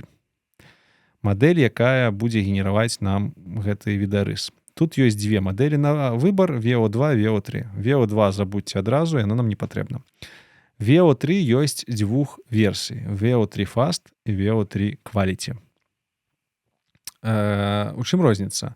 Quality нібыта лепей разумее промпты, нібыта лепей малюе гэтую графіку. Але з цягам генерацыі зразумеў, што для майго рэпу, як мінімум, VO Fast малюе аднолькавай якасці відарысы. Ёсць такая заўвага, што VO3 Quality лепей малюе відэа, дзе буйныя нейкія планы, буйныя твары. У мяне ў кліпе, як вы бачылі, усё дастаткова дробнае. Дробныя, ну, сэнсе, некалькі людзей у кадры, дробныя нейкія кавалачкі, там, ліц, калі ёсць твары, яны добрыя, дробныя, гэта ўсё дробныя. І вось гэтыя дробязі VO Fast прамалёўваў вось прыкладна ў такой якасці, як вы бачыце, то бок пікселізавана дастаткова. А Veo Quality прамалёўваў добра, але з такімі артэфактамі, што я лавіў вельмі моцнае адчуванне таго, што гэта ўсё не натуральна, і там вочы не на тых месцах былі, насы не там, дзе надо, вочы ў розныя стороны глядзелі. Таму ў маім выпадку мне Veo Fast больш пасаваў. Ну і, канешне ж, Veo Fast каштуе менш. Тут такая ж сістэма, тут ёсць крэдыты, і вы можете генераваць адразу некалькі варыянтаў. Я вось генераваў типа 2, типа 4. Чым больш варыянтаў вы генеруеце, тым больш крэдытаў з вас спісваецца. Тут адразу пішацца, што вось калі вы выбіраеце Veo Fast, за одну генерацыю спісваецца 20 крэдытаў. Давайте павялічу крышачку. Ось 20 крэдытаў. Калі вы абярэце Veo Quality, 100 крэдытаў у 5 раз даражэй. Гэта не каштуе таго. Плюс вы лічыце, што калі вы тут абіраеце 4 варыянты, то гэта будзе 4 асобныя генерацыі. То бок 400 крэдытаў замест 80. Сколькі крэдытаў вам даюць? У мяне ёсць падпіска на сервісы штучна-інтэлектуальныя ад Гугла. Яна называецца Google AI, наколькі я памятаю, зараз пабачым. Какая ж мне подписка самая танная, я просто не памятаю, як яна называецца.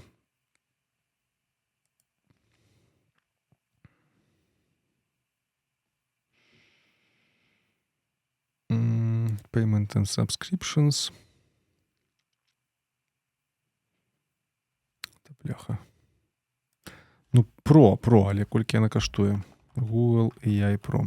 У гэтую падпіску ўваходзіць Google Drive, я насамрэч Google Drive доўгі час набываў. Потым мне з набывання майго тэлефона гугловага далі яе яшчэ на год бескаштоўна, бесплатна. Вось, Google AI Pro. Яна каштуе $20, калі я правільна памятаю. Ага. Ну так, 20 лічы, што... $25 яна каштуе на месяц. І яна дае доступ да ўсялякіх сервісаў, ось да Gemini, да Google Диску, у тым ліку ноутбук LM, але нас цікавіць Flow. Яна дае доступ да Veo 3, якраз такі Fast. Але колькі ж яны насыпаюць крэдытаў, незразумела. Бляха, тут інфармацыі дадатковай няма. Ну, давайте паспрабуем у Flow знайсці. Там не шмат крэдытаў. Ну вось, яны мне накінулі новых крэдытаў. 1440 крэдытаў мне даюць на гэтай падпісцы. І, дарэчы, я магу выкарыстоўваць і Veo Quality таксама, я спрабаваў на гэтай падпісцы. Але вы разумееце, Veo Quality гэта літаральна колькі генерацый? 14 генерацый з такой колькасцю крэдытаў. У мяне на ўвесь кліп сышло генерацыі значна больш. Таму што я вытраціў 1400 крэдытаў, і я яшчэ дабываў дадатковыя крэдыты. Вось тут можна нажаць Get More AI Credits. Я набываў яшчэ дадатковых 2500. То бок у мяне ўсяго зайшло 4000 крэдытаў. Давайте адразу я запишу, каб не забыцца, што падпіска каштуе 25 на месяц на Gemini. І я яшчэ дакупіў на колькі атрымліваецца 124 злотых. Гэта яшчэ $30. $30. Ну, то бок генерацыя ў мяне каштавала больш за ўсё $55. Але нагадваю, што моя падпіска з гэтымі базовымі 1440 крэдытамі, я яе выкарыстоўваю не для Flow. Яна мне дае Google Drive на 2 тэрабайты, і яна мне дае магчымасць карыстацца Gemini і іншымі сервісамі. То бок гэта адзін з бонусаў. Вось. Якія тыпы генерацыі былі? Было некалькі тыпаў генерацыі. Па-першае, я генераваў сабе лагатып. Вось гэтае начальнае відэа, так, у якім сецівір з'яўляецца. Гэта выключна адна генерацыя, якая была вельмі проста, і дакладна нават і гук вось гэты згенераваў Veo. Вось гэты гук, нібыта з'яўленне з дыму. З попела, не ведаю адкуль. Гэта генерацыя Veo. Я вырашыў, што я не буду з лагатыпам замарочвацца, нешта рабіць. Давайте паглядзім, дзе гэтая генерацыя была. Напэўна, вось яна мне была апошняя. Гэта ўжо я апошнюю чаргу рабіў, гэты лагатып. Ці не?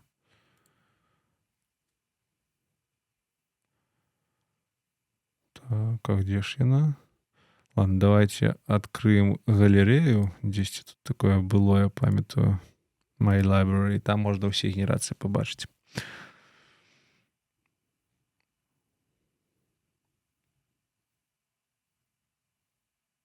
Калі яны прагрузяцца.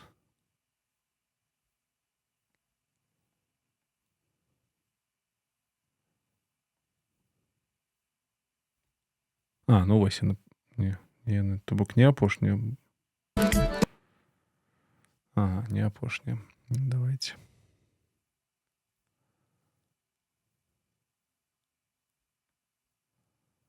Схлусіў вам. Тут вы адразу можаце пабачыць, наколькі было шмат генерацый. Вось гэтыя танцы у Агмене, яны робяцца літаральна адным прамптом. Я вам пакажу, якім. Жывыя фотаздымкі таксама робяцца адным прамптом. Лишь хочацца пачаць. Амаль што 80, ладно, не 80, амаль што ўсе генерацыі з танцамі вакол кастра ішлі у кліп, таму што яны ўсе былі плюс-мінус добрыя.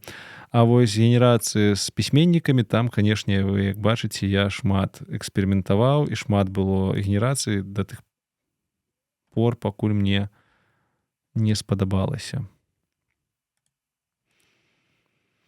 Давайте повернемся во Flow. Нешта ён задоўга ўсё подгружае. Яшчэ раз паспрабуем. Так, то есть пісьменнікі, рэп-гулянка. Давайте, может, тут. Ладно. Я тут, давайте так пойдзем. Тут я дагенероўваў пісьменнікаў, якія павінны былі проста рухацца. І вось мой промпт для рухаючыхся выяў. Ён вельмі просты. Я пайшоў у чат GPT і папрасіў зрабіць мне промпт для генерацыі відэа з відарысаў так, як гэта выглядала ў Гаррі Поттере. Бо мы ўсе памятаем, што ў Гаррі Поттере у часопісах і у газетах там былі жывыя фотаздымкі. Паўсюль былі жывыя фотаздымкі, карціны былі жывыя. Я падумаў, што сетка добра разумее, як гэта было ў кіно, яна бачыла кіно, таму яна зразумее, як трэба ажывіць гэтыя відарысы. І вось мой промпт, тут літаральна сказана: зрабі магічны у вінтажным стылі рухаючыся фотаздымак, які інспіраваны, натхнёны Гаррі Поттерам. Вось. І далей там прапісана, як павінны рухацца людзі. Гэта ўсё мне прапісаў літаральна чат GPT. Я сюды ніводнага слова не дадаў. Напэўна, калі б дадаў, мне было менш генерацыі. І вось, атрымліваецца, я зрабіў 1, 2, 3, 4, 5, 6, колькі? 7. Недзе каля 10 генерацый да тых пор, пакуль мне не спадабалася апошняя з іх. Не апошняя, адна з іх. Тут со звуком будет, там, пробачьте одразу, давайте потише зраблю.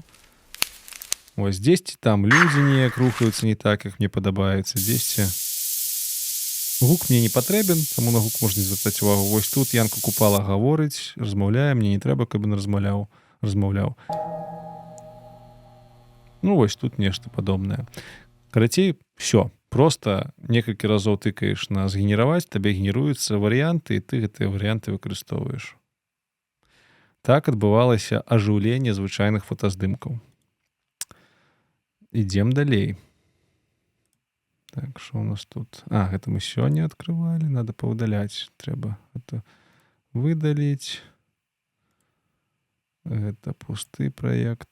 Таксама выдаліць. Трэба трымаць у чысціні сваё працоўнае асяроддзе. Рэп-гулянка. Гэта генерацыя маіх людзей, якія рухаюцца пад рэп каля агмення. таксама ўсё вельмі проста, тут яшчэ прасцей. Калі ў пісьменнікаў я запамповаў промпт і фотаздымак, і, дарэчы, там, дзе быў Максім Богданович малады, 3 фотаздымкі з Якубам Коласам і Янкай Купалай, там я не знайшоў фотаздымкаў, я гэтыя 3 фотаздымкі проста ў фоташопе зляпіў у адзін. Ось, зляпіў у адзін і потым іх ажывіў. А гулянка, тут проста промпт, у якім сказана, што ось яна гулянка, што трэба зрабіць кінематаграфічнае відэа аўтэнтычных беларускіх рэпераў, якія танцуюць вакол агмення.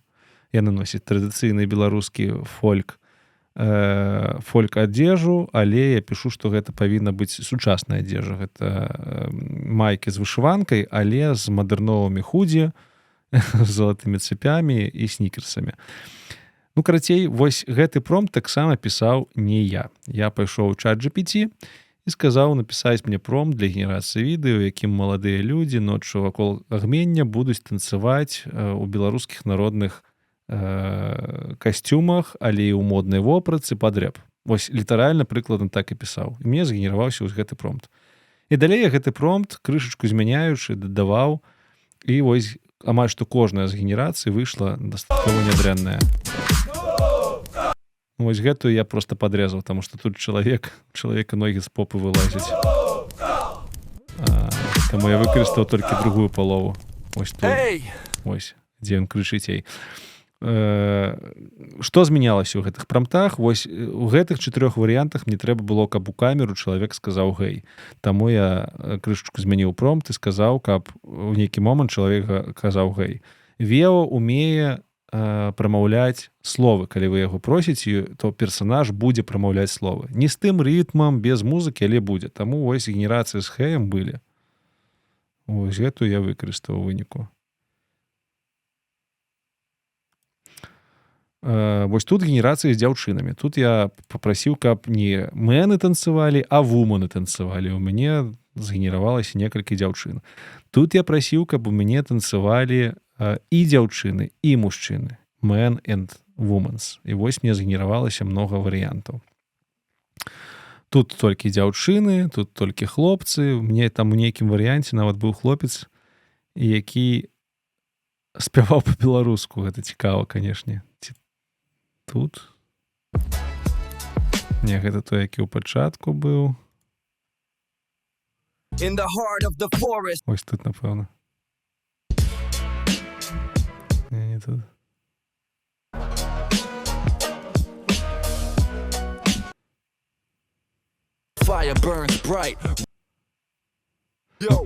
Але вы бачыце, што яны спяваюць.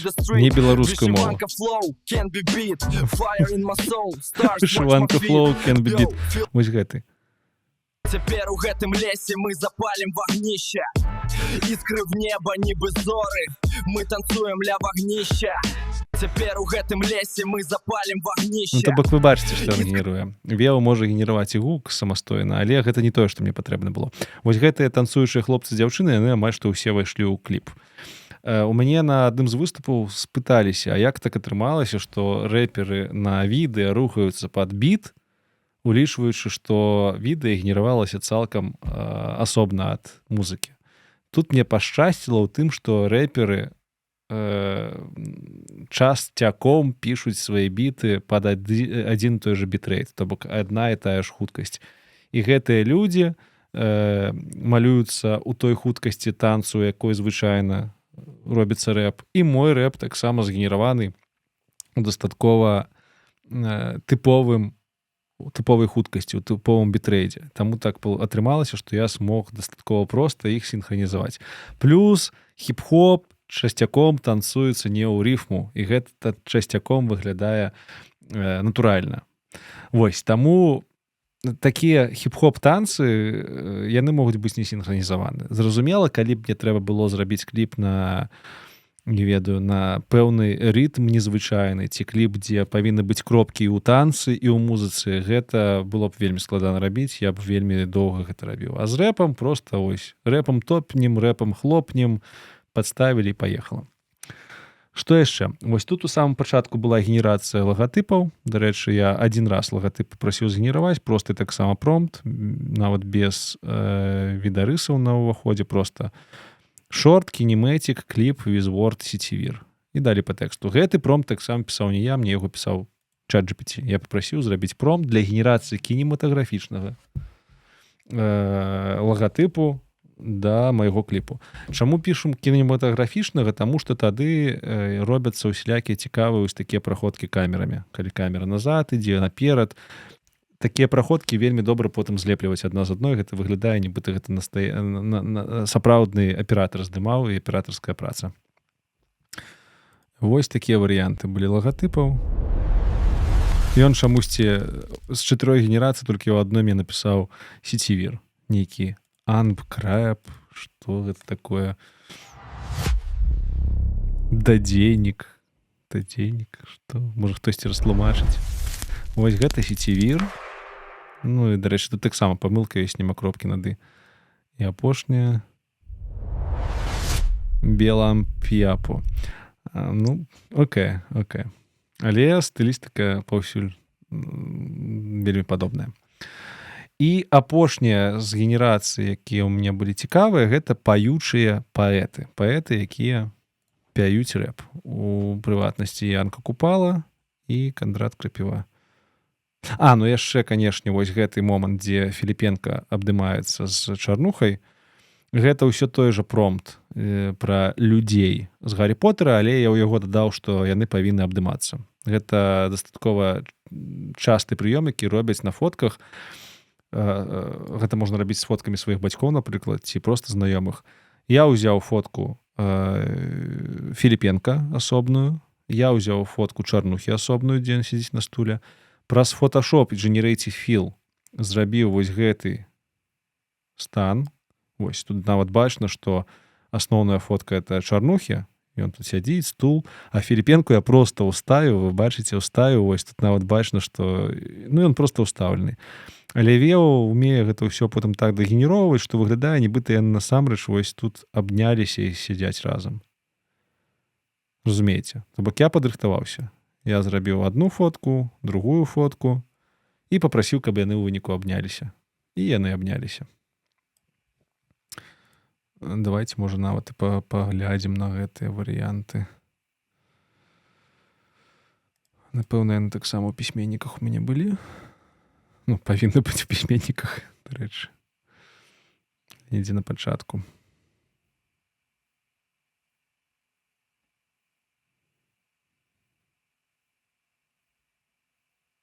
Дарэчы, напішыце, хто гэта. Калі здагадаліся, калі пазналі. Хаданович. Дарэчы, яшчэ з Марціновічамі было складана, бо фоткі Аркадія Марціновіча якасных. І я намагаўся яшчэ абіраць здымкі, дзе пісьменнікі не старыя. І ў адрозненне ад Паўла, гэта наш сучаснік, у Аркадія не было амаль ніякіх фотак. Было толькі вось гэты фотаздымак, і ён быў на фоне Кремля, гэты фотаздымак. Карацей, і якасць вельмі фіговая. І выніку я яго выразаў, паставіў на фотаздымак побач з Віктарам і таксама папрасіў абняцца. Праз гэта Аркадь адмаляваўся не пахожым, не падобным на сябе, таму што тут вельмі незразумела, як ён выглядае, вельмі дрэнная якасць. Але у выніку мне спадабалася. Цалкам гэта ж акт творчасці, а не было мэты перадаць кінематаграфічную дакладнасць. Вось такія былі варыянты. Вось гэты варыянт я ў выніку выкарыстаў. Так, былі іншыя варыянты. Ці гэты? Не, гэты, напэўна. Былі цалкам незразумелыя варыянты. Вось, это ўжо перабор. Дарэчы, там з Філіпенкам і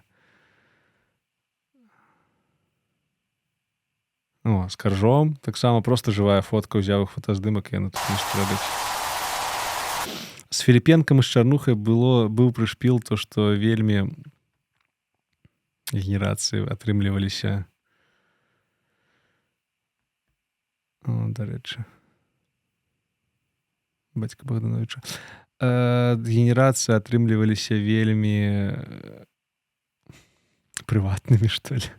Ну, давайте покажу вам, просто смешна было часам. Ну, тут відавочна, што ні Філіпенка, ні Чарнуха просто зусім не падобны адзін на аднаго, і ніяк яны тут не абдымаюцца. Гэта, напэўна, промпт быў яшчэ без удакладнення, што яны павінны абдымацца.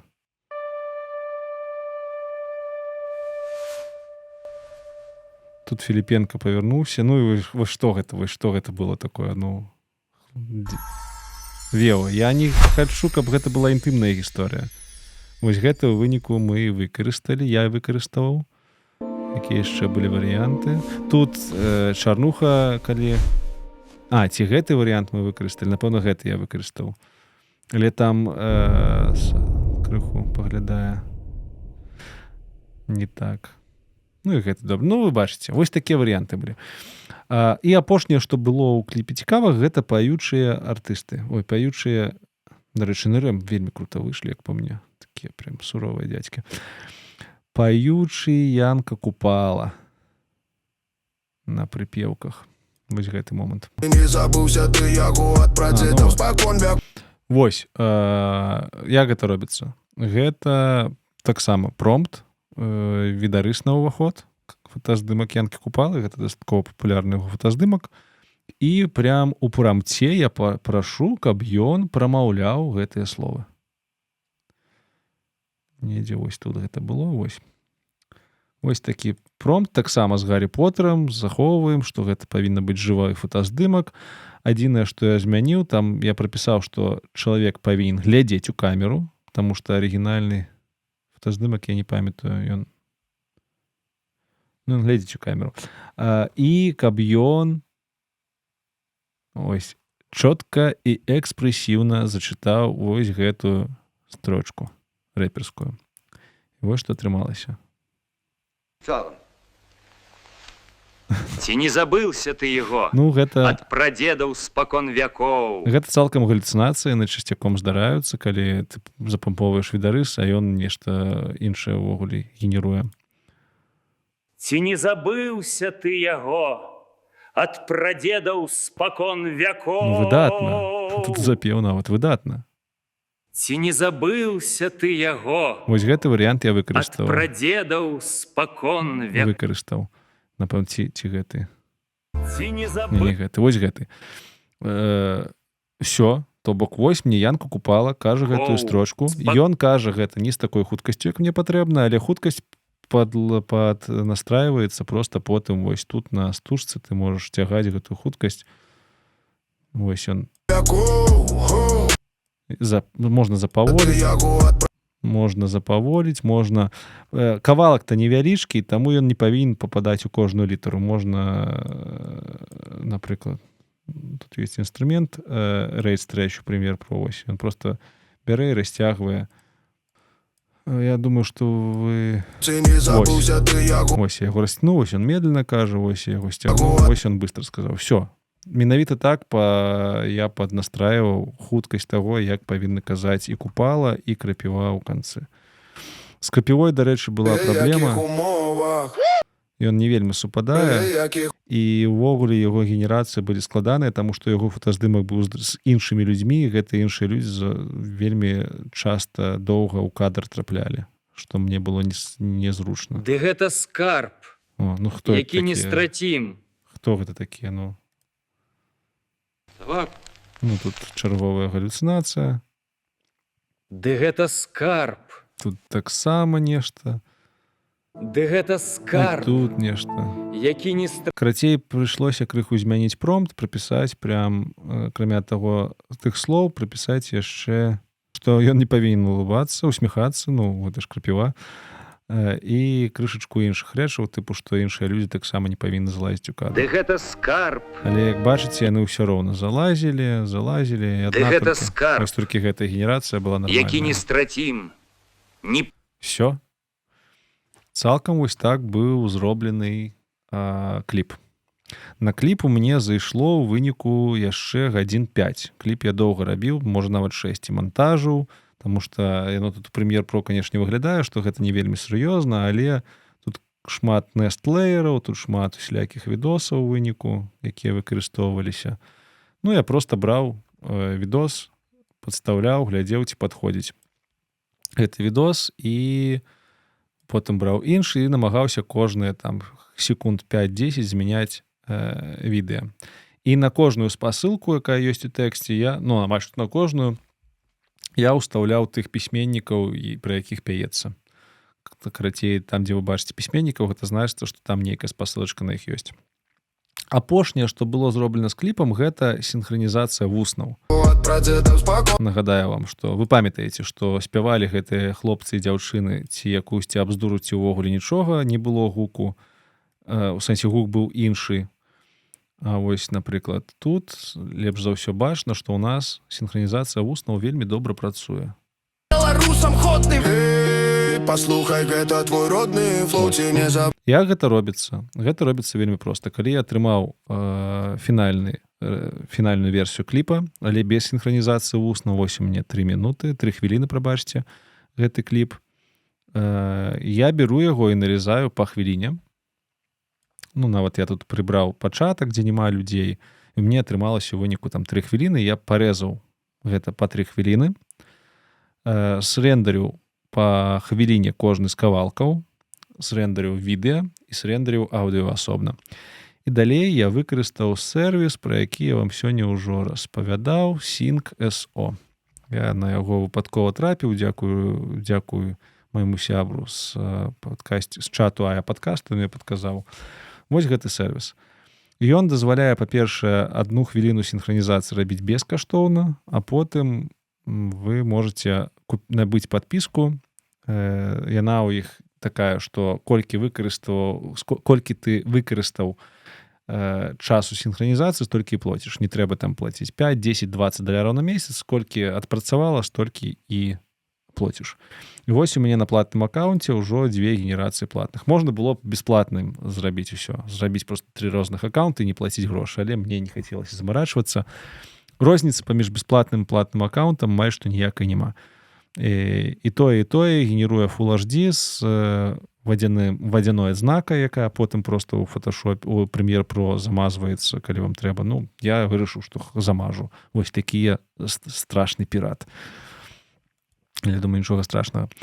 Ну і выніку, што тут адбываецца? Вы создаеце новы праект, неяк вы там называеце, запампоўваеце сюды ваше відэа і запампоўваеце потым другім крокам ваше аўдыо. Галоўнае, каб відэа і аўдыо былі адной даўжыні. І ўсё, нажимаеце Synchronize, чакаеце літаральна 5 хвілін, у вас у выніку ёсць відэа, дзе людзі спяваюць роўна тое, што было на аўдыо. Прычым, я думаю, што з беларускай мовай яно не спрацуе, яно спрацавала. Часам яно ж па факце перамалёўвае вусны і дамалёўвае зубы, вусны, і маску на твар яшчэ накладае, каб міміка твару была. А так як у мяне вельмі маленькія людзі тут, то часам гэтыя маскі распадаліся. Ось, часам там, дзе хлопцы спявалі, у іх там, асабліва калі рукі перад тварам былі, то гэтыя маскі распадаліся, і як гэта, ну, ось тут такія праблемы былі. Як гэтага пазбегнуць? Ніяк гэтага не пазбегнуць, проста такія кавалачкі я вырезаў, заменяў іншымі відосамі, і ўсё. Такіх кавалкаў было нешмат.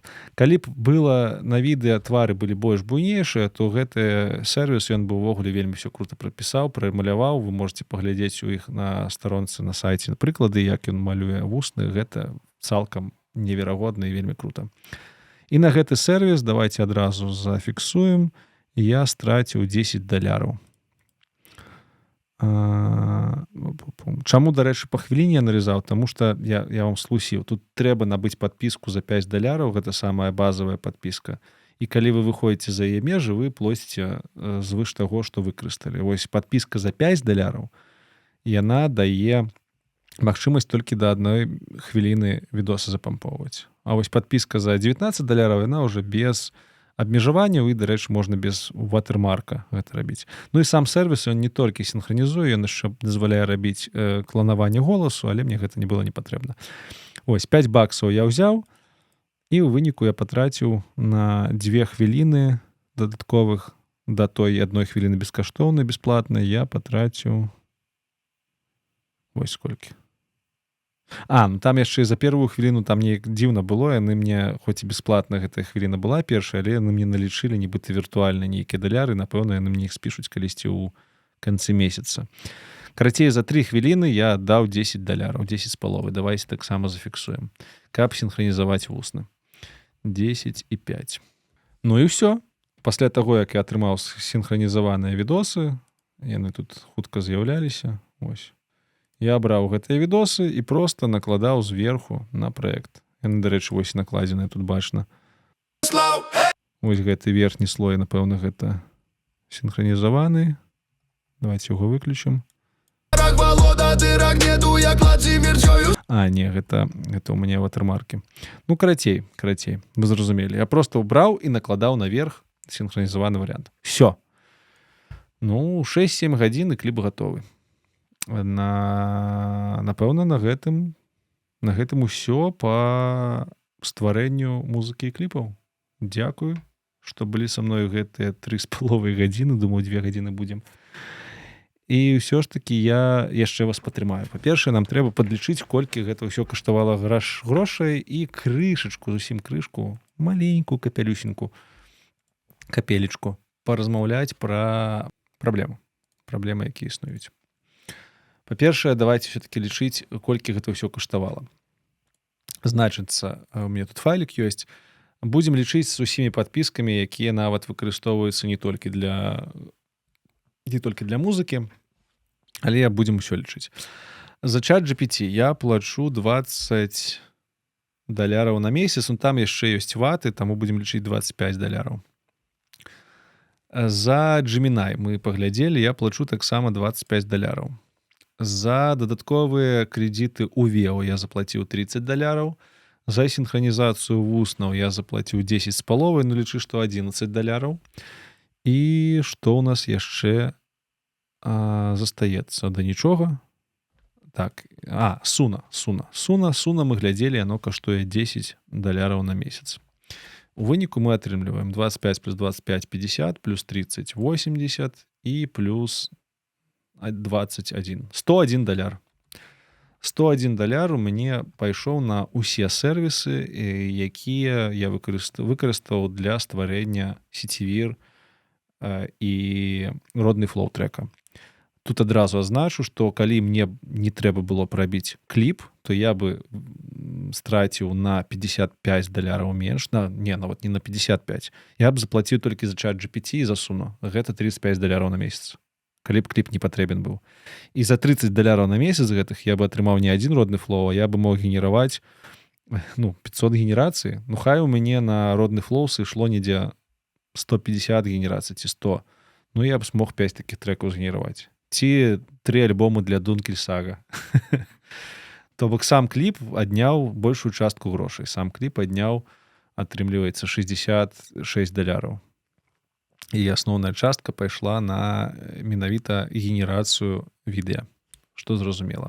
Сюды я не ўлічваю, канешне ж, кошт Photoshop і Premiere Pro, але ўсё гэта можна замяніць. Я вам паказваю, чым можна замяніць Photoshop. Premiere Pro можна замяніць DaVinci Resolve. Калі вы займаецеся монтажом, вы ведаеце, што гэта такое. Калі не займаецеся, то паглядзіце. Там ўсё, што ў Photoshop я рабіў, можна рабіць таксама без... Не ў Photoshop, а ў Premiere Pro можна ўсё рабіць бесплатна. Цалкам вось нейкія такія навіны. Пра праблемы. Пра праблемы ўжо, напэўна, ў 3 гадзіны ночы пра праблемы распавядаць ўжо пазнавата, але давайте проста адзначу адзін момант. Каментары да трэку сетевір родны флоу вельмі выдатныя. Вялікі вам дзякуй за тое, што іх пакідалі, мне было вельмі прыемна. Там літаральна не было ніводнага каментара дрэннага. Гэта першы раз у маім жыцці. Беларусы, мае любімыя, вы проста сябры-сяброўкі, вельмі вас за гэта паважаю, кахаю. Пры тым, што я чакаў, што будзе хейт, бо гэта нібыта кантэнт створаны штучным інтэлектам. Я стыкнуўся ў соцсетках з некаторым хейтам. Там людзі пісалі, што гэта фу-фу-фу, калі ёсць людское, трэба слухаць людское, Хтосьці з жартам пісаў, што няма тут боскай іскры, хаця спачатку падумаў, што гэта не жарт, але потым мне сказалі, што гэта быў жарт. Ну і людзі пісалі, быў адзін чалавек вельмі ўпарты, які пісаў мне настойліва, што гэта ўсё парушае аўтарскія правы і што я пірат, і што так не павінна быць, і што гэтыя нейрасеткі, яны скралі нібыта ўсё, што можна на гэтым свеце скрасці. Тут я вам адкажу проста за сябе, не буду казаць за ўвесь свет. Я скажу, што, па-першае, я з тых людзей, якія лічаць піратства ў беларускім сегменце цалкам нармалёвым. Я здольны пагадзіцца з тым фактам, што беларуская культура, сапраўдная беларуская культура на сённяшні момант па большай частцы распаўсюджваецца дзякуючы піратству.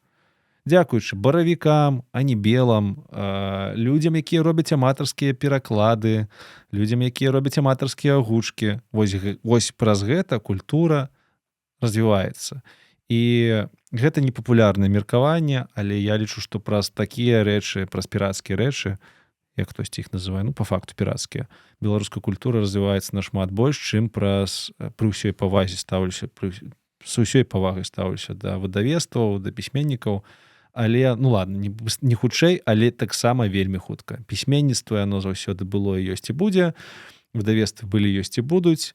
Я сам, у мяне вось 3 полкі кніжак ад розных выдавецтваў беларускіх. Я добра, калі прачытаў 10% гэтых кніжак. Я проста набываю кніжкі, таму што мне падабаецца падтрымліваць нашых аўтараў. Але ўсё ж такі я лічу, што піратства у сферы беларускай культуры гэта цалкам нармалёва. Можете закідваць мяне гэта гыкамі, што заўгодна рабіць. Гэта адказваючы на пытанне, што я адкажу пра піратства. Я піратства беларускамоўнае цалкам нармалёва ўспрымаю. Але гэтая праблема ніяк не тычыцца штучнага інтэлекту.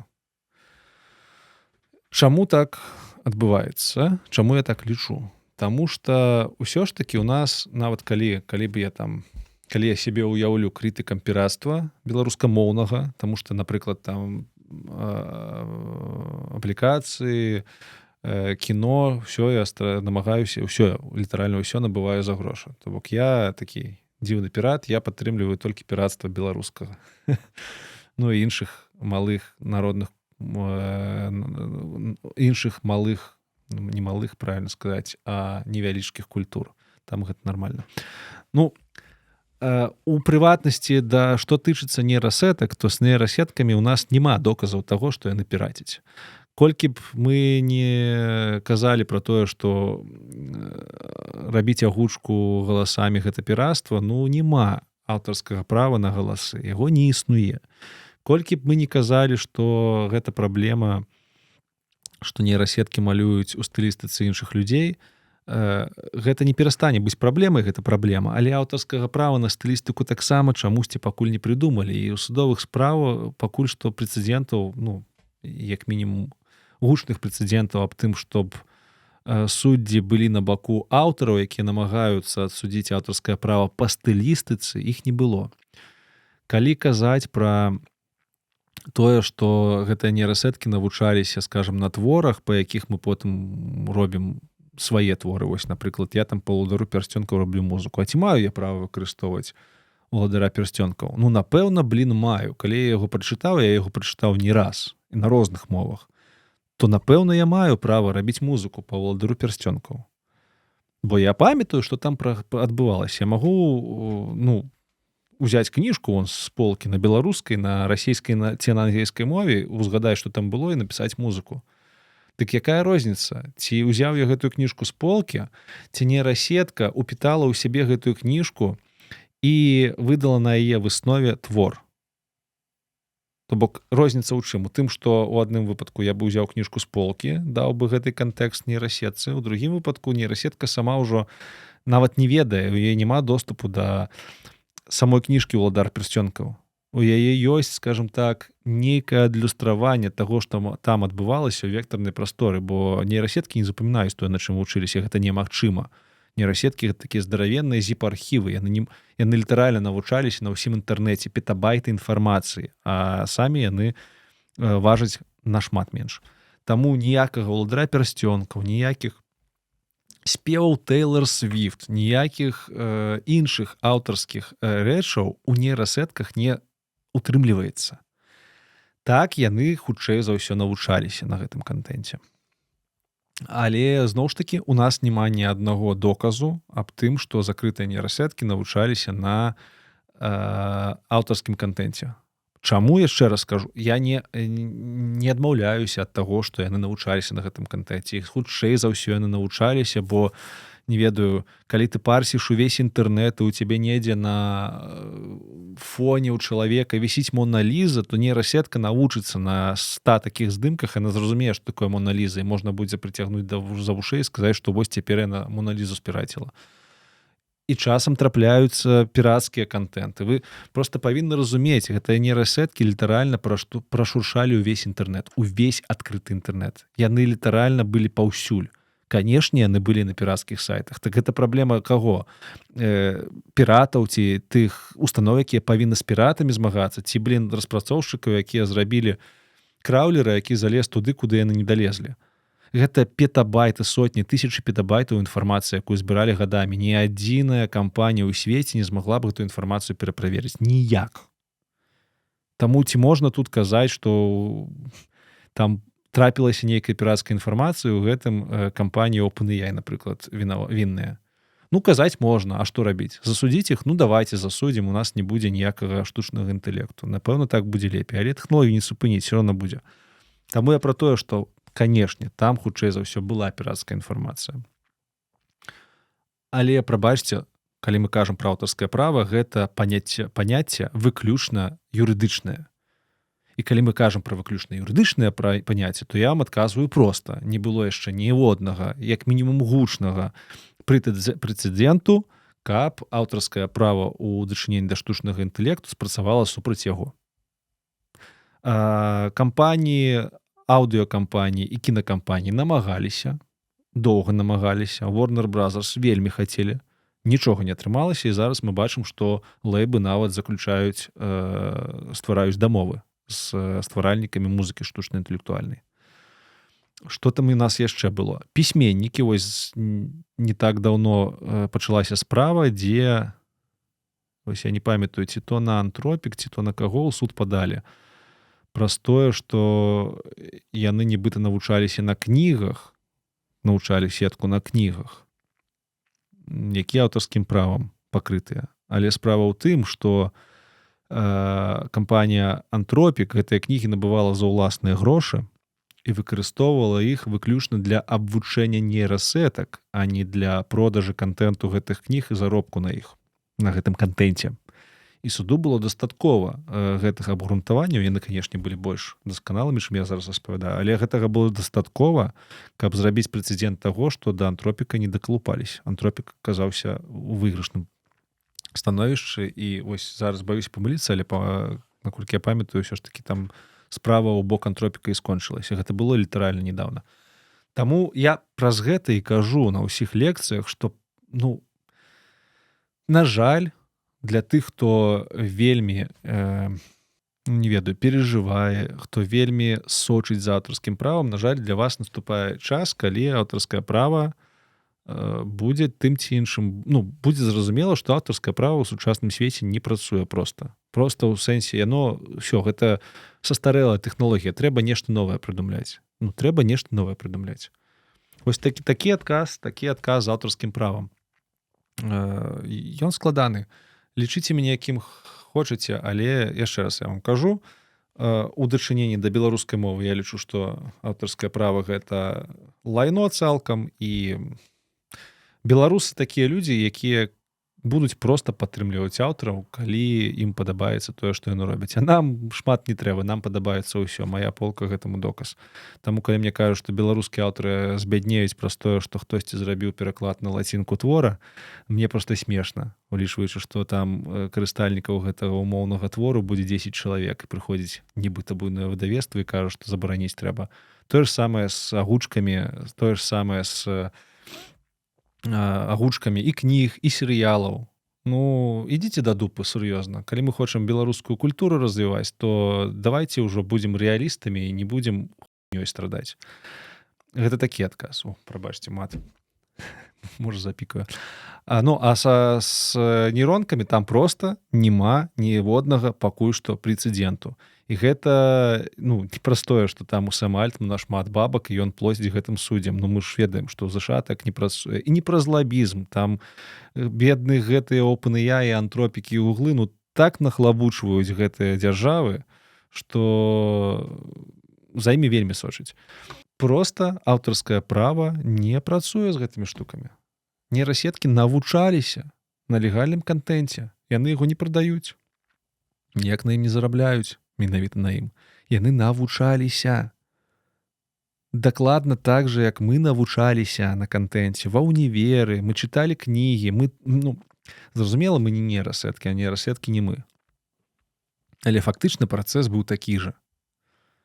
І там яшчэ ёсць каментары такога кшталту, што каб не чалавек, мне казалі, што а як так? Калі б не было, умоўна кажучы, беларускіх рэпераў, то нейрасетка нікалі б па-беларуску не прачытала рэп. Прачытала бы, проста дрэнней. Але справа ў тым, што калі б не было Беларусі, беларускіх рэпераў бы не было. Калі б не было беларускіх музыкантаў, не было б беларускіх рэпераў. Калі б не было музыкантаў, не было б музыкі, так? Калі б не было людзей, не было б людзей. У нас все так жа адбываецца. Мы таксама вучымся на прыкладах. Так мы часам штосьці прыдумляем новае, але давайте быць рэалістамі таксама. 99,9% людзей не прыдумляюць нічога новага. Новае прыдумляюць навукоўцы. Хто з нас навукоўцы? Напэўна, там некалькі чалавек ёсць, якія вынаходзяць новыя веды. Мы робім усё, гэта маё асабістае меркаванне, адносіцеся да яго як хочаце, але мы гэта кампіляцыя нашага досведу. Досвед мы атрымліваем ад іншых людзей. Дакладна так же, як нейрасеткі. Так чаму мы бянтэжымся з нейрасетак, а з людзей не бянтэжымся? Чаму нейрасетка гэта пірат, а чалавек, які піша твор беларускімі буквамі, беларускімі словамі на беларускія праблемы, гэта не пірат, які піраціць, не ведаю, Купалу, Коласа, ўсіх астатніх, Богдановича, Караткевіча. Гэта ж пірат, натуральна, яны ж пра тое ж самае пісалі. А ў літаратурных творах там літаральна колькі? 15 асноўных сюжэтаў яшчэ спакон вякоў. Піраты атрымліваецца. Калі вы кажаце, што нейрасеткі ў такім выглядзе пірацкія, то кажыце ўжо і пра людзей, што ўсе людзі ты піраты. І гэта пра што? Гэта пра тое, што тут нонсенс. У такім выпадку, калі мы лічым нейрасеткі піратамі, то атрымліваецца ўсе людзі піраты. А значыцца, зноў ж такі аўтарскае права і піратства, яны не толькі працуюць. Некае такое меркаванне. Разумею, што яно можа быць і жорсткае для кагосьці, можа быць змяшанае. Што сказаць? Прыйдзецца з гэтым жыць. Проста рыхтуйцеся да таго, што хутчэй за ўсё стаўленне да аўтарскага права будзе змяняцца. Не скажу, што ў горшы бок, але ў незразумелы. Мне падабаецца, не падабаецца, мне пасуе, напэўна, гэтае эсэ французскага філосафа Ролана Барта, якое напісаў у 1969 годзе, «Смерць аўтара». Там, я думаю, што шмат хто з вас пра яго слух ведае. Калі хто не ведае, то асноўная думка эсэ аб тым, што асабістасць аўтара не ўплывае на твор. У сэнсе, не павінна ўплываць на ўспрыманне твору. Чаму так адбываецца? Таму што творца не з'яўляецца сутнасцю твора. Творца гэта толькі выканаўца, гэта прадюсер, які кантралюе працэс і дае фінальную адсечку таго, што цяпер гэты твор даступны для ўсіх. Але сэнсамі твор напаўняецца тымі, хто яго ўжывае. Канешне, аўтар адзін з самых першых спажыўцоў свайго твору, таму ён укладае свой сэнс. Але калі твой твор залятаецца на сотні, тысячы, а то мільёны і мільярды людзей, то кожны з гэтых чалавекаў, кожны з гэтых людзей укладае свой сэнс у гэты твор.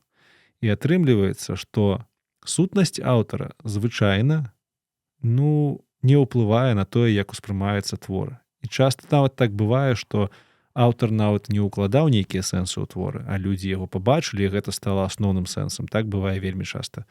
Я, напрыклад, доўгі час не цікаюся тым, хто такая Роўлінг, але Гаррі Поттер з 11 гадоў гэта было галоўная франшыза, на якой я рос. Але пра Роўлінг я толькі ведаў, што вось Джей Роўлінг, я нават не ведаў, што ён Жуліан.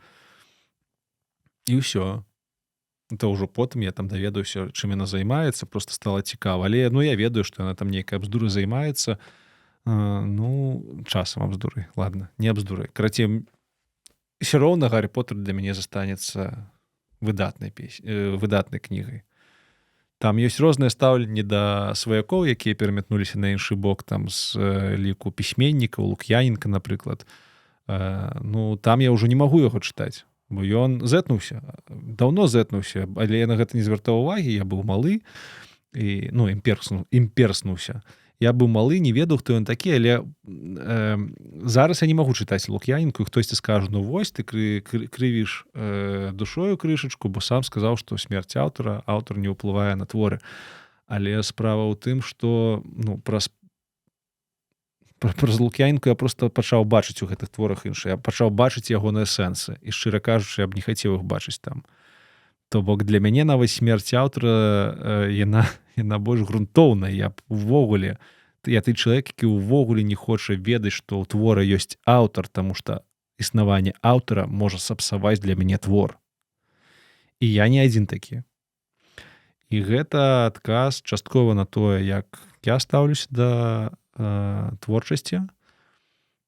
Не трэба мне казаць, што я не творчы там чалавек. Я ў сваім жыцці творчасцю займаўся і займаўся ёй шмат. І класічныя, і спевы, і танцы, і зараз вось гэты кантэнт, і нават праграмаванне, што мне казалі, можна лічыць творчасцю. Кожны з нас творца, калі хоча і можа быць ім.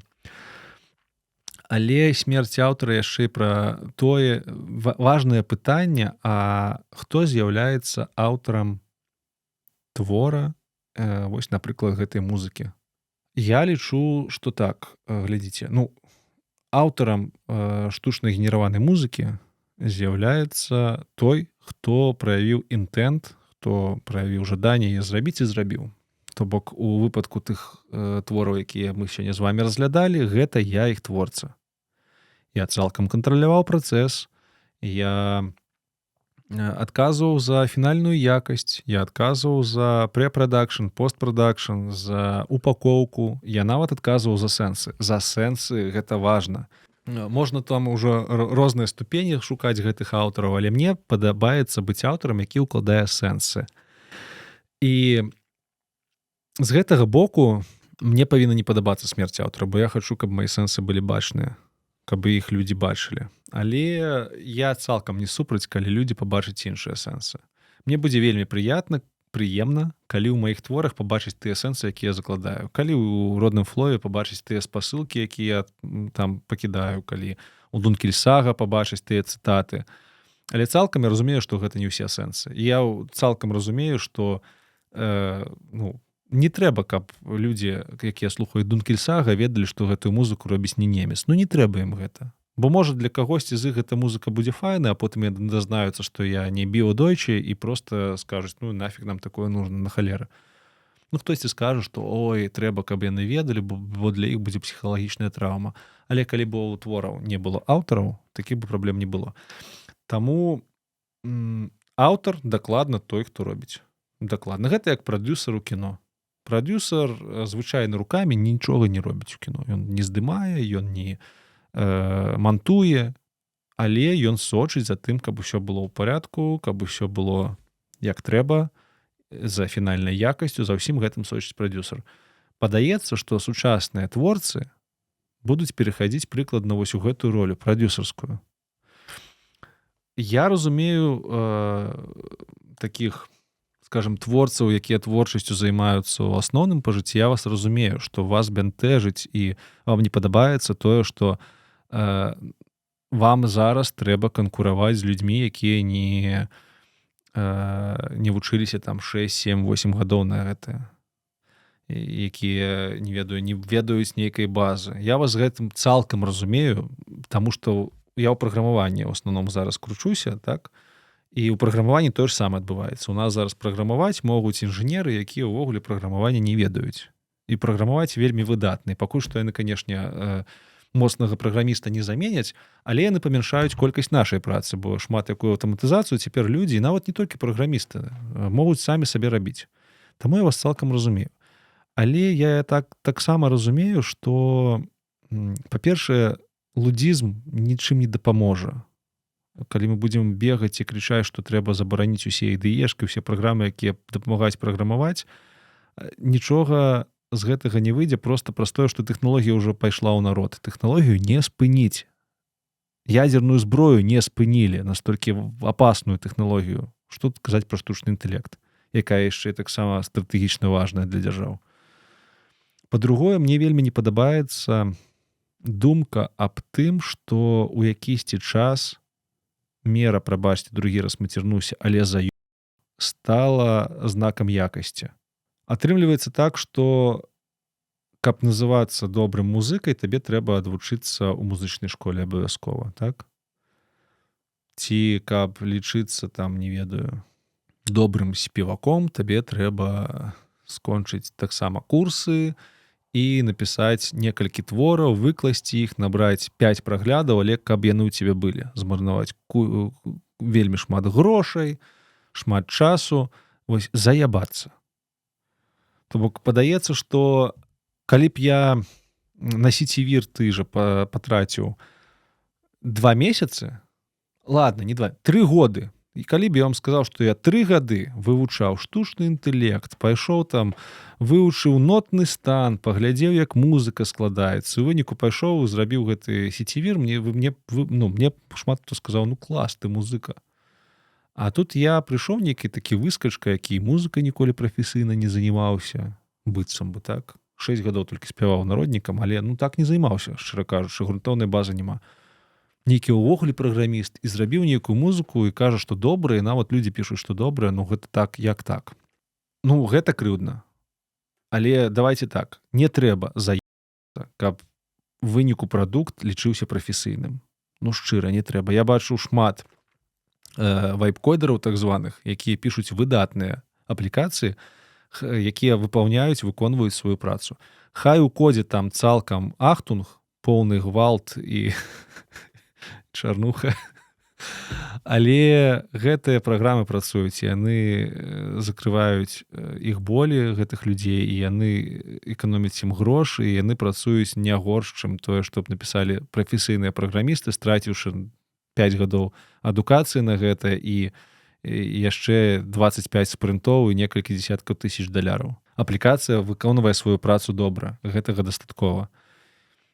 Ну, гэта наша рэчаіснасць. Тое ж самае тут. Творчасць цяпер стане больш дасягальнай.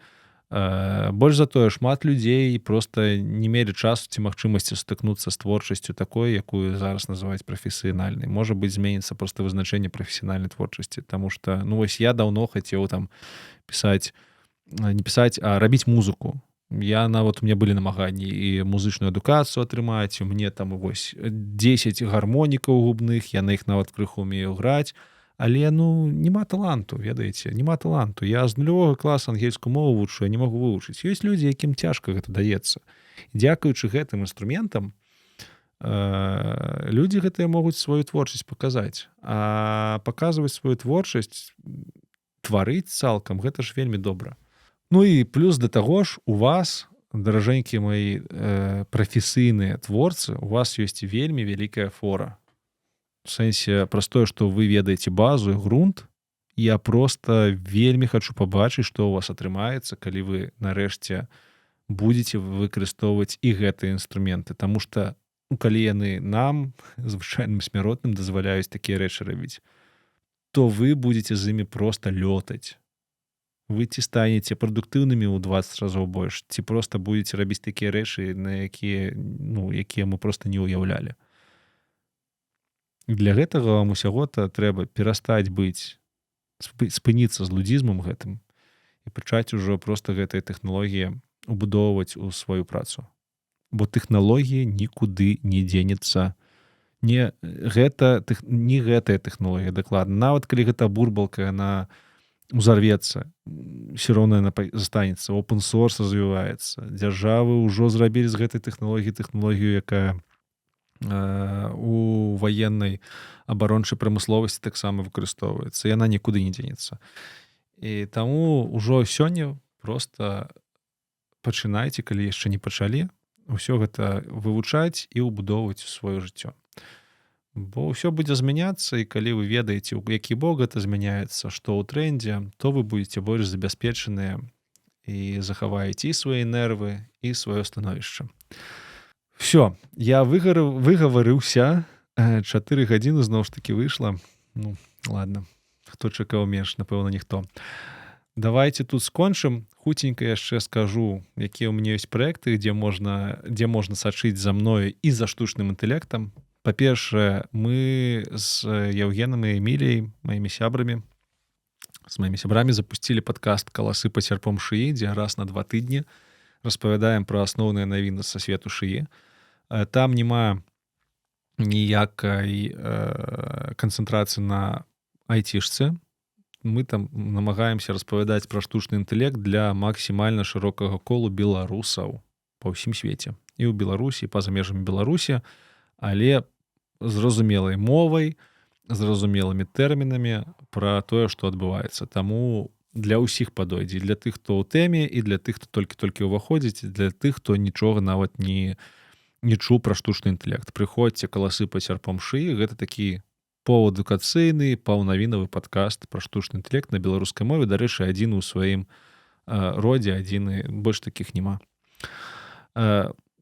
Калі на расійскай мове хочаце паслухаць пра штучны інтэлект і больш з уклонам у праграмаванне, прыходзьце ў Ая падкаст. Гэта найбуйнейшы расійскамоўны падкаст, які таксама я раблю са сваім корешам Віцем. Гэта мы робім у межах нашай працы ў ІПАМе. Там мы таксама раз на 2 тыдні у крыху больш даўжэйшым фармаце распавядаем пра навіны сучаснага штучнага інтэлекту з канцэнтрацыяй на менавіта распрацоўцы. Таксама я працягваю рабіць канал IT-барада. Гэта інтэрв'ю пра IT-навуку на расійскай мове. Я перыядычна раблю нешта на цёмны лёс. Гэта беларускамоўнае інтэрв'ю, ўжо не толькі інтэрв'ю, але і музыка, і відосы ад першага твару. Хутка там з'явіцца як мінімум адно новае інтэрв'ю. Паглядзіце, з кім, гэта будзе цікавае інтэрв'ю. І яшчэ ў мяне ёсць канал «Эвалюцыя кода», дзе я выкладваю практычныя рэчы пра праграмаванне са штучным інтэлектам на расійскай мове. Ну і, канешне ж, падпісвайцеся на Дункельсагу, калі любіце нямецкую мову, метал і фольк. Прафесіянальныя суполкі. Калі вы праграмісты мяне слухаеце, ведаю, то нагадываю вам, што асноўная моя праца зараз у тым, што я навучаю праграмістаў працаваць са штучным інтэлектам у межах 2 суполак: расійскамоўная «Эвалюцыя кода» на базе Тэлеграма і ангельскамоўны AI DevHub на базе school.com. Гэта платныя суполкі з штомесячнай аплатай, недарагія, у якіх ёсць цалкам уся інфармацыя ад пачатку і да сучаснага стану у выглядзе курсаў, воркшопаў, відэа, як падцягнуць сябе у праграмаванні да сучаснага стану, як праграмаваць сучаснымі інструментамі. І больш за тое, у нас там актыўныя кам'юніці людзей, якія камунікуюць, якія абменьваюцца навінамі, досведам. Ну, а гэта важна. Таксама я ў гэтых суполках раблю штотыднёвыя навіны штучнага інтэлекту ў праграмаванні. Таму прыходзьце, калі хочаце больш актыўнай камунікацыі, больш кантэнту. «Эвалюцыя кода», калі хочаце на ангельскай мове і не такую праактыўную камунікацыю, але таксама шмат кантэнта, то і AI DevHub.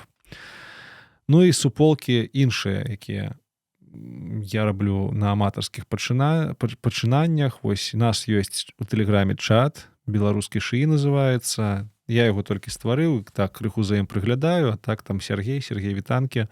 У нас добры мадэратар, 600 чалавек, размаўляем на якія заўгодна тэмы пра штучны інтэлект, пачынаючы ад базавых пытанняў, скончваючы праграмаваннем, генерацыямі, кантэнтам. І ёсць у нас беларускамоўны аналаг Твітару, гэта vkl.world.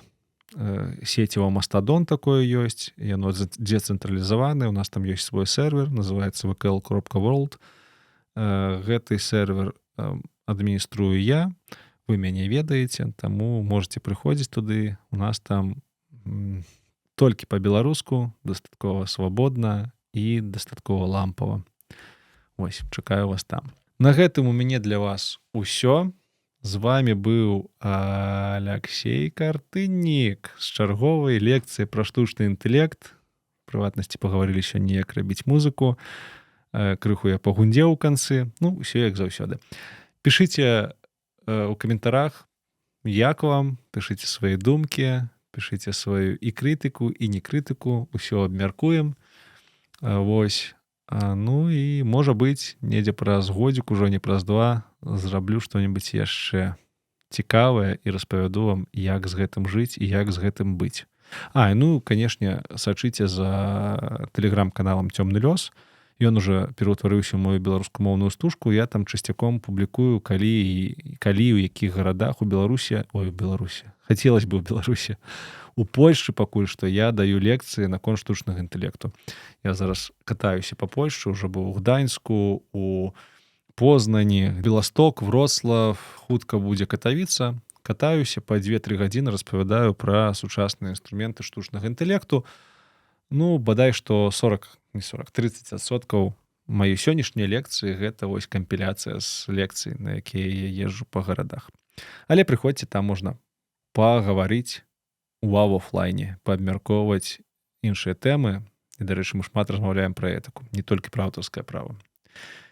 Таму можна пакрытыкаваць мяне ў офлайне. Всё, 4 гадзіна раніцы ўжо, таму можна завяршаць сённяшні запіс. Усім вялікі дзякуй і да новых сустрэч. Пакуль.